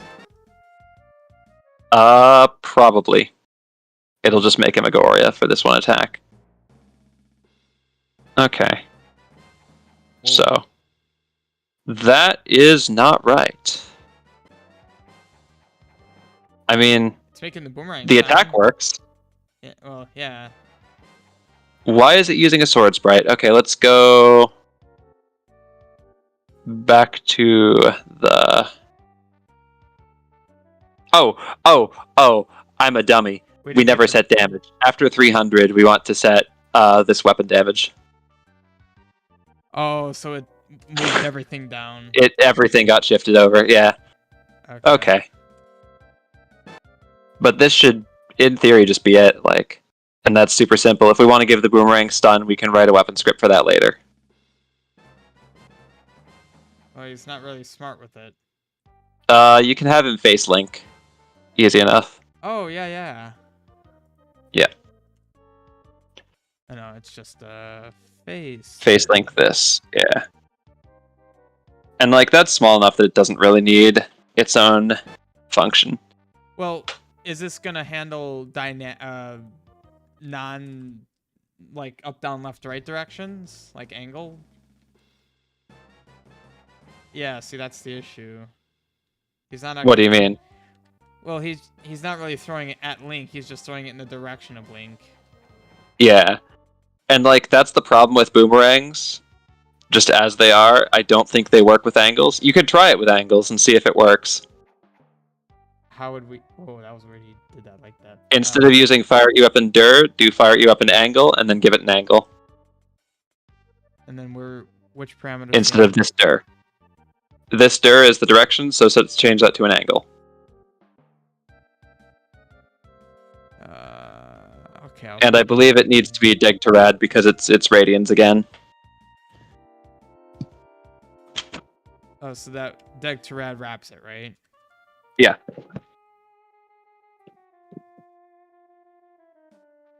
It's from this to hero. Okay.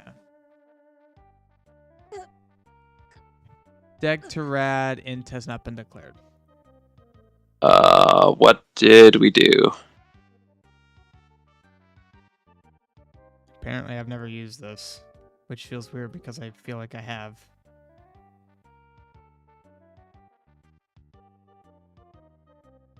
Oh. Lowercase t. Freaking. It's like muscle memory at this point, but when I see it in someone else's code, I miss it too. It's nonsense. Yeah. What? Whoa. Yeah, that's what I figured would happen. Why does that happen? I feel like I've actually seen that before. Yeah. Oh, that. But why? Okay, do you want to just write a boomerang script? How complicated would that be? Hopefully not very. Okay, new weapon script. Weapon scripts file. Okay. Let's just put it down here.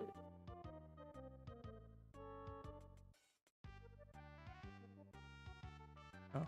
Lowercase b. How could you? Oops. Okay. So void run.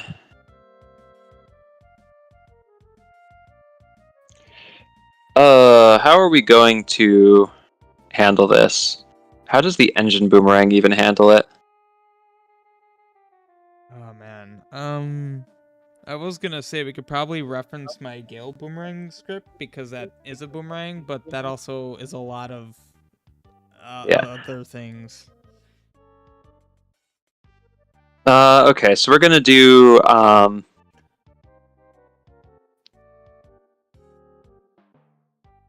Do we need parameters? yeah. So int slow delay, Slow delay. or I guess slow time. I don't know, like the time it takes it to slow to a halt. Oh. And we're gonna use that and then have it slow to a halt. Yeah. Oh, slow delays. Shorter. Yeah. I think that's all we're gonna. Wait. Let's do int stun. Oh yeah. Yeah. And let's go with slow time because I'm going to use lerping for this. Okay. Yeah. Okay. So, for int I equals 0, I is less than slow time plus I. Oh. Also, one more argument. Okay. NPC parent. Upfront. Yeah. Okay. So we are going to do wait frame as in any for loop. Wait frame. Okay. So this step equals lerp. Oh, before this for loop, we're going to have int step equals this step, so we can record its original step.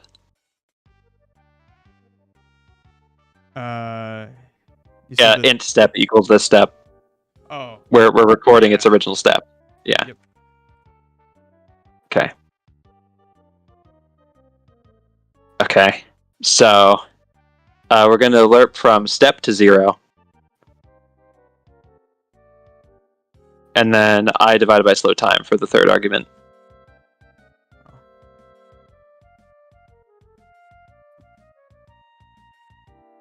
I swear, lerp is like my favorite function now. What is lerp?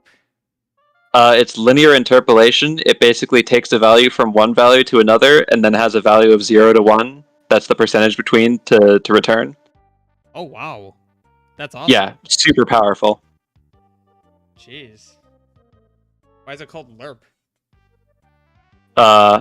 It's just short for linear interpolation, I think.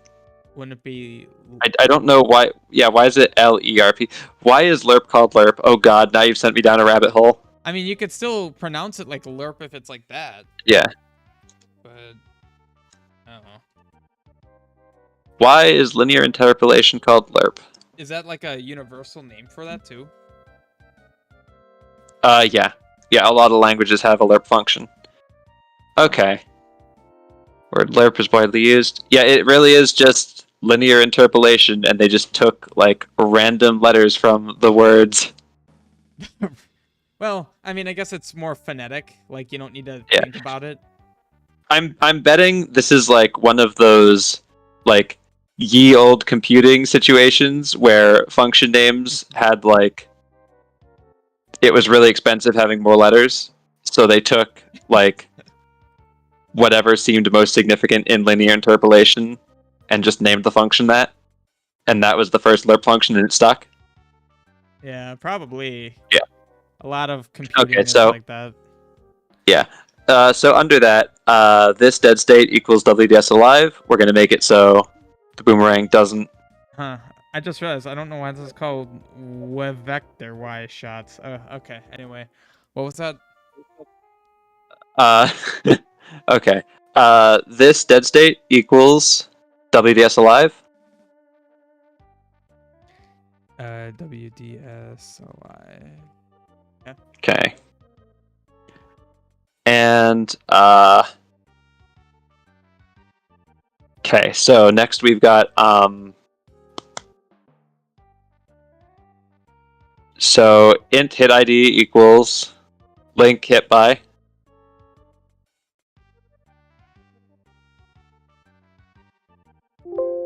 And that's link arrow hit by. Yes, indeed. Yeah. And then at hit underscore by underscore uweapon.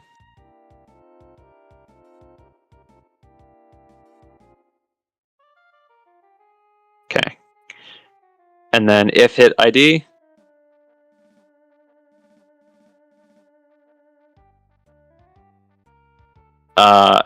Uweapon E equals Whoa. woo weapon. Weapon E equals.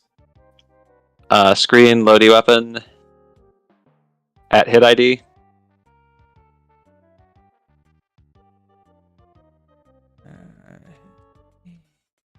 Okay.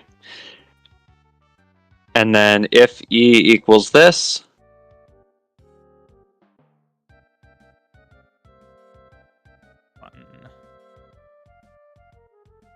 Link stun equals min.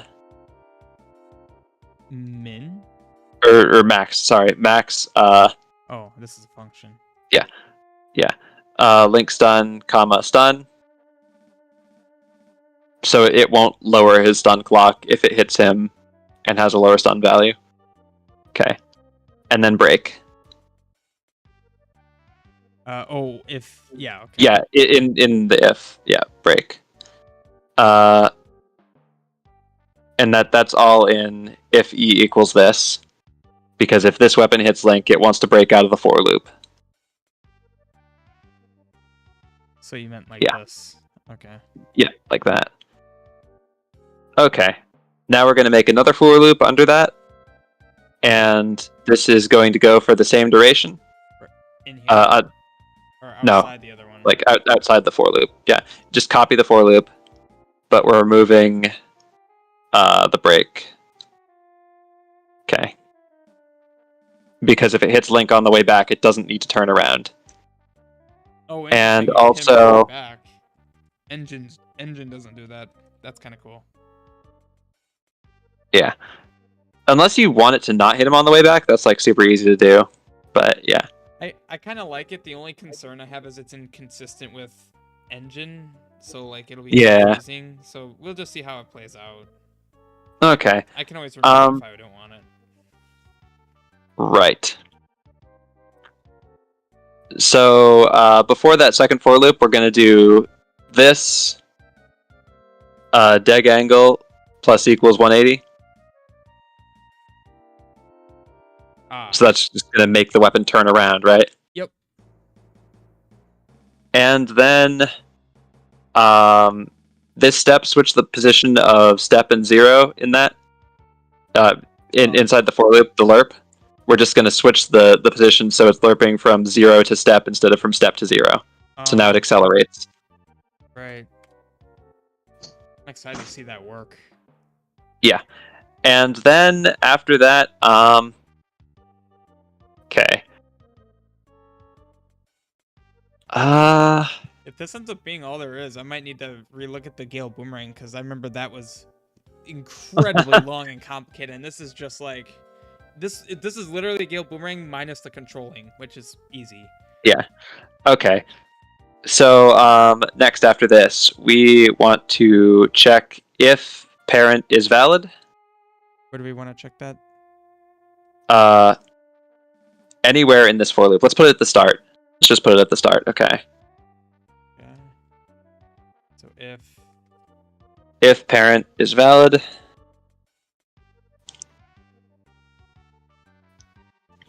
so it's going to try to return to the parent enemy.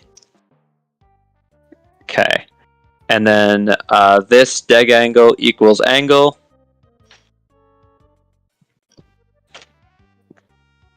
And that's the function angle. oops. This x, this y. We could do parent x, parent y, but let's do center x parent minus 8.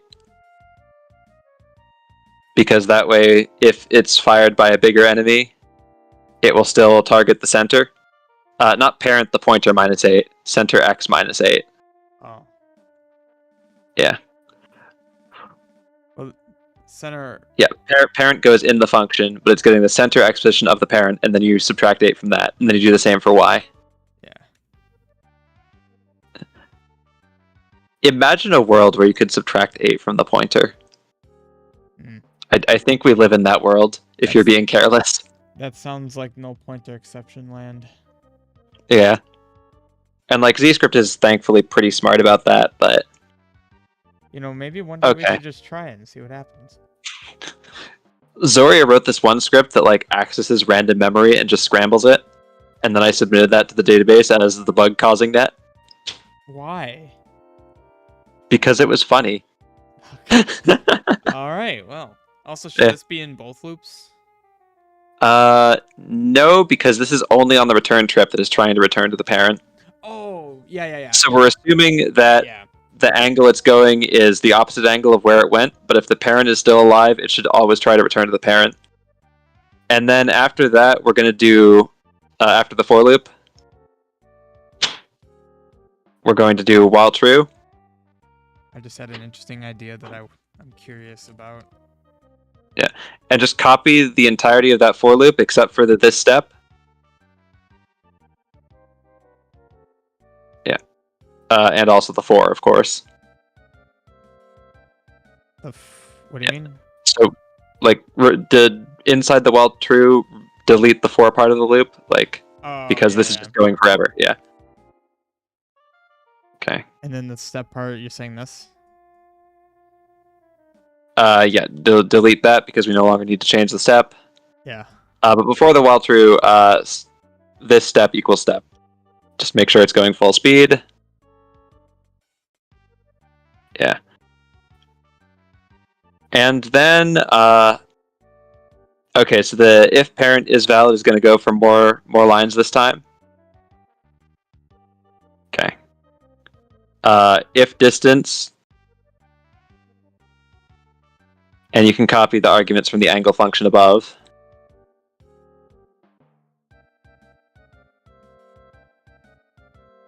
Is less than step divided by 100.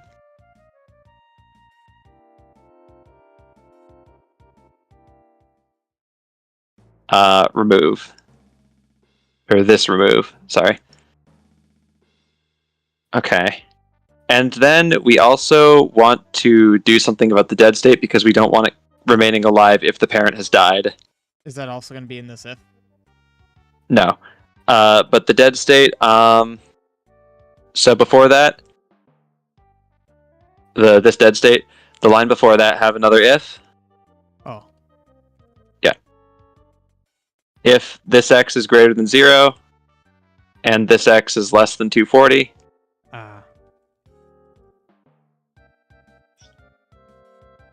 And this y is greater than 0, and this y is less than 160. And this...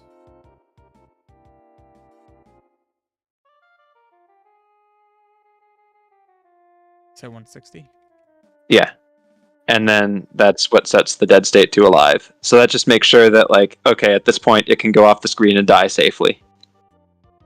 Oh shoot, it also needs a bit to make the boomerang sound. Fuck. We could just reference my game clock, I guess, in every Yeah, yeah, frames. yeah. Check the game clock. If it's a certain number of frames, play the boomerang sound. Probably in each of these, right? Yeah. I don't know how often the boomerang sound plays. I think it depends based on the quest, but you're just gonna have to, like, make an arbitrary number. Oh, did he take my boomerang? God dang it. No. No, no, no. Don't mind. Oh, well, I guess he was playing it. I mean... Maybe like 4 times a second, maybe every 15.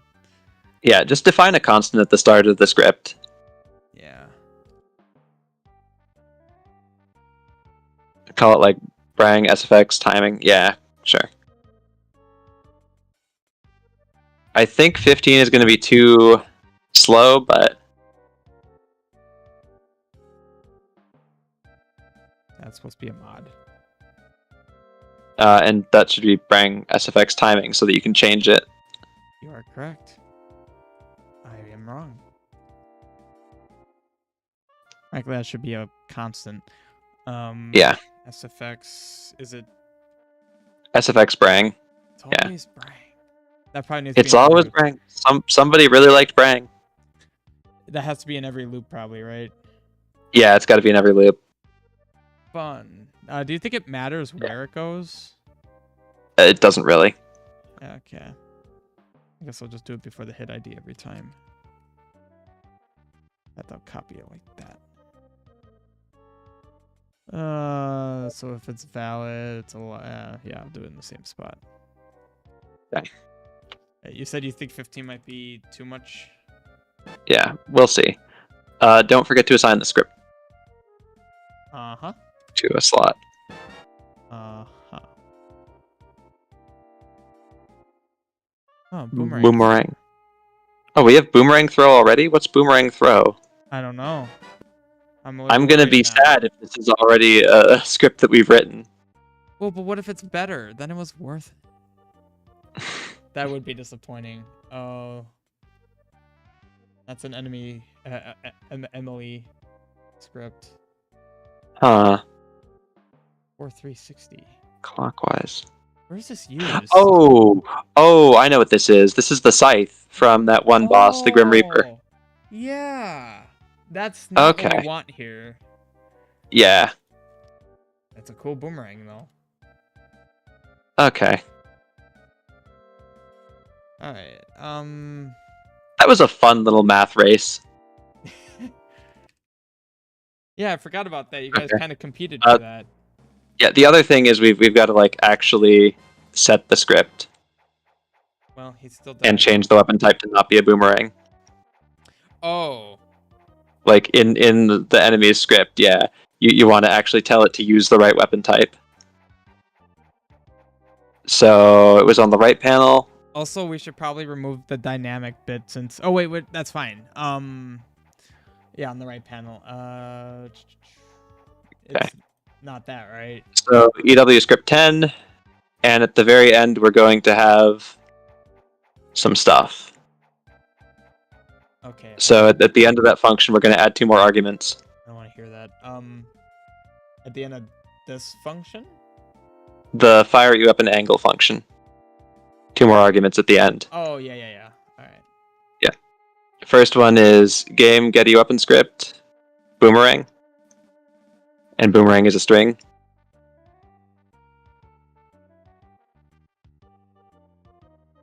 Okay. God, this is getting Okay. long. And the next one is an array literal of its arguments. So the slow time and what were the others? Slow time stun parent.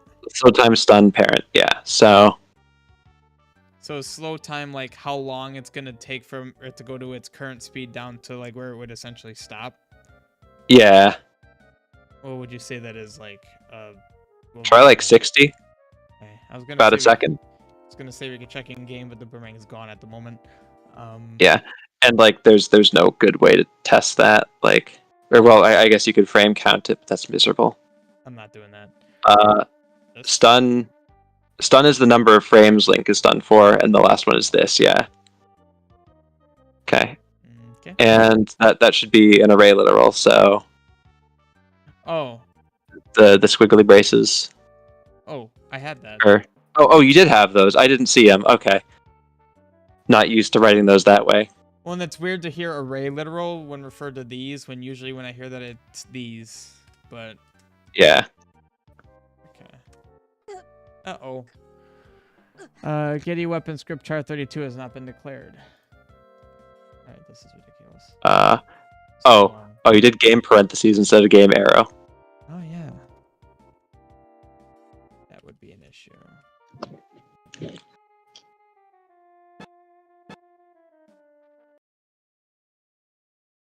Oh, he's gonna throw it into oblivion. Oh, well. Oh. That sounded engine. It did? Okay. Huh. I was just ballparking it, saying about 4 times a second. Yeah. And I think it needs to be a little bit faster when it returns. So like maybe change it from 60 down to 40.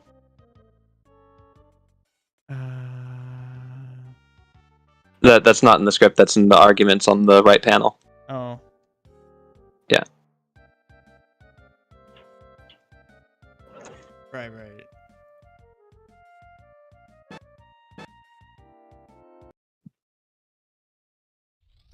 Hit me.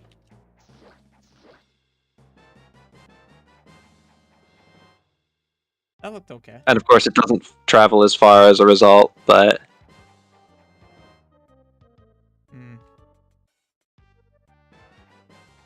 Wow, really? You're lame. No, don't! Well, crap. I forgot he dies, so... Actually, I even hit him with the weaker candle, too. whoops. Ah. How much damage will that do? Oh, blockable. Oops, okay, that's easy enough. So, at the start of the script? The boomerang script, right? The boomerang one, yeah. This unblockable equals unblock underscore all.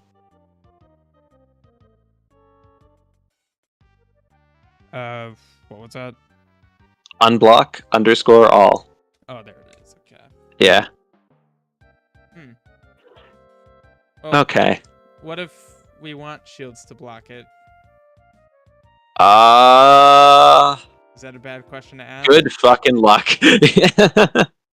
Blocking scripted weapons is like a nightmare. So interacting with the shield is like a nightmare. So there's no nice way of knowing when it's collided with it? I don't think so. Could ask Emily about that. I don't know. I haven't really tried to do that. I don't mess much with shields.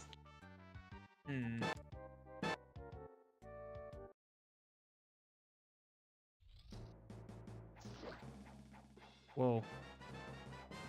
Well.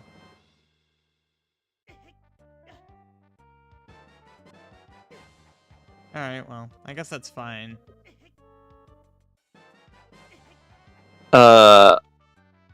Do you want to make the boomerang able to travel a bit further? Yes, that would be great. Okay, let's mess with that script again, and what we're going to do is we're just going to copy that first for loop again, up above itself. We're going to remove the lerp line. From the first one? Yeah, so this step, remove that, and instead of slow time, we're going to have travel time for the for loop at the top. Yeah. I see. Travel time instead of slow time. We're going to add a new argument at the top before slow time called travel time. And that'll just give it a time that it will travel before it starts slowing. Okay. Okay. So And we're going to make travel time, let's see, so starting at 300, how many tiles do you want to travel? well, I mean, I was gonna say, oh god, what if we made it based on what boomerang it is? Oh god. I don't feel like doing that right now, Well, but okay, actually, yeah. actually, you cannot get to this point in the game without having the magic boomerang. So it'd be whatever that distance is. And I'm that's thinking, like, that travels the whole screen though. mine doesn't. Yours doesn't. Okay. God, I didn't make it bounce when it hits the edge of the screen either. Oh, that's not good. Do you want to make an exception for that too? Like, Well, what yeah. does? This is like arbitrary range units. I don't know what this means. Okay, great. I have no idea what arbitrary boomerang range units do. Oh, how about this? I will pick a Actually, random... that might be. No, I don't know. Okay, I'll I was stand... thinking how long it takes it to travel to a halt. That actually might be it. I mean, what was that? That was like 1, 2, 3, 4, 5, 6, 7, 8, 9 tiles. Yeah. So 161, 144, roughly. Something like that. Hmm. So, like, just like that then. Hello, Blub. So 144 divided by 3. Y divided by So 3? that would be 48. Because it has a step of 300. Oh. Alright. Yeah, 48. And let's make the point where it slows to a halt really low now. So instead of 40, that will be like 10. Oh, alright. Yeah. And then Okay. you wanna add wall collision or edge of screen collision? Yeah. You want? Let's just do that right now. Okay. So before the hit ID thing, copy that if statement for the position at the edge of the screen at the very bottom, and instead of removing it, have it break. Where was that? That was here, right? Yeah. Oh, I see. Okay. So yeah. am I basically putting this in every... Well, not Yeah. every loop. Well, would it be every loop? Only the first two. Only the first two, and before breaking, we're going to set bounced equals true. So we're going to make a new boolean above it all. Oh, Or all right. instead of this dead state, yada yada, we're going to have... Yeah. Okay. Okay. Well, leave that there. What are you doing? Oh, I thought you said instead of... Yeah. Sorry. Instead of dead state in the if statement, we're going to have bounced equals true. Oh, my bad. Yeah. Bounced equals true, and we're going to have break. Because it still needs to break out of that loop. And then the second loop, we're going to have and not bounced after I is less than slow time. So if it already bounced in the first loop, it's not going to bounce again in the second one. Okay, so... At the start of the for loop. I is less than slow time and not bounced. Okay. Like the condition for the loop. Yeah. Well,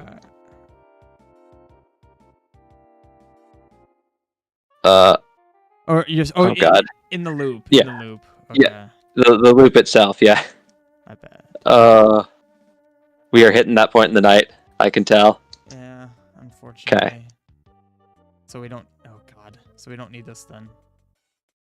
Right? Yeah. Okay, what just delete it. Well, you do still need that if it hits the edge of the screen during that part.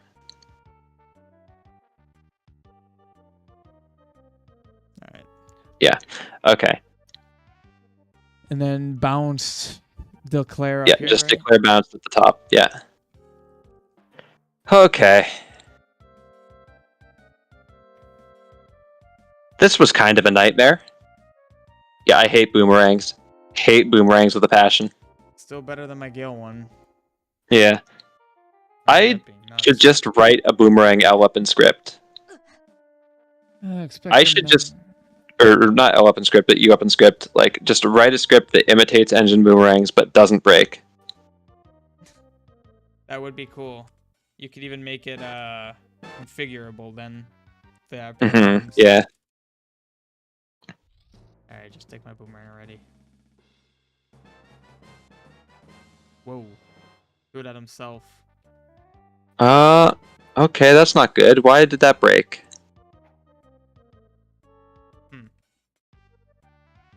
I don't know. That was interesting. What have we got here? First for loop. Eyes, listen, travel time.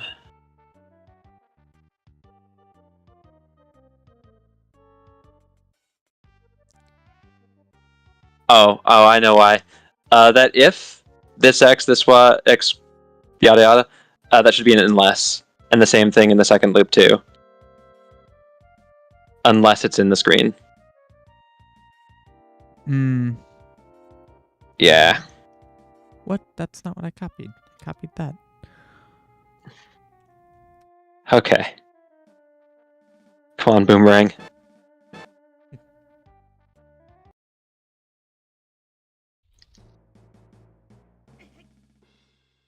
So for bomb and candle, I assume you're fine with just doing some variety of weapon pattern.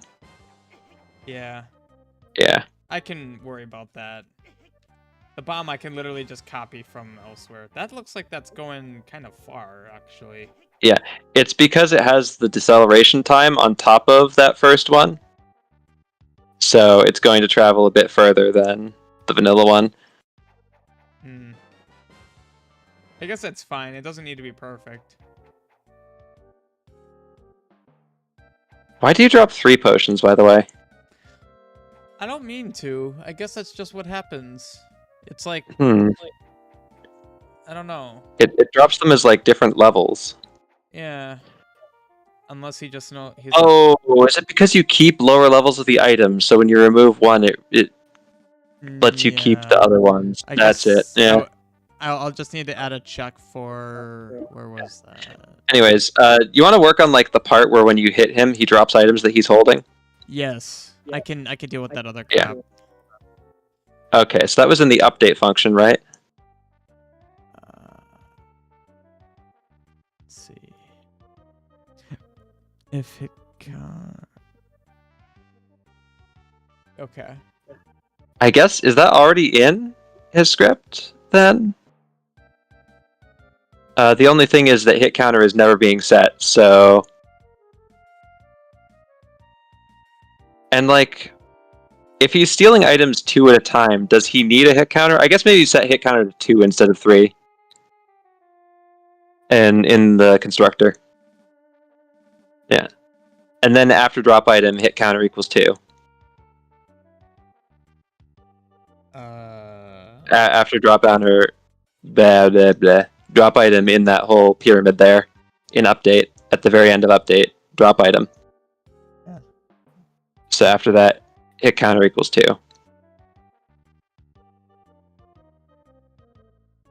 Okay.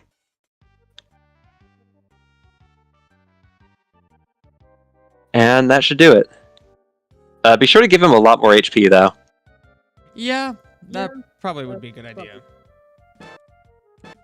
So he doesn't Okay. die to 2 candle hits. Why does he have so little? How about 40?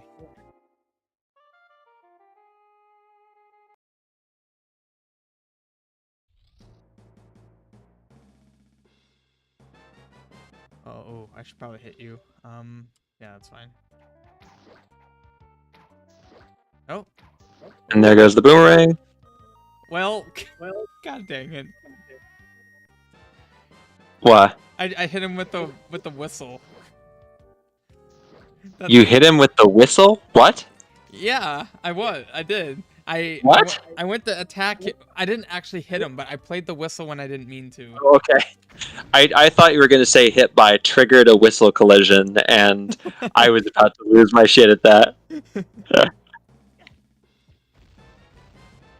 Oh my god. Enemies do technically have whistle defense. It could happen. Yeah. No, my sword. This is a funny boss. I picked something up apparently. Oh, Oh. this is so toxic. He attacked me and then I attacked right after that, so I used a potion. It's so toxic. Stay back. Okay. So when you use the sword on him and it knocks off an item, you auto pick up that item. Oh. I assume you don't want that to happen. Wait, what do you mean? So when you use the sword on him and he drops an item, right? Yeah. You're gonna automatically pick up that item when you hit him with the sword. Oh, yeah. Yeah. Yeah. Okay, so there needs to be like a... What if it like gets thrown out of him higher, maybe? So it takes longer for the sword... Like, by the time it lands, the sword will have been done. That could work, yeah, okay. So... item 1Z equals like 4, maybe? I don't know how high above the ground the item becomes immune to being sword pickupped, but that should hopefully do it. We could give it more... we can't really give it distance because you're picking it up instantly. Yeah. Well, I attacked him and instantly grabbed it. Whoa, I shot a sword beam. Wait, how's Okay. that possible? What was that knockback?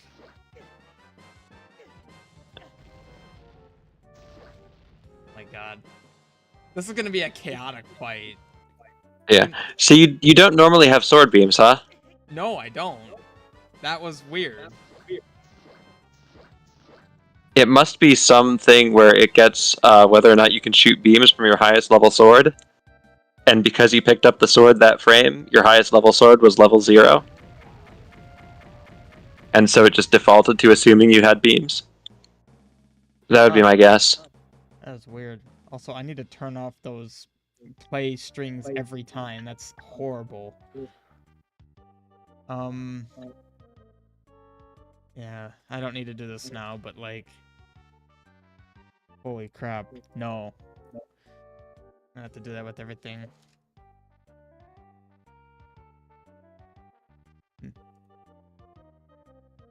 Anyway, I don't need to do that now. Yeah.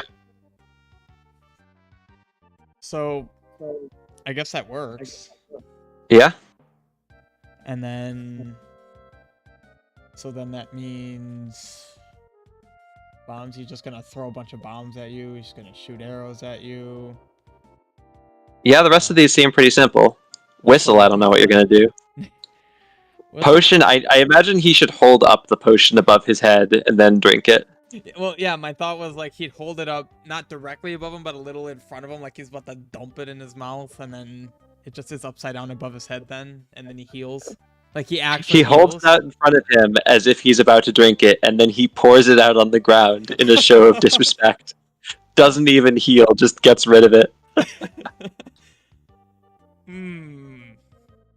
So... Either self-heal or disrespect. That works. Here, I'll do wind. Wind blast, okay. I'm kind of liking the... Like, this guy would be such an oddball at my quest. But I kind of love it. Especially considering... Did you hear the kind of music that's playing right now? I didn't. Final Fantasy VI Go-Go. Oh. So I was originally thinking I'd have boss music for him, but I feel like if he's gonna be like this, maybe it should just be this music that plays when you fight him.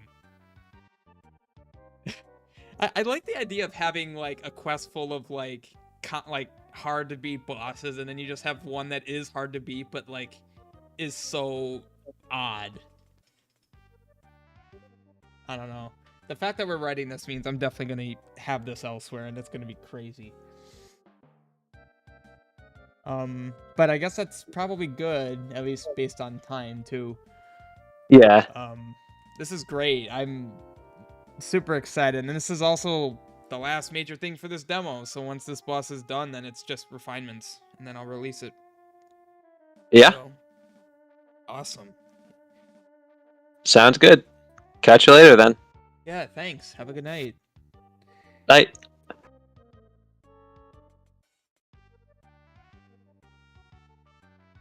Alright, well, I guess that'll be it for stream. You guys have seen what we've concocted. It's gonna be a fun situation. Ah. Whoa. I don't know what that... That is so bad. I'm like mid-attack with arrows. He comes so fast that he just not... Why do I have boss key? Okay, that's interesting that I have boss key. Oh, I know why. Wow. This actually might infuriate people. I might have to make potion not liable for that. Oh man, that's gonna suck though. Because he could just like say you have these 3 items. He knocks these 2 out as you're about to attack. And then you just drink a potion. Oh god. This could be a nightmare. And yeah, I definitely need to remove... Oh, yeah, see... Okay, well, that was actually my fault. I mean, I guess you could actually just be strategic with your items. Oh, you... Whoa. Just went nuts. Nope. Okay, well, now I have nothing. Huh, he just did a charge that wasn't, like... Interesting. This is actually kind of fun to just mess with. No, it's my one weapon. Literally the one weapon I actually have. I'll have to make him with more health. And yeah, he'll have more. Okay, I'm loving this. But that'll be it for this. Yeah, I mean... You guys get to see some of the process, since I'm still not super strong with writing some of this, especially when there's always, you know, fun, complex things such as... Oh, everything opened. Such as making a boomerang. And I will actually need to look at my Gale Boomerang script, because I know it's way more complex than this. And I mean, the thing is, I will eventually, like... I'm really tired, so I'll need to reread through this when I'm not tired. I mean, it all makes sense to me now, but it'll make more sense when I'm not tired. But, you know, what's always nice about having this kind of stuff is, like, I can now just make an enemy that throws boomerangs, a custom enemy. Much like how I could do, like I do with the swords. The sword 1x1, that's that sword/sprint. Like, I can just make an enemy that does that.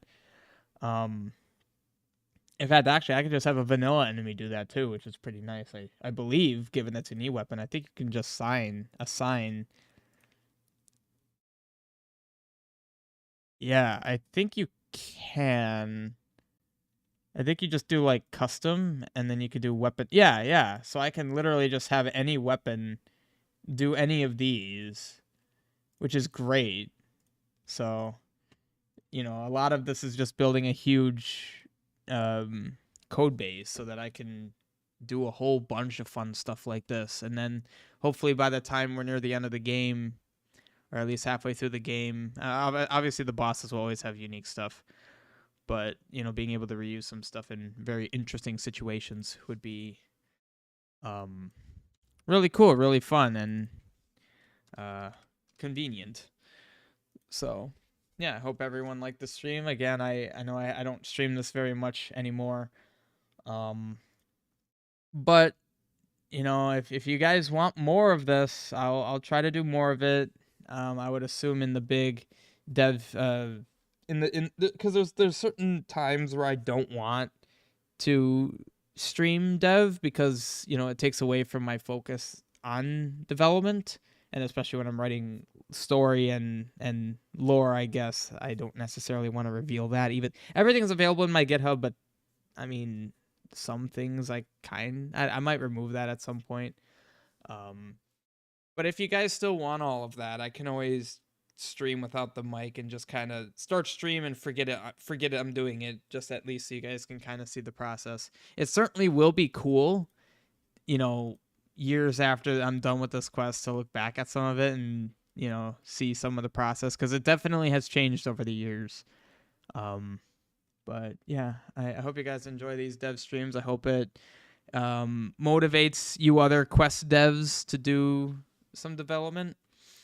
I always love hearing, and I've heard it from a couple of creators actually, that watching these dev streams has motivated them, and I love hearing that. Also, if you guys want to learn Git and do things this way, I can always show you how. Created bandit boss. Yeah, I use terminal. You can always use a GUI. Blech. I like. I don't actually know what the repercussions are of that, so I'm not gonna. That's just how I do it. That's usually how software engineers manage versioning. But yeah, so thank you all for watching. Again, let me know if you want more dev. I can always show more if you really want to see more. If you want spoilers, then I mean, you know, that's a separate thing. You probably don't want to see any of it. But yeah, see you later. See you for hopefully Demo 4's release, actually. Hopefully very soon. Since this is the last boss, for the record, these demos always usually end with the boss, where it's like, get the bosses done, and then that's usually it, because I do everything else prior to that. So this is the last thing I want for this demo. So yeah, awesome. Hope you guys will enjoy that demo when that comes out. This is the biggest one yet. So, all right, bye.